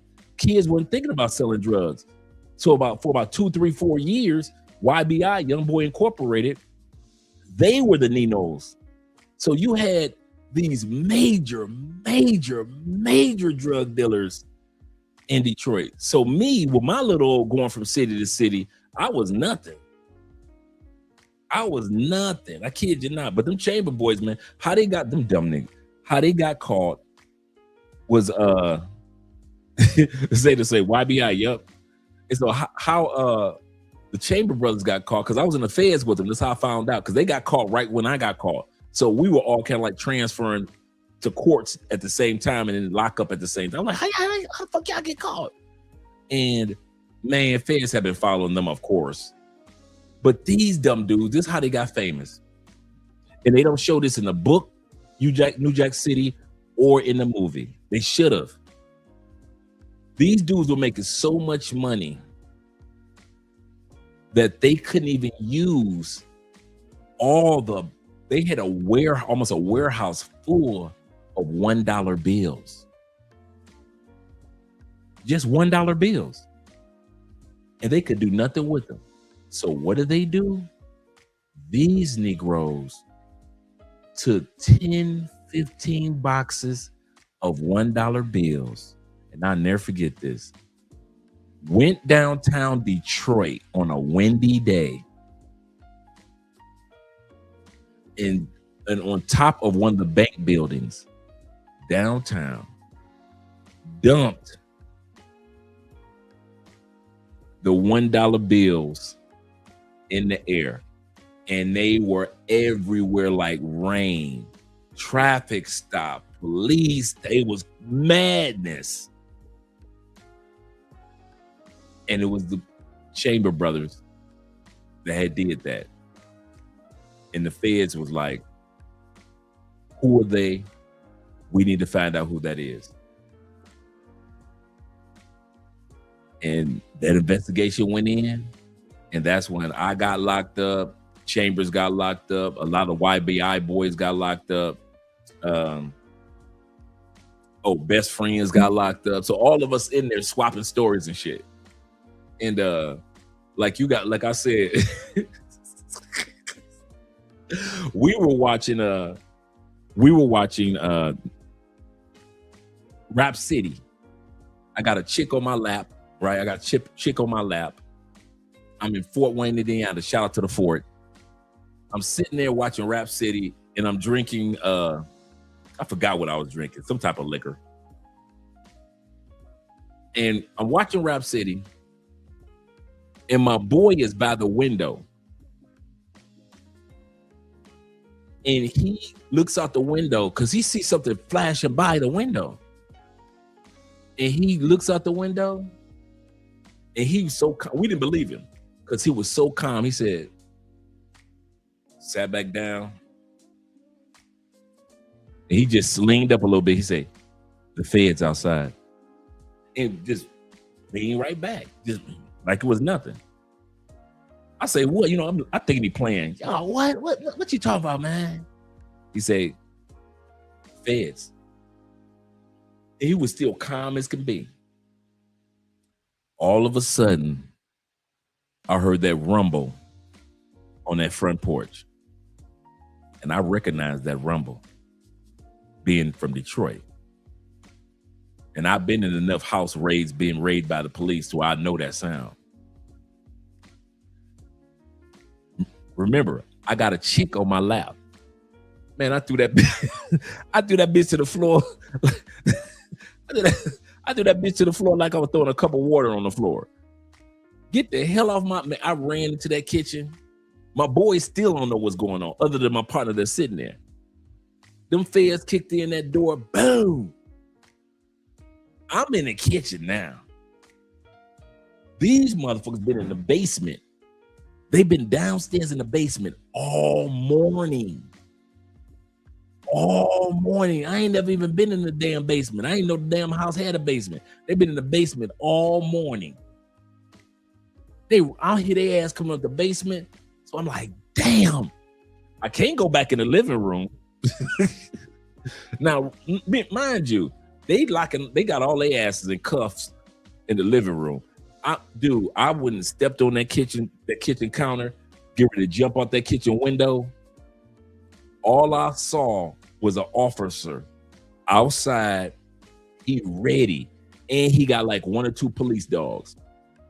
Son, don't do it. Don't do it, son. Young man, don't do it. And I knew, fuck. And from behind me, the ones that was coming out the basement snatched my ass down off that kitchen counter. They snatched my ass down off that kitchen counter like a cat. Get your ass off the kitchen counter. Snatched my ass off the kitchen counter, had all of us on the floor, handcuffed, face down. They didn't give a damn about us. Check it. All they did was run through the house snatching photos. Why? Because anybody in those photos, they want to investigate to see if they were drug dealers too. So they walking through the house snatching photos. Just damn us. They ain't doing no talking, no nothing. Everything on the wall got to come down. All of a sudden, we see them walking up from upstairs. These niggas got the safe. Oh shit, these niggas got the safe. I know it's some automatic weapons in the safe. I know it. So I thought, because the last time I was in there, it was money and automatic weapons in the safe. I'm like, fuck. As I'm on the ground like this, right? I'm looking at the chick that was on my lap. She in cuffs. She crying. I'm like, what the hell you crying about? She said, da, da, da, da, da. I love you. Da, da, da, da. She knows she ain't going to jail for shit. I love you. No, you don't, girl. You ain't gonna never see me again. So we talking and shit. And so they lift us up and they walk us because they want this to be a big news thing. Realize, I don't know what's waiting for me outside. I do not know this. I am 22 years old at this time period. They walk us outside. News reporters, like 3 or 4 news vans. ATF got a black van. FBI got a black van. DEA, they got a black van. All the private undercover police cars, they there. The regular police there. You would have thought, dude, you thought we'd have kidnapped the president, bruh. I'm so stupid, so naive, so locked in with the devil. I'm locked in with the devil. I'm still not taking the moment serious. They put us on our knees. You know, you in cuffs, they drop me to my knees. Drop my boys to their knees. So the newspapers could take the photos, criminals and all this type of shit. I'm so locked in with the devil, I ain't give a fuck about none of this that was going on.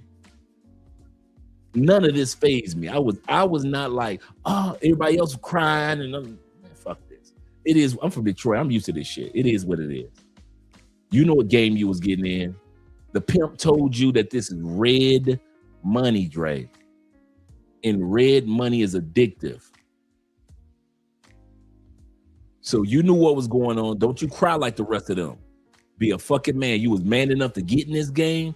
Be man enough to ride this shit out. Then we find out, because I remember one of the officers told me, he said, young man, I can see it in your eyes. You really don't know how much trouble you in, do you? I'm like, man, I don't give a fuck. It is what it is.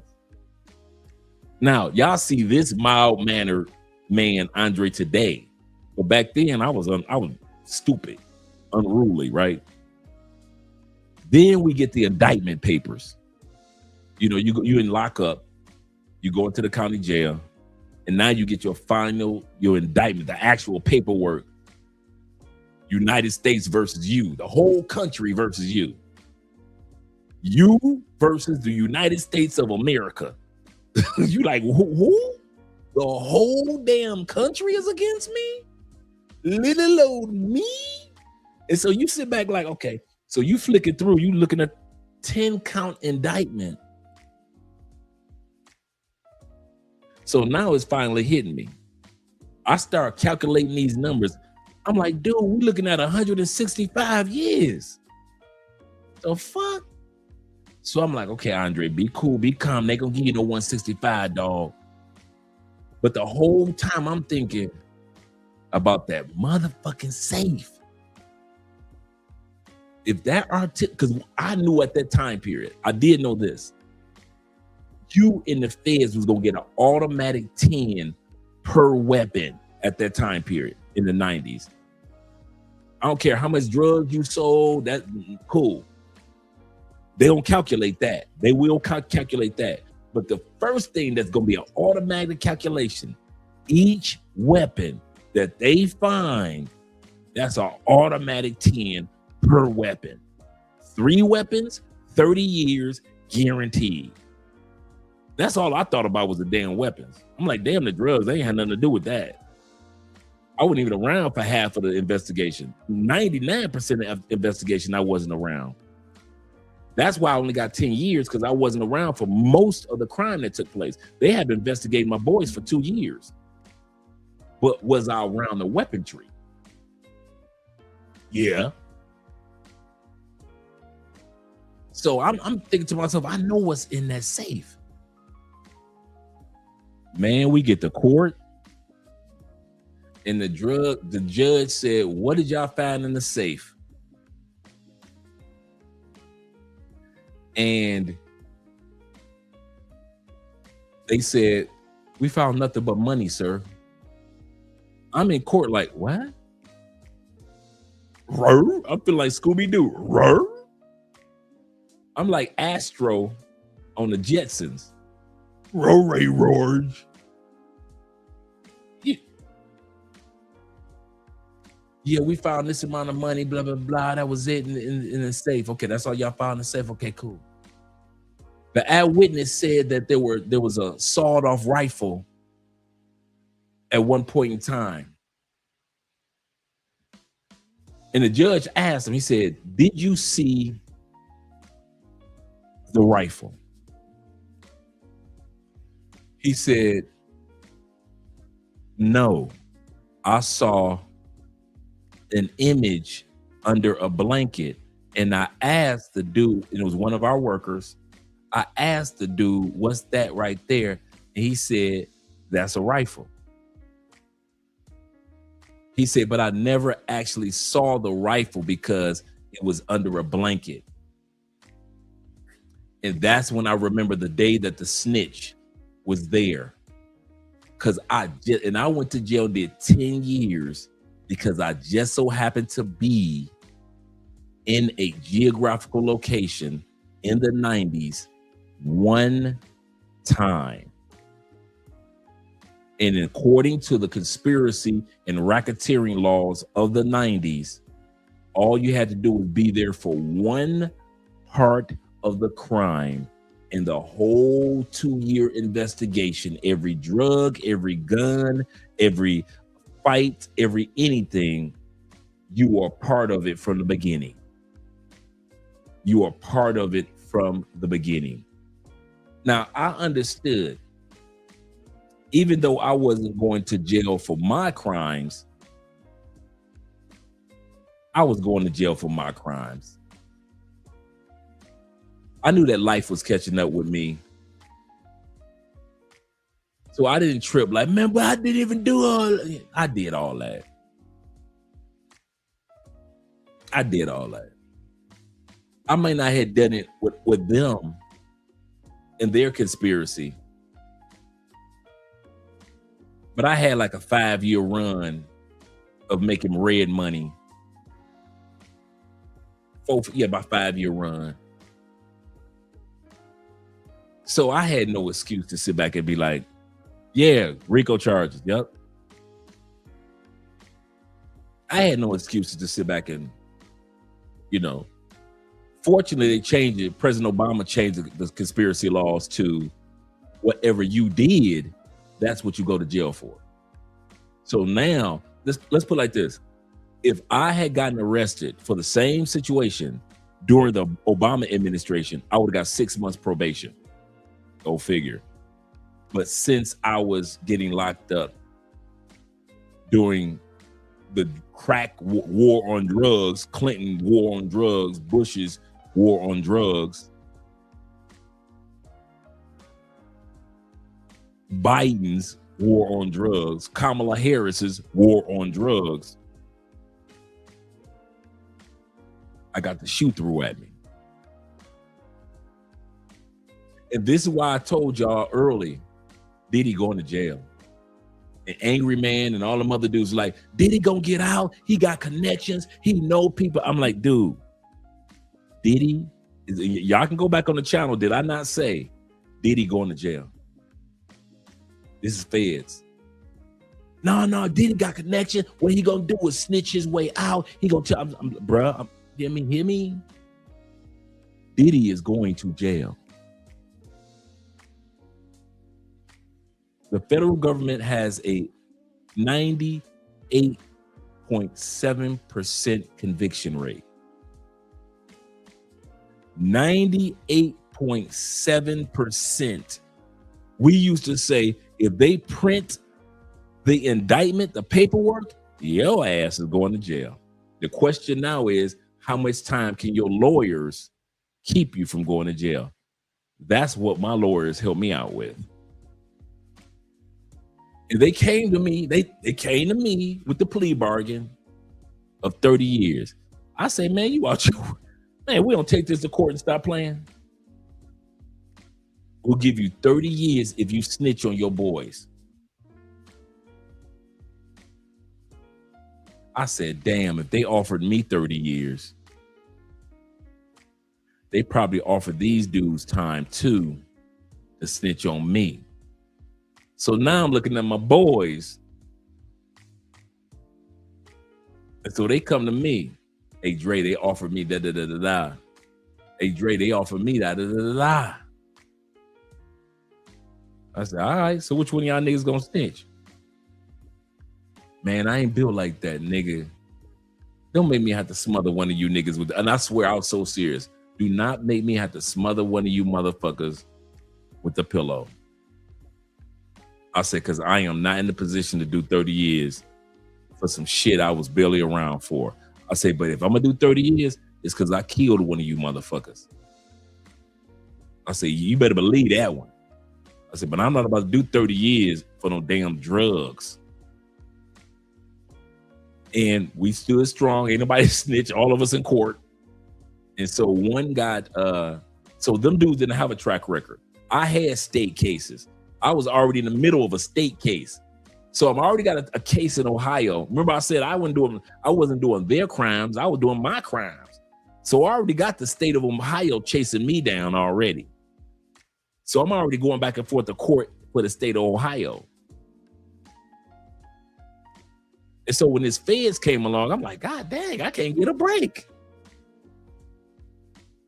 So Ohio said, yeah, we're gonna find his ass guilty anyway. So now I got 5 years before I even get out, before I even go to court in the feds, I got 5 years found guilty in Ohio. So I got 5 years in Ohio. Now we're looking at the Fed case. They talking about 165.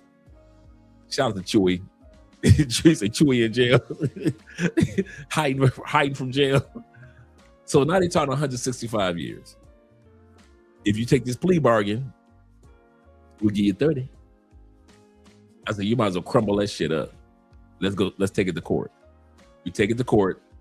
I end up with the 10 years. I end up like 12 do 10 and 5 years probation.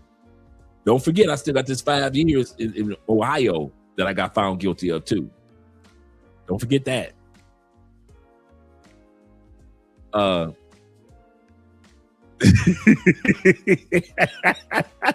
You stupid T-Mac. T-Mac say, question is, did that Dre have hair like Big Daddy Kane? Or were you bald? I got photos. Wait till I finish telling the story. So one conspirator gets 5 years. Another one gets 7 years. And since I had the state crime, meaning I had a record already, and I had already all type of breaking and entering records. So I had robbery records because I was doing too much, man. I'm doing I'm doing B&Es, breaking and entering. I'm doing armed robbery, so I'm robbing people. I'm getting robbed. So I'm just doing too much. They like, man, lock his ass up. Let me see if I can find my photos. Let me see if I can find the photos of your boy back in. Oh, here we go. Here we go.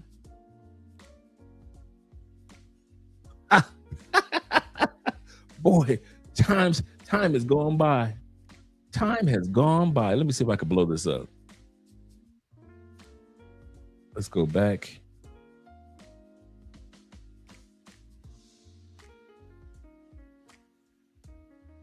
I'm going to download that one. And let's go back. I've got one more.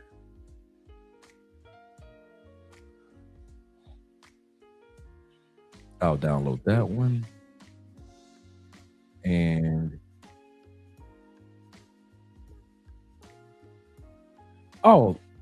let's see. And we'll download that one. Or I can just do it like this.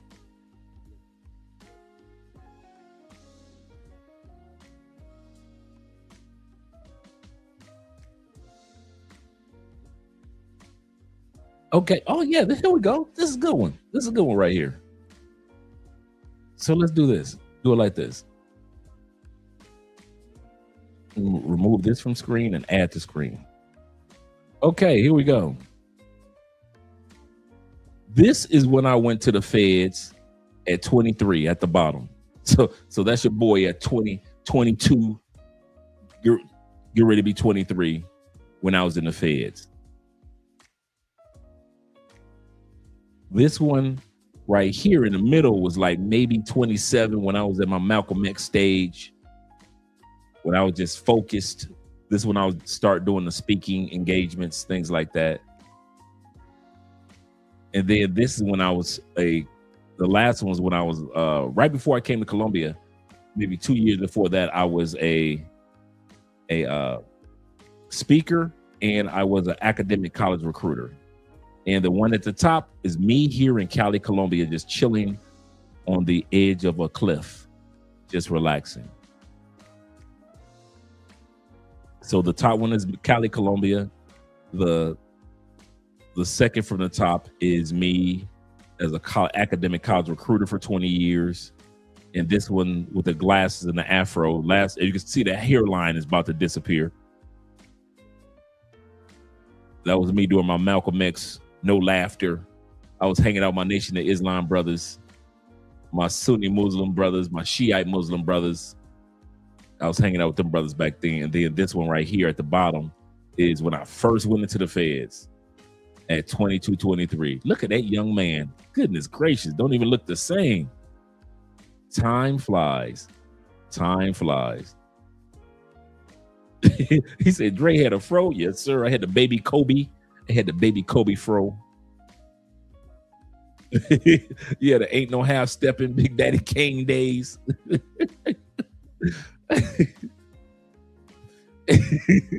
He said, Dre, he said, one time teach your boy how to squabble.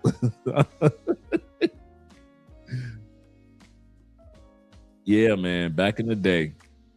Life flies by, man. Life flies by. Life flies by. Let's finish off the rest of the video. But I just want to show you guys that, man. Share my story about how I appreciate you guys, how I appreciate life. Because I really do. I appreciate all you guys, man. Now you guys see me with the grays now. Life has gone by. You see me with the grays now. Here in Cali. Shout out to my brother Zay in the building.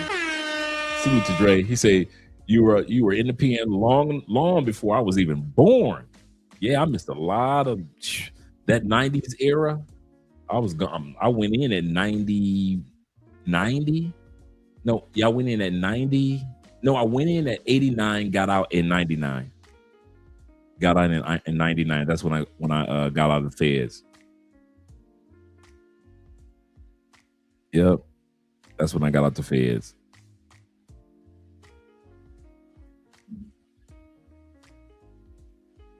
Let's see. He said died that quarter horse, huh? Yeah. Oh, and when it came to my state time, they ran it together, because what happened was I was doing so many positive things in the feds. Usually, when you got a state case, they don't run them together. When you get out the feds, they come pick you up and take you to the state to do 5 years. Same thing, the opposite. I met a few dudes. They had just finished their state time. The day that they were supposed to get out of jail, the federal agents were waiting for them, and they picked them up and took them to the federal prison to do their federal time. But I heard about, if you do this, the judge might be lenient. So here's what I did. I wrote a letter to the judge in my case, even though I was already sentenced almost 6 years ago in Ohio to do 5 years in Ohio. When I got out of this 10 years, I wrote a letter. I had 3 more years left. I wrote a letter to the judge, told him about all the things I was doing, told him the name of the warden, where I was, and he could confirm everything that I'm saying. I wasn't expecting nothing. Sent the letter out, so be it. Maybe 6 months later, I get a letter back from Ohio, and they said, because of all, we confirmed everything that you've been doing to not only be a good school teacher in the feds, but also the motivational speaking that you're doing. We have decided to run your time, your state time, along with your federal time. So when you get out, we're not coming for you. So I ran my Ohio state time and my federal time together, which is very, very rare. Very rare. He said, Dre looking like Rakim. I know, right? Looking like Rakim back in the day. Follow the leader. Paid in full. Don't sweat the technique. Yeah, so they ran the time together, which is not often that they do that for fed and states. Like I said, usually they just, I've been a blessed man. I just realized how blessed I've been. Yeah, God is good. It just really hit me. I mean, telling you guys all these stories, it really hit me. He said, while Dre went to the pen in the 90s, he said, I was picking up game from the older homies. Man, I picked it up from the older homies in the feds. Dudes that were, man, I mean, I've met every walk of life in the feds, but a senator, president, and an astronaut. Every other walk of life I have met, from Italian mafia to Colombian cartel dudes I used to just walk the track with, talk to them, to the brother. That's how I learned about passports and traveling. Because in the feds, there are so many people from around the world locked up. You just talking to people from everywhere. And when I was in the feds, you could transfer prisons every 6 months. That's why I say I've been in 10 prisons. I was a prison passport bro. That's why I like this. I was a prison passport bro, because I was not going to do 10 years in one prison. Hell no. Hell no. You know how stressful that would have been? Just one prison for 10 years? Man, I was putting in for transfers so now I'm in Jessup, Georgia, Atlanta, Georgia, Lexington, Kentucky, Allentown, Pennsylvania, Milan, Michigan, where I went to college, Milan, Michigan, MCC, Chicago, downtown Chicago, MCC, Miami, El Reno, Oklahoma. Yeah, shout out to El Reno. T-Mac probably know where that is. She's like, man, Oklahoma, I know where El Reno is. Yeah, El Reno, Oklahoma. I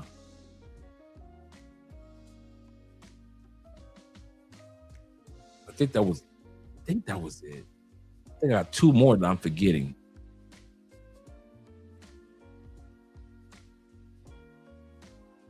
Yeah, 2 more I'm forgetting. But yeah, by the time I transferred so much, I knew everybody. I knew so many people, man. He said, Dre, I worked in law enforcement for over 20 years. I have almost never heard anyone getting their fed and state time running concurrently. He said, I mean, almost never. I know, dude. You talk about being blessed by the Lord and the power of his might, bruh. And it was like a letter. It wasn't like our case study. It wasn't like I wrote. It was just 1-page letter that I wrote. You know, I typed it out, of course, and I signed it. I typed it out in the law library. I didn't cite any cases, so it wasn't like, yes, in case of so and so versus so and so in the state of Wisconsin. I didn't do none of that. I just found out who my judge was, found out how to reach him, and wrote a letter. And that was good. That was it. Because I knew. Oh, go to the super chat. My bad. I always forget you, ASM. AM, SM. He says this. He said, Andre, I'm not even mad at you either. He said, I'm not even mad at you or others. He said, us black people have to cheat to get our riches. And that's sad. That's sad that many of us felt that we had it, especially back then, man. He said, God had a plan for you, brother Dre. Yeah, that's true. That is so true. And I believe that to this day. I really don't take it for granted.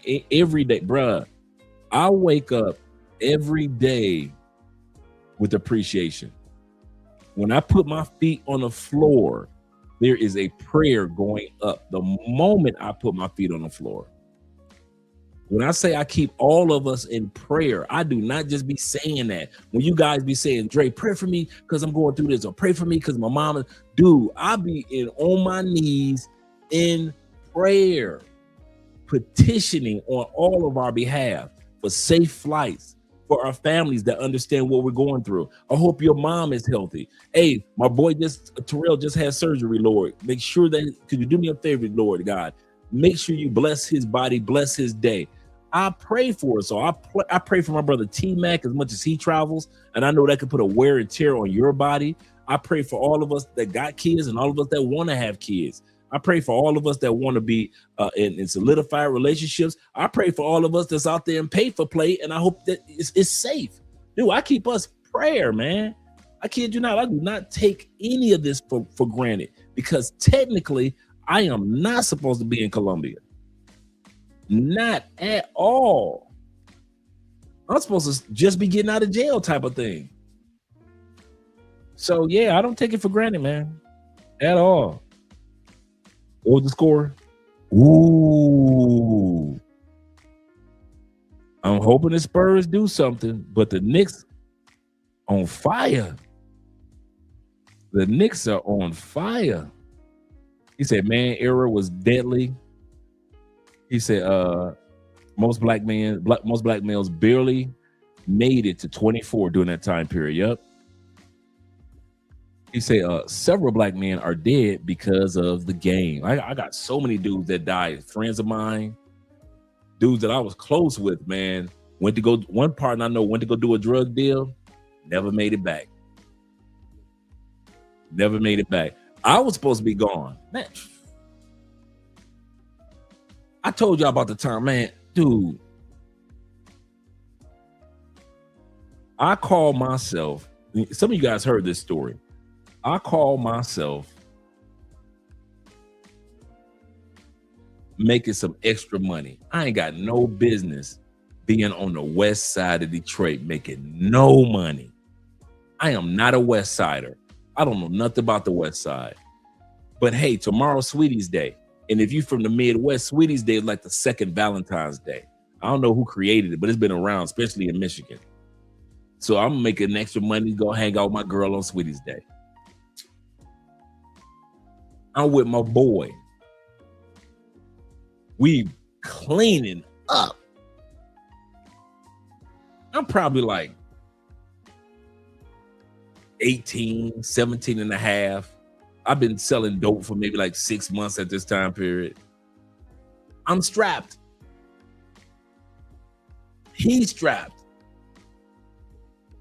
I got the Tail Lord overalls, jean washed overalls on, right? I told this story before.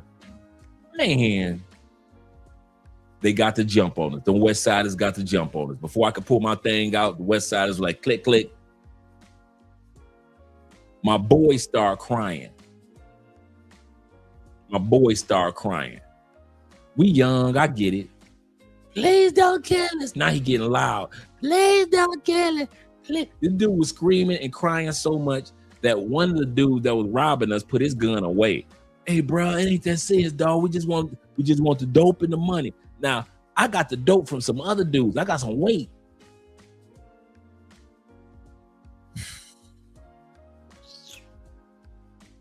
They rob us, but I still got my Sweeties Day money. Man, remember I said I had on overalls. My man said, hey, bruh, you got a pocket up in them overalls, dog. He said, what, you a tough dude? Because you ain't crying like your boy. I said, man, I've been robbed too many times, dog. What y'all need? So I reach in my pocket, give him the money, give him the dope. Okay, here it is. All right. And so he said, man, y'all got to take y'all clothes off, man. I said, nigga, what? You heard me. Y'all got to take y'all clothes off, man. Y'all ain't going to chase us down. You ain't going to shoot at us. Man, I ain't about to get butt naked in here, man. I'm going to keep my t-shirt, my drawers on, dog, and my socks. All right, man, just take the fucking overalls off, nigga. Now, the whole time I'm thinking like, I ain't even supposed to be on the West Side. I'm going to tell y'all what my real thought was. If I get shot, my mama gonna kill me. I ain't got no business being on the West Side. I don't know shit about hustling no O's on the West Side. I got my ass on the West Side. My mama gonna kill me if I get shot. That's all I'm thinking, right? My mama gonna kill me if I get shot. I ain't even supposed to be over here. Man. My boy's still crying like a little bitch. So it's me and him standing in the dope house in the drawers. Dudes leave. No. I went to go take my overalls off. You know how the overalls, the top flip down. All my little Sweeties Day money just fall on the floor. My man say, jackpot. He said, nigga, pick it up. I got to pick up the money and hand it to this nigga. I hand that shit like, here, take it, bitch ass motherfucker. Mr. Tough Guy. I'll say, we tough as shit. Mr. Tough ass East Side nigga. I'm like, man, go. I said, man, y'all done got the money. Now what? I was stupid back then. Don't think I was a tough guy. I just was a stupid dude. So don't think I was thinking like, I'm tough, I can beat bullets. No, I was just stupid enough to say some of the stupid shit that I was saying. Some of y'all know dudes like that. They just say stupid shit. Man, so they leave. I tell my man, stop all that crying and shit, dog. They gone. So a couple days later, the niggas that I owe all these O's to, hey, Drake, what you up to? Nothing. Niggas always want to play calm before the storm type shit. Drake, what you up to? Nothing, man. What y'all up to? Hey, man, we about to head over to so-and-so, dog. I'm like, you want to go drinking with us? Oh, hell yeah. Because I done told these niggas, hey, man, we got robbed, man. This nigga started crying. I'm thinking they gonna be mad at this nigga. That's what I'm thinking they gonna be mad at. This nigga started crying, what? But they was cool with me. Nigga, walking to their house, nigga, how come it had to be 8 big motherfuckers that was strapped in one chair?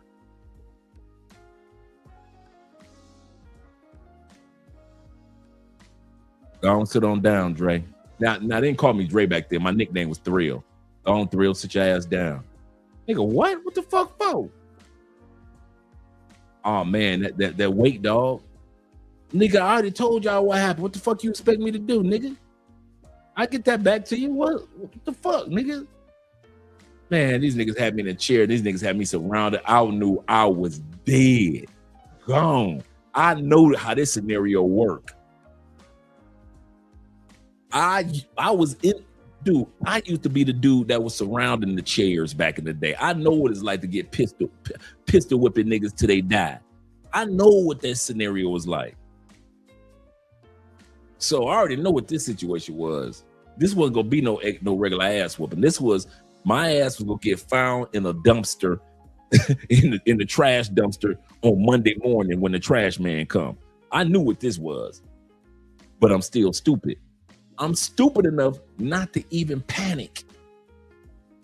I'm stupid enough not to even panic like, oh, these niggas some bullshit. Bing, bang. Their doorbell ring. This is God. It was like everybody froze. Bing, bang. It's their door. I said, man, what y'all niggas scared to open your fucking door? I stood up, walked to the door, opened up the screen door. Open up the door, open up the screen. I don't know who the fuck it was that I ran over. I don't know who it was. I don't know if it was their uncle, cousin, daddy. I don't know who it was. Nigga, when I grabbed that doorknob, I was gone. Gone. Them niggas can catch people. And I stayed strapped after that. From that day on, I had to stay strapped. I was being strapped before then, but I used to just stay strapped for work. But after that, oh man, I stayed strapped. Fuck that. Man, I'm 6'3". You know, tall dudes ain't known for our speed. Shit. You'd have thought I was speed racer in this motherfucker. I'm running like this. You know how motherfuckers that know. I'm running like my man, and you'd have thought I was the dude that was running in Get Out. You remember that scene in Get Out at night? My man was just running towards him. That's how I was running. I was running like they run in the Terminator. Now my man was running in the Terminator just straight. That's how I was running. Shit, man. I hit that. I grabbed that doorknob and I saw that sunlight. That's all I needed. That's all I needed. Whoever was in front of me, it could have been their mama. Man, I ran that motherfucker down, boom, jumped over the porch and was gone. Woo! No joke, man. Shit. I've had tales to tell. Yeah, the Running Man. Seriously. Like Arnold Schwarzenegger. Seriously, bruh. He say, facts, Dre. We were more concerned about mamas. Hell yeah, man. My mama gonna kill me if I get shot over here. Fuck around with these West Siders. Mess around with these West Side dudes, man. Like I said, I'm still naive in the drug game. So I'm thinking everybody cool with everybody. I ain't thinking it's that serious, but damn, I should have, because I was around for pistol whipping. So if I saw dudes and I was a part of dudes getting pistol whipped, what makes me think I couldn't get pistol whipped? So I was like, oh, no, I know what this is. I was like, no, I know what this is. I know exactly what this is. But I was too stupid. And my stupidity kept me calm. Rationality would have caused me to panic the hell out, like, oh shit. But because I was just so hood stupid and wild, I didn't recognize, nigga, you about to die today. But when I saw that sunlight, yeah, I ran through like Jerome Bettis. I came through like Jerome Bettis, boy. And I shot right back to the east side of Detroit. Never fuck around on the west side again. I don't even visit my relatives on the west side no more. Hell no, I ain't going to the west side of Detroit. You coming to the west side? Hell no, I don't know about no damn west side. I ain't going to church on the west side of Detroit. No. No, I ain't going to the west side. He said I almost got caught in the drive-by. Just by being there at the wrong time. And when I left that car, almost about 5 seconds later, all I heard was shots. He said, Dre, did you know Nate Boone and people associated with him? I knew he is a lot older than you. No, I didn't know him. No, I heard of the name, but I didn't know him. He said Dre is like a cat with 9 lives. He probably used up 8. That's why I sit my butt down, T-Mac, because I know I've used up 8. You are absolutely correct, brother. You hit the nail on the head. That's why I'm always full of smiles. Why y'all think I'm always smiling? Life is good, man. Life is not perfect, but life is good, man. I wish I could lie, but life really is good. Man, I ain't got to worry about no madness. Man, please. Somebody steal a cell phone from me. That's it? That's it? Man, as much madness that I've been in, I would not bitch about a cell. I kid you not. The most part that I would cry about a cell phone is like, man, all my apps. I got to download my apps again. But I would not be bitching about no cell phone. I kid you not. I done been through too much to sit back. Yeah, yep. He said Drake took some shut the fuck up pills for real. Sit the hell down. I'm on the front porch like this. You coming off the porch, Drake? No, not really. You sure? Mm-hmm. Y'all go have fun. We got some hoes, Dre. I know you do. Have fun, guys. Enjoy yourself. While I'm sipping my Colombian coffee with my Colombian wife, I'm sitting my butt down in that chair. He say that's why he's on YouTube now. Now talking. Yeah, I can laugh at stuff now. Back then, it probably wasn't funny. Right here, Mr. Boone says, he said, Mr. 007 says, Nate Boone was a known hitman in Detroit from Vietnam War up until the 90s.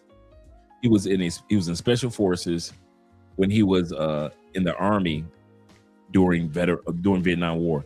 He probably was around when Judge Mathis and his boys created the Earl Flynn's gang in Detroit. He was around for that era. You know, Judge Mathis does on TV. Judge Mathis went to jail and he turned his life around and went to become an attorney, then the judge, things like that. And then on TV, now he's been world famous, the brother, right? Judge Mathis. Judge Mathis was a gang leader. Like he was one of the founding members of the gang, the Earl Flynn's. And they were like one of the major gangs back in the 70s, 80s, and early 90s in Detroit. And he was one of the founding members. So when you watch Judge Mathis and he talk about his past, he was out there. He said, let me guess, this was somewhere between 87 and, yep. Yep.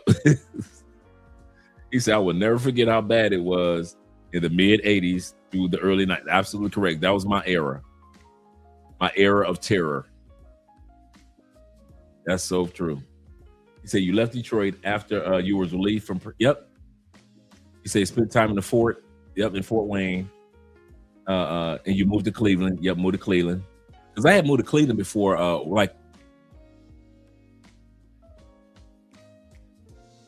I say a year before I went back to the fort. Because I was in the fort first, in Fort Wayne, Indiana first, after leaving Detroit. Because I had workers in the fort. I had workers in Chicago. And I had workers that worked for me. Because kind of I moved my way up as far as weight. And in Cleveland. And that's how I caught a case in Cleveland. And what else? So when I got out, they released me to the fort where my original case was. But then my PO transferred me to Detroit. And because they knew they already knew how my record was. They already heard everything that I did in the feds. So nobody was tripping on me. And remember, like I said, I was also trying to smash my probation officer anyway. So she already looked at me like a flirt dude, like a dude they ain't out there in them streets. And so went to Detroit, got a job with Blue Cross Blue Shield downtown. Blue Cross Blue Shield downtown, and I worked in the mail room, and I was the guy that delivered mail to every floor. That's why I was able to smash chicks on every floor, because I was the mail guy delivering mail on every floor. So now you got this 6'3" handsome brother straight from prison. You know, women love dudes that's getting out of jail. They can tell, I smell freedom on him. What's that cologne he got on? Girl, that is freedom. That is freedom, girl. Women, I don't know what it is about. You can thinking that you dress nothing like a dude that's been out of jail, and women can smell freedom on your chest. Like, girl, oh, he just walked past. Girl, don't, what's that? He smells like freedom, girl. I'm gonna give him the panties. So I'm smashing chicks all throughout Blue Cross Blue Shield. Blue Cross Blue Shield. And so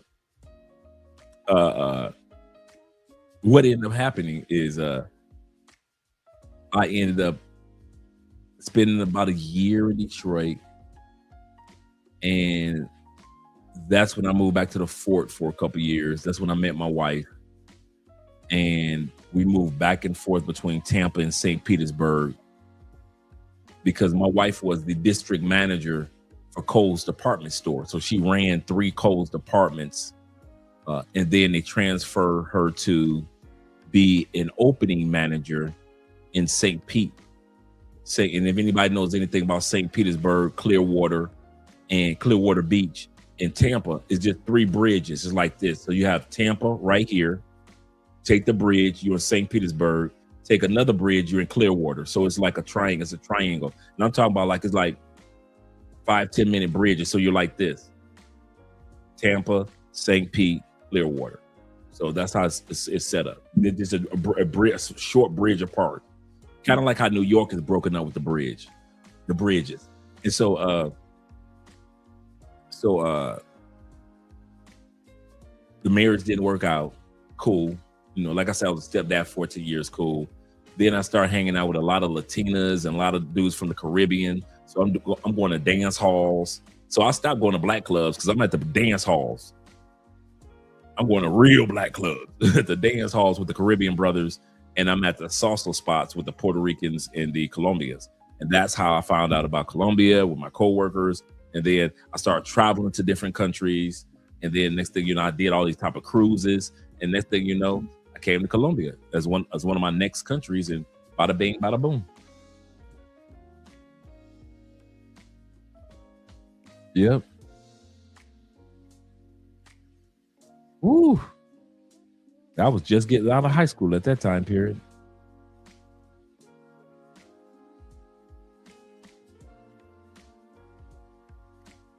He said I was busy trying to dodge drug dealers, other gangs, and Mexican mafia.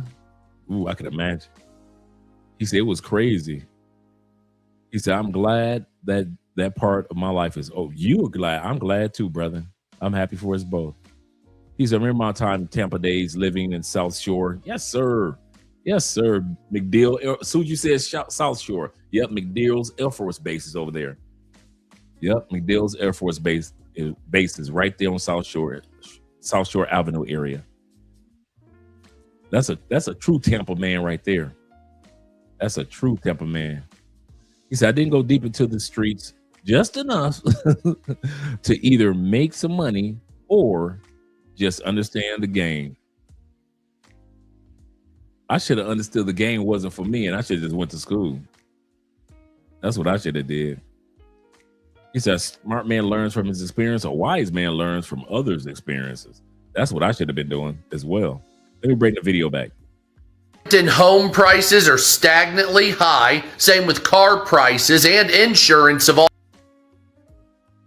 On top of that, most younger people believe that they will never see Social Security. So all that being said, if something is not done poignantly with affordability, 90% chance or higher that Republicans are going to lose the House and the Senate. And that will turn Donald Trump into... He said, come on, Dre. Let's see. Come on, Dre. You didn't know how gangster those Midwest police officers were? Yes, they were. I got a couple police ass whoopers in my life. I do not feel sorry for Rodney King. Shit. I done had enough of them police ass whoopers to know. Believe you me.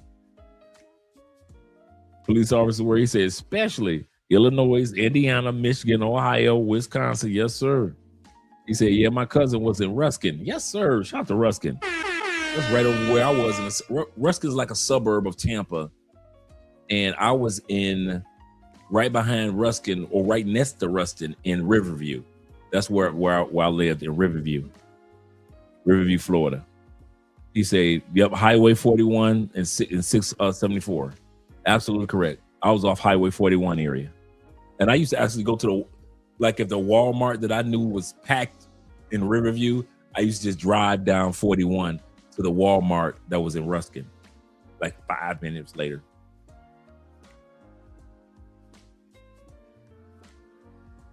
He said, that white guy sounds like the guy in Awful Coaching, on Awful Coaching. That's a good one. Let's continue on. Let's finish this off. We've been here 5 hours already. Goodness gracious. I'm gonna take tomorrow off. I'll be seeing you guys on Sunday after this one. We're gonna enjoy this one though. To a 2-year lame duck president. So I'm warning all Republicans, you need to focus on affordability, cost of living, and the value of the dollar. You might think everybody's stupid, but they're not. They'll vote against you and they'll take the House and the Senate away lickety fucking split. And we also shout out to my boy Chaos Reigns, who will be live. He say no movie tomorrow night. You know what? That will be good. Nah. No movie tomorrow night. That would be good. I got a couple of karate movies for us. I might do that. That'll be a good idea tomorrow. You know what? Tomorrow we're going to do a karate movie. So all you guys need to make sure you got a Rumble account. Make sure you got a Rumble account, because that's where we watch our movies, over on Rumble. And I've got a couple of good classics for us anyway. So yeah, tomorrow will be movie night. I'm going to set it up. Like we start over here and then we shut YouTube down and then we all watch the movie over on Rumble. But we come over here first. That's a good idea, International Quiet Storm. A nice double feature movie night like we used to do on Saturdays. We need to talk about the reason that Black people have such horrible times and outcomes with our medical system in America is because we're just now entering an era where people are expected to save Black lives. I mean, before this time in history, Black people were often seen as medical experiments, patients without rights, and at times not even human by the doctors that were building out the system that would become the backbone of the modern American healthcare system. Our system isn't equipped to service Black people because they were never taught to value Black lives. I mean, that's the reason we also see a large gap in understanding about Black people in our medical studies. How is it that the enslaved people that were the ones that were experimented on the most in enslavement, in captivity, and historically in America have the worst health knowledge of their people group in the modern era? That's because we were only used as experiments. It's like the animals that are used for animal testing. They're not worried about if the product works on them. They're just worried about how it impacts them to better implement the product for the humans they see as their market and target audience. For much of American history, Black Americans have not been the target audience of anything that has been positively offered on a large scale. That includes the American healthcare system. The healthcare system has yet to catch up to actually treating Black people and restoring health in them. That was not the case before. I mean, look at the Tuskegee experiment. They left those men without care. They left diseases to run rampant in their bodies and didn't even make them aware of the fact that these diseases would be introduced to their body, period. Black people have historically been infected or sterilized or given medical issues by our healthcare system and then abandoned when the impacts of those find these people in their everyday life. They're also known for stealing from us and using ourselves to live on while not even adhering to the actual life that gives them the medical materials and technologies that live on and further all of medicine for everyone else and humanity and science in general. I mean, Henrietta Lacks was a woman with cancer. Henrietta Lacks didn't receive the best quality of care because of the time she was born in, but also because of her race. However, today we have HeLa cells that live on, are experimented on, have allowed other people to reach full health. Not only that, the cost of our system in itself is in fact racist. The reason we don't have universal health care is because of racism. People would literally rather die of whiteness than allow Black people to have access to health care. Guys, this story really broke my heart. A woman went viral a few years ago for her $500 wedding, and now she's gone after delivering her baby. Her name was Kiera Brokenbrow.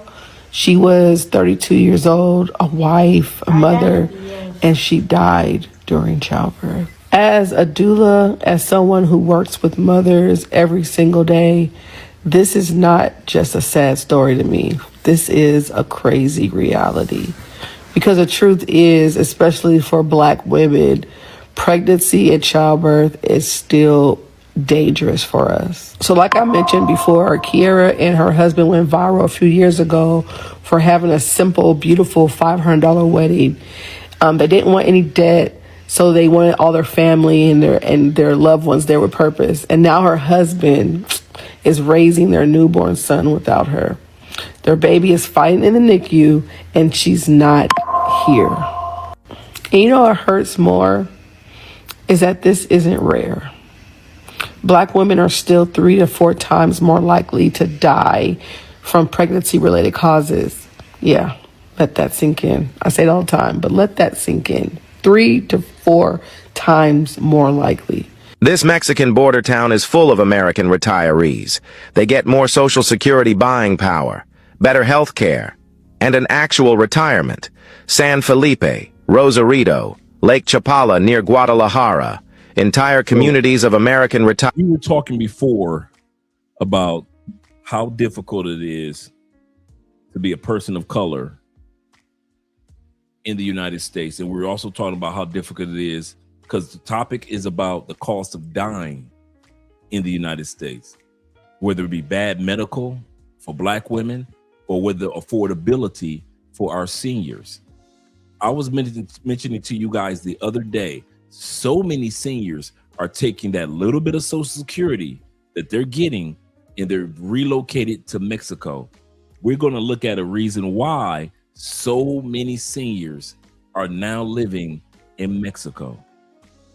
Retirees living in Mexico, not vacationing, living full-time. Why? Social Security goes 3 times further. A $1,500 monthly check that barely... Oh yeah, I'm with you on that one, Corporal. I thought about that earlier. ...covers rent in Arizona, pays for a house, health care, food, and entertainment in Mexico. They can actually retire instead of working until they die. Healthcare is affordable. Prescriptions cost a fraction. Dental work, surgeries, physical therapy, all accessible without bankruptcy. They're not struggling. They're thriving. The American dream of retirement? For many, it only exists south of the border. Hey guys, I'm here with Caroline. One of the kind of crazy questions I get a lot from people is it safe in Mexico? Caroline has lived here 13 years, is that correct? That's correct. Correct. She's lived here 13 years on her own, and so I will let her answer that question if she feels safe. I feel extremely safe in Mexico. I lived in Baja for 10 years, crossed the border at least 2 times a week through Tijuana, never had an incident, never felt threatened. I live here in Tulum now for the last 3 years, and I don't even lock a door at night or my car because I live in a gated community. That's one of the reasons, but I feel very safe in Mexico and have from the moment I moved here. Thank You're wonderful. All right, thanks guys. Just wanted to. This may come as a news flash to some people, but Mexico is starting to build retirement communities and retirement homes. And believe it or not, people in Mexico have a lot of respect for their elders. So all the horror stories that you see in the United States about people in, nursing homes and they're being abused, diapers aren't getting changed, they're laying in their feces all day, they're contracting diseases because of that, or they're getting septic and dying from sepsis. All of those things in Mexico kind of go away because the Mexican culture, the people here, they really respect the elders. And so when you put a retirement community or a nursing home in Mexico, you can rest assured that the people that are in that community are going to live very well. And I do work with one company that basically works with developers to build those types of communities in Mexico. So they'll help you with all the architecture, they'll help you with, staffing it. If you build it, basically they'll help you do all that and get it running. And the company I work with basically is an operator, but in general, it's a lot less expensive. There's not as many of them, so they're more difficult to get. But nursing homes, retirement homes are much better here in Mexico. They're all going to be new. You're going to be treated like royalty, and you're not going to pay near as much. So if you guys have questions about that, whether you're needing information about going into a retirement home or nursing home, or you're wanting to invest in one or something like that, let me know, and I will connect you with the company that does that for a profession. I'll show you what you can get for $63,000. All right, what can you get in Mexico for $63,000? Cash. I'm gonna show this to you right quick. Get into the living room, and they got a couple of people here looking at the place, so there's gonna be a few people coming in. But you get all this for $63,000. Now I'm gonna clarify some things. The furniture's not included, chandeliers are not included, and all of that. But you will get one air conditioning unit in this price. Kitchen looks really great. Now, in the price, you don't get the cabinets. You don't get the cabinets. The stove doesn't come with it, but you do get the counter space, etc., etc. Most homes will not include the cabinetry and stuff like that. It does come with lights. Has 2 bedrooms. The doors are not included, of course. So you have to get that. So they really just giving you the electricity, all the electricity, everything will be wired. The lights and the ceilings are included, but the doors would not be included. So and that's very, very, very affordable. Bathroom comes complete. Everything you see in the bathroom is included.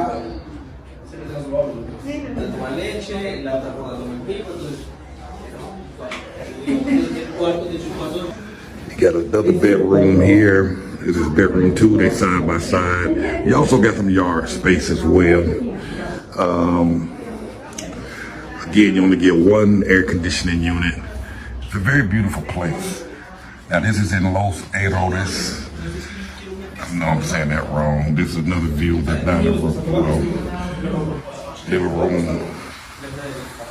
And they got a bigger dining room, of course. And you get the kitchen space. So that's why a lot of Americans, believe it or not, are retiring in Mexico, because they may have $250,000, $500,000 with all their assets after they sell their home, they cash in their 401k, or they get, monthly payments for their 401k.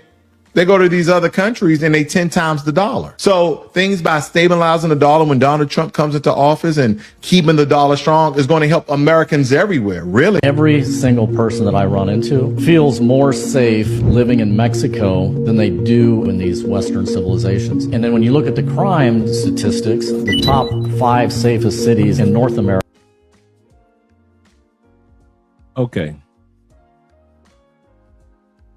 Do realize that the cartels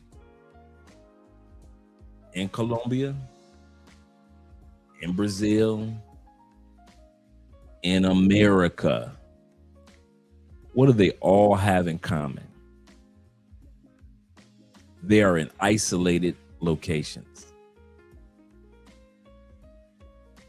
You do not have cartels in the suburbs, but in isolated rural locations. That's normally where it takes place. So unless you plan on moving to or traveling to certain areas, you are all right. There are certain parts of LA. I don't care how tough you are. You ain't got no business being there. Certain parts of Detroit, certain parts of Chicago. If you ain't from the South Side, they gonna know it. Certain parts of Houston, certain parts of Dallas.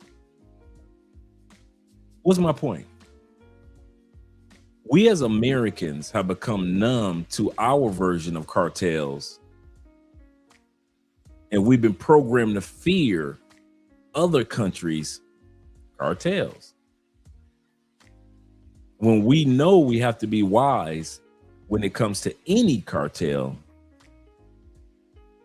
that we are among. Somebody said earlier about the water. You know, you don't want to get caught up with the water. I'll say this. I agree. You don't. That's why you have water dispensers. That's why you can buy the large containers of the dispenser water at the grocery store. Bada bing, bada boom. No issues. No problem with taking a shower. If it was such a problem with the cartels, I want to say this. I want to end it with this. There would not be 1.5 million Americans currently living, not visiting, living in Mexico. If the cartels were that bad,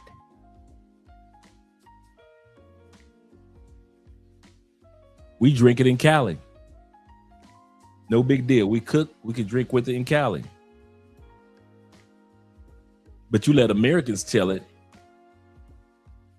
that filthy water that we have in the States, filled with chlorine in the States, the same chlorine that they use in bleaches, fluoride, the same fluoride that they use to clean the side of ships is the same fluoride that they put in our water in the United States nationwide. And y'all got the audacity to talk about water? Is that what we're doing?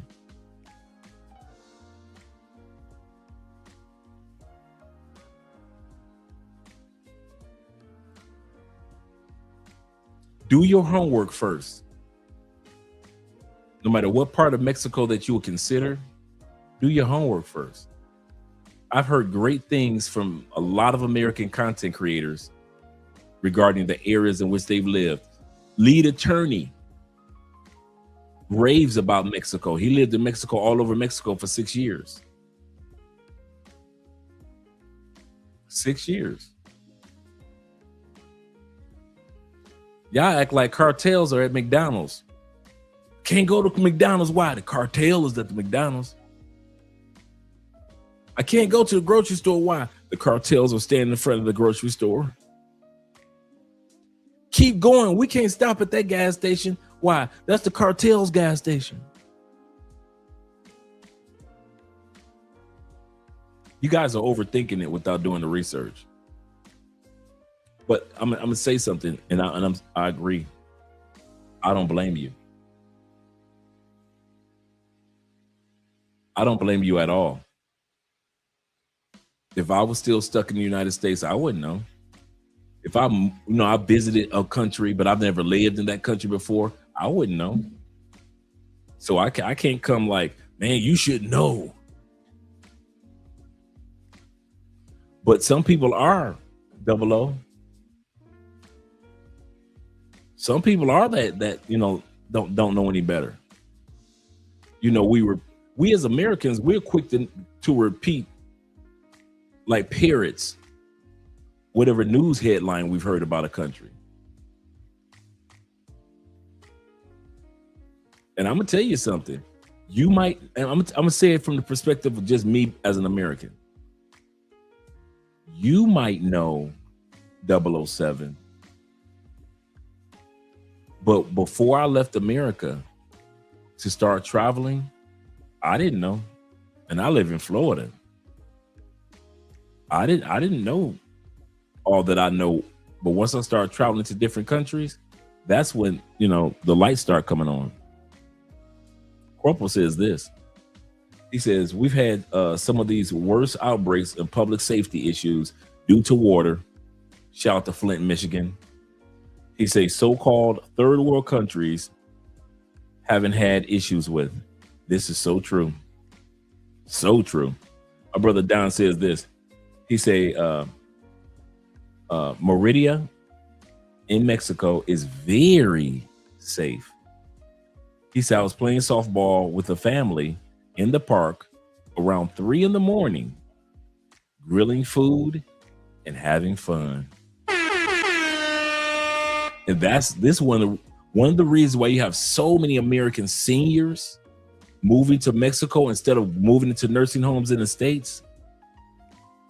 Because Latin people have I don't know what it's called. I need to find out what it's called in the Latin community. One of the things that's taught in the Latin community that you will grow old too. That's why in the Latin community, you'll always see a younger person walking with their grandma or their granddad. You know why? Because in the Latin community, everybody knows you will grow old too.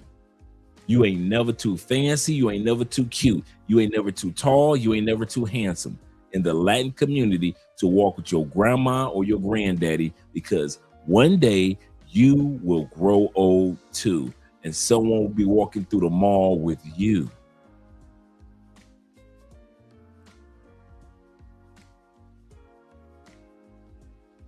And that's why a lot of seniors move to Mexico, because in the Latin community, they know that they will not be treated with such disrespect in their final years. He said, yeah, super safe. He said, I walked the streets at 2 a.m. He said, no one bothered me. Super safe. Zeta said, I go to Mexico. He said, I don't go overseas from the Western Hemisphere. He said, I go to Mexico whenever I don't go overseas from the Western Hemisphere. Yeah, I love Mexico. We had fun there. He said, yep, my uncle tells me waking up that you'll get it. You'll get there eventually. For real. Wake up. You'll get there eventually. Zeta says, that's why I live amongst the Latin community. Yeah. Let's continue on.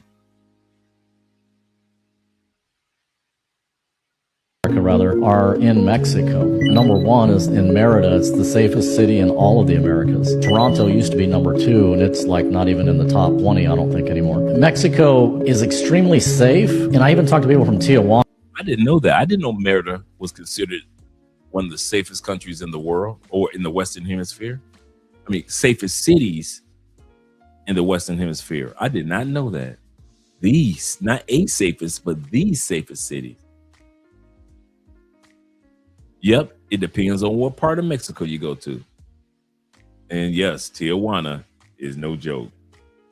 And they feel safer in Tijuana than they do in San Diego. That kind of blows my mind. And what you're seeing in Mexico is a huge percentage of your crime is organized. You don't have mass shootings. You don't have carjackings. You don't have elderly people being beaten in the street and killed just because of their skin color. I mean, that doesn't happen. Mexico is about as neutral on skin color and sexual orientation and religion as I've ever seen. So if you don't feel like you're fitting in the Western civilization, then by all means come to Mexico and try it out and see if you like it. Since moving here, my life's changed a lot. For one thing, when I lived in the United States, I was working full time and I had a big house to maintain. So here I just have my 2-bedroom, 2-bath condo. I don't have to worry about the land, the little grass area. The maintenance man does all that. So as far as that, and now I'm retired.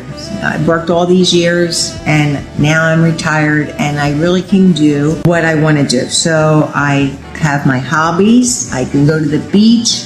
I can go to the pool. I can do both in the same day. I can really just do what I want to do. Just appreciate the sunshine and the blue skies and the ocean and the clouds and just the beauty of Playa. I would say my life has changed for the best being in Mexico. This area really gives me that calmness. So it's a good change. More Americans are moving to Mexico right now than at almost any time in the past 20 years. Why? There's three big reasons: cost of living, lifestyle, and healthcare. In many cities, Americans find they can live comfortably on half of what they spend in the U.S. But the real surprise isn't just the cost, it's the quality of life. Walkable cities, fresh food markets, vibrant culture, private health care that cost a fraction of what it costs in the U.S. That said, moving to Mexico isn't just packing your bags and heading south. You need to think about visas, taxes, healthcare coverage, how your investments will work while you're living abroad. We're AIO Financial, fee-only financial advisors, assisting expats with their financial planning needs. Thanks. AIO Financial. It's frustrating to live in the United States of America. There's people who are working 40 plus hours a week and nobody believes that they deserve to have a roof over their head.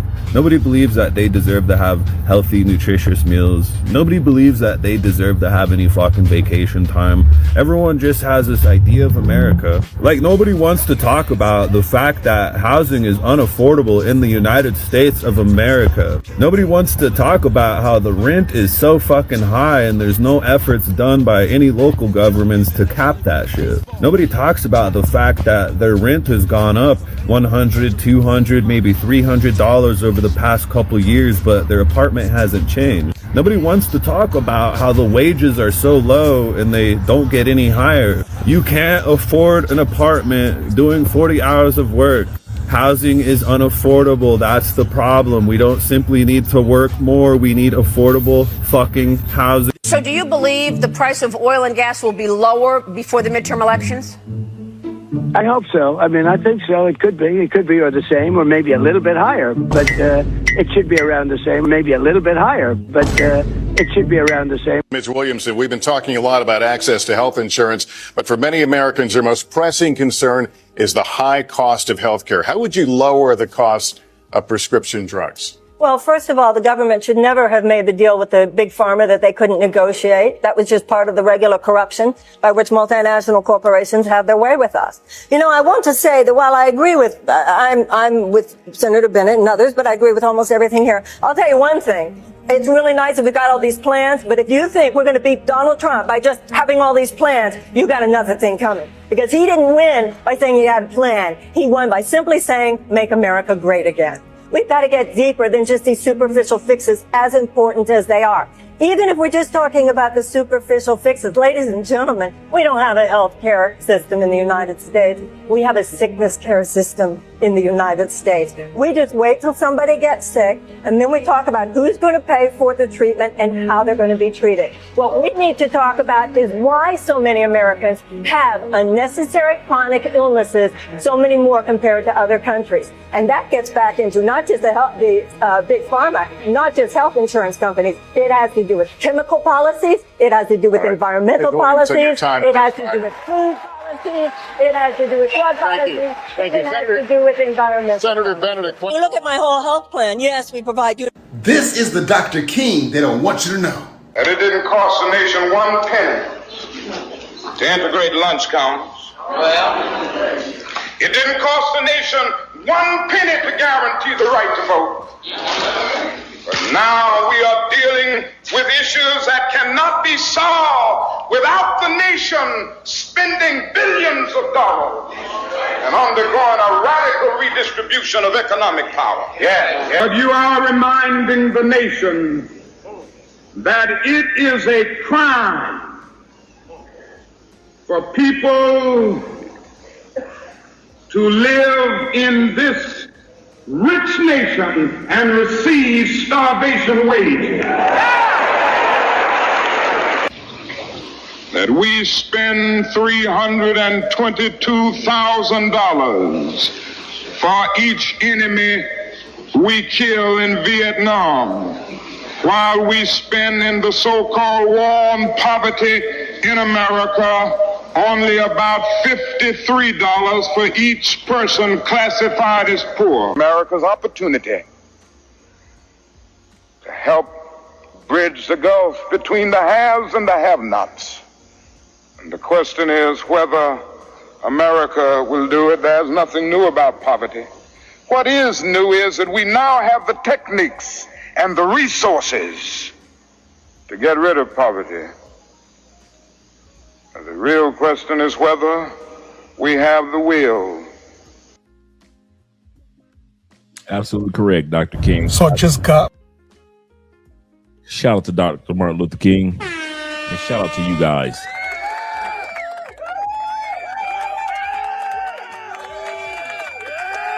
Glad we made it to this live stream, and I'm excited about tomorrow's live stream. We're going to do a couple of movies. I'm going to make sure I set everything up for us. A couple of good movies. But definitely, like Martin Luther King was saying, and what got him deleted was the fact that he started talking about the government spending money on the poor. And you know the United States don't play that. They do not like to spend money on the poor. They like wars, not poors. And that's what got him deleted. As soon as he started talking about wars and the poor. All right, guys, let me get ready to let you guys up out of here once again. Appreciate you guys being here for this particular topic. Just to let you guys know, listen, it is expensive to die in the United States. So, yeah, you may enjoy the cost of living there and say, I can live here, I ain't going nowhere. But also calculate how much it costs for you to die. In other words, getting older in the United States. It is very, very difficult. My brother says, circles back to my point. U.S. runs on slavery class, on a slavery class. Absolutely correct. Absolutely correct. Says, I'll be in the World Cup tomorrow. He said, I'll be at the World Cup tomorrow. Me and my Brazilian friend, she's excited, just like me. Tonight, we're going out for drinks. Shout out to you, brother. Have a great time at the World Cup. And let's get ready to do an outro video real quick. Let's go here.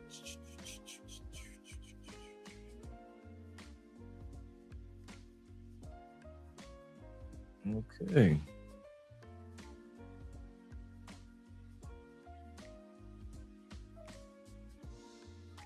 Here we go. Right here. You got me overthinking here, where we could be. Needed some clarity. I'm in too deep now. Picture a picture there to say, just you and me, like it's meant to be. Can't you see, baby? You got me overthinking. You come closer to my body, a delicate touch of instinct, moving slow but my heart's racing, yeah. Your fingers sliding down my chest. What do you want from me? Lately it's been nothing but a mystery. Curiosity has got me wondering if this'll be alright. I want you in my life for more than a night. You got me overthinking here, where we could be. Needed some clarity. I'm in too deep now. It's open picture where to say, just you and me, like it's meant to be. Can't you see, baby? You got